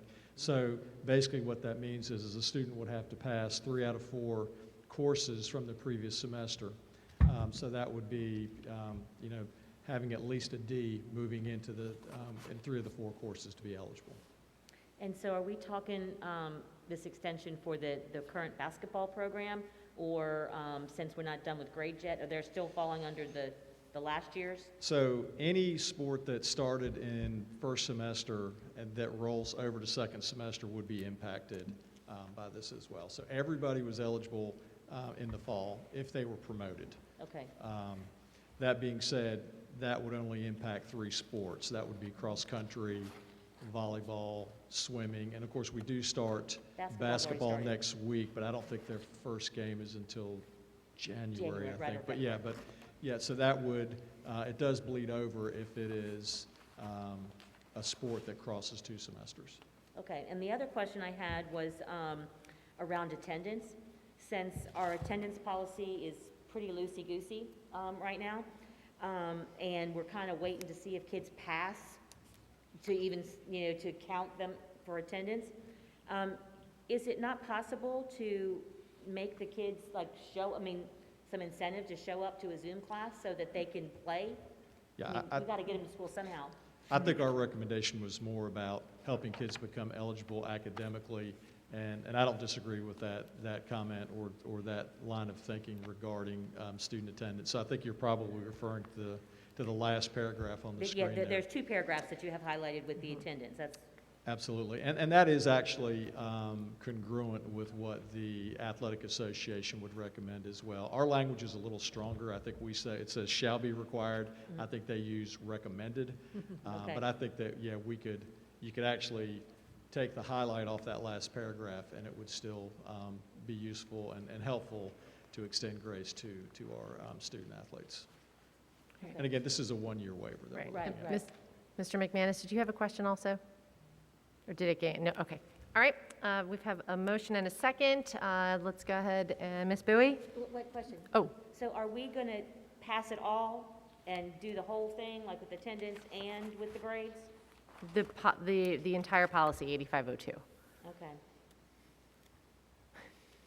Not happy, but go ahead. Well, you have a vote. Vote for it. So, Okay. all right, Ms. Bowie? Have to vote for it. Ms. Adams? Aye. Mr. Boyer? Aye. Ms. Craybill? Aye. Ms. Justice? Aye. Mr. McManus? Ms. Walker? Yes. And Mr. Wildebohr? All right, motion passes. Moving on to Memorandum of Understanding for Shelters. This is Mr. Anderson. Yes, the exciting part of our agenda this evening. Thank you, Madam Chair, and I'd like to officially welcome the new board members. Look forward to working with you. Thank you, sir. Tonight, we're asking for your approval of two MOUs. The first one is with New Hanover County for the use of schools as shelters. This agreement, it is just an update. The last agreement was done in 2013. Minor changes, updates were done with the assistance of the board attorney, Ms. Stagner. It has also been reviewed and approved by the county attorney. So we're asking for your approval tonight. All right, you've heard the recommendation. Is there a motion to approve the MOU for shelters with New Hanover County? So moved. All right, is there a second? Thank you, Mr. Wildebohr. Any other discussion? Yes, I do. All right, so Mr. Anderson, we've discussed this in the crisis management team a little bit about the use of our shelters. And back in Florence, we had a major issue about our student support services staff being denied access to the shelters when we're looking for our families. And so I was wondering if we needed to include something about that. Student support services? Like when, let's say, like when Hoggard was our shelter, and the Red Cross was running that, you know, for us, or the emergency management, and we had some issues with school personnel being allowed into the shelters to try and find families. Ms. Crable, I appreciate that question, but that's off topic of this vote. No, it's with not. the I MOU. wanted to add that in.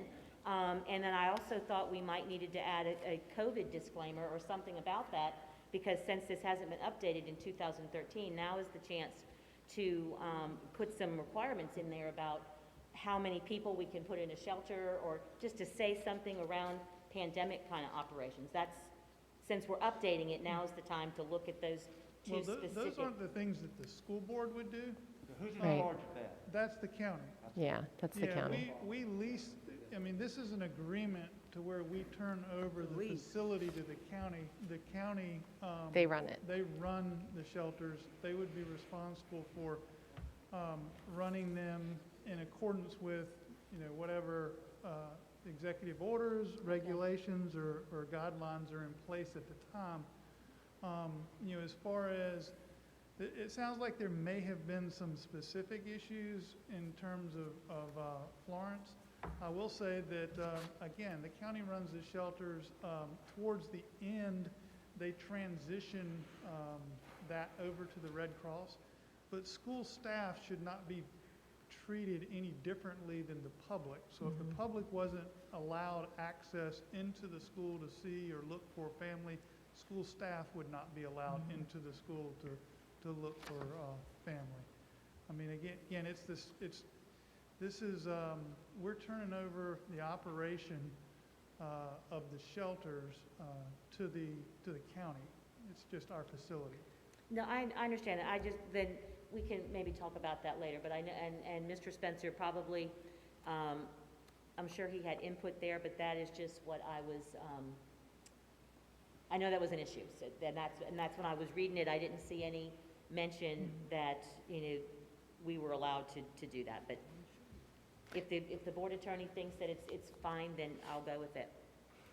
I just have one question, and it's a very small one. Do you revisit every certain number of years in order to, what was changed in a major way from the 2013 one? I've looked it over, it looks regular. Yeah, I compared the two as well, and I think the major difference is the 2013 shelter actually identified and listed shelters. You know, that changes from event to event and from year to year as new schools are constructed, as improvements are done to facilities. So that's now left up to New Hanover County Emergency Management and New Hanover County Schools to maintain that list.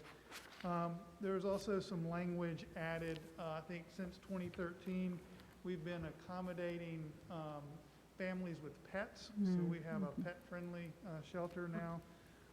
And then there was some legal language concerning, you know, liabilities, reimbursement, you know, and then following governing laws and regulations.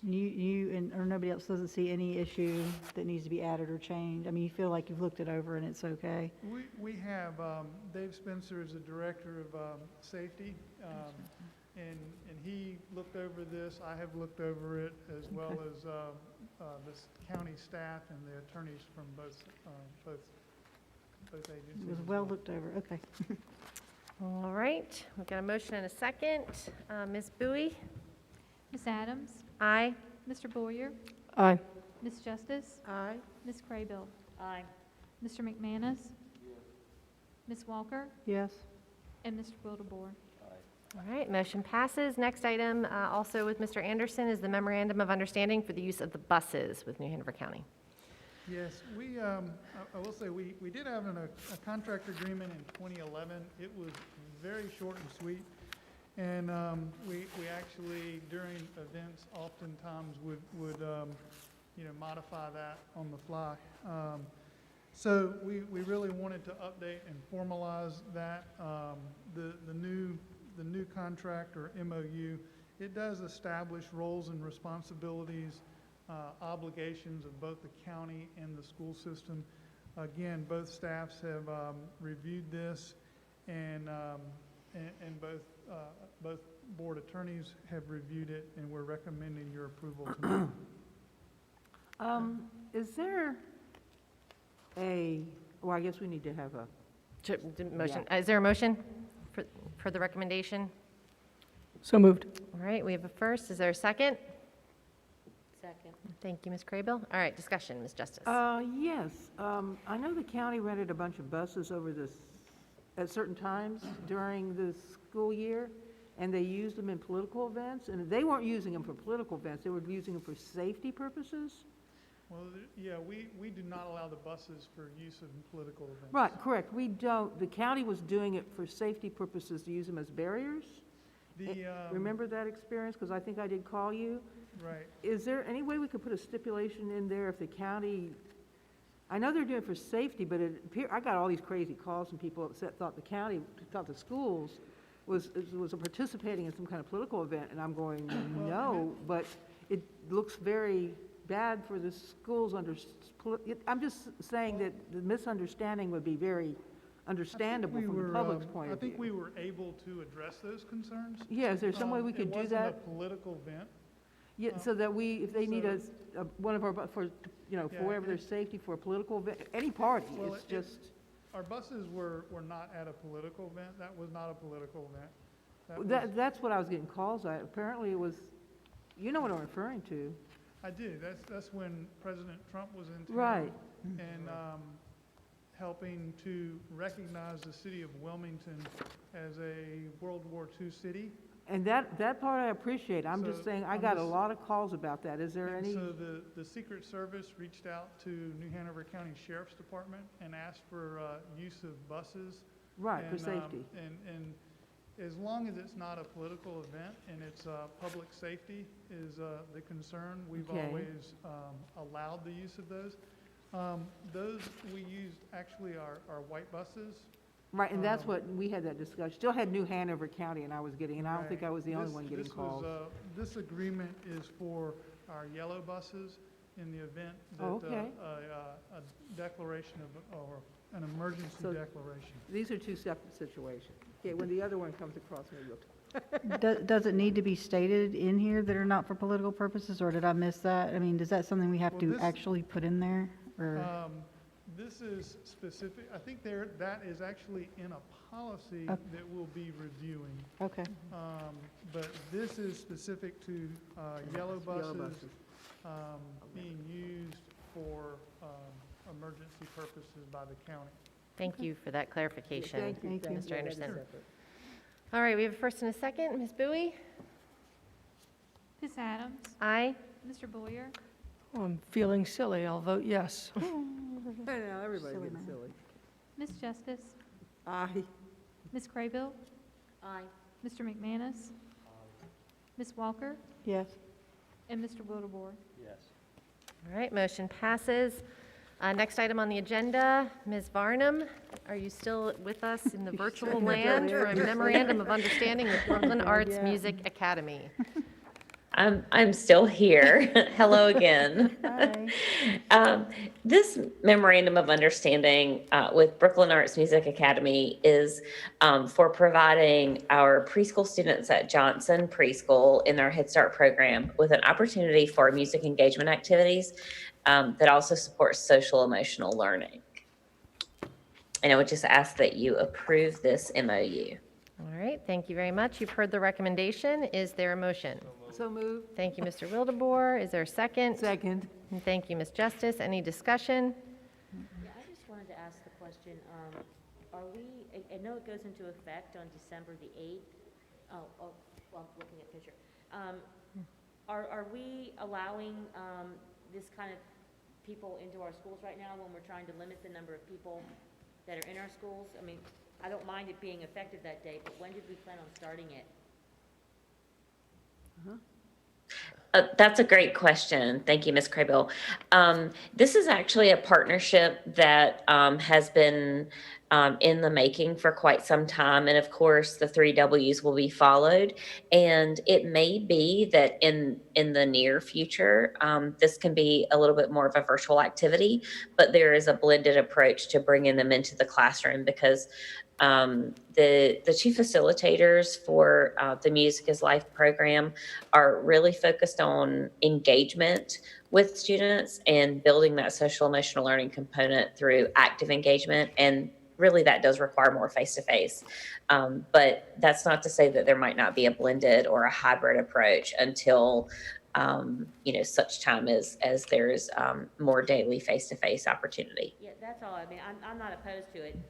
I just was thinking we were limiting people in the schools for right now, but thank you.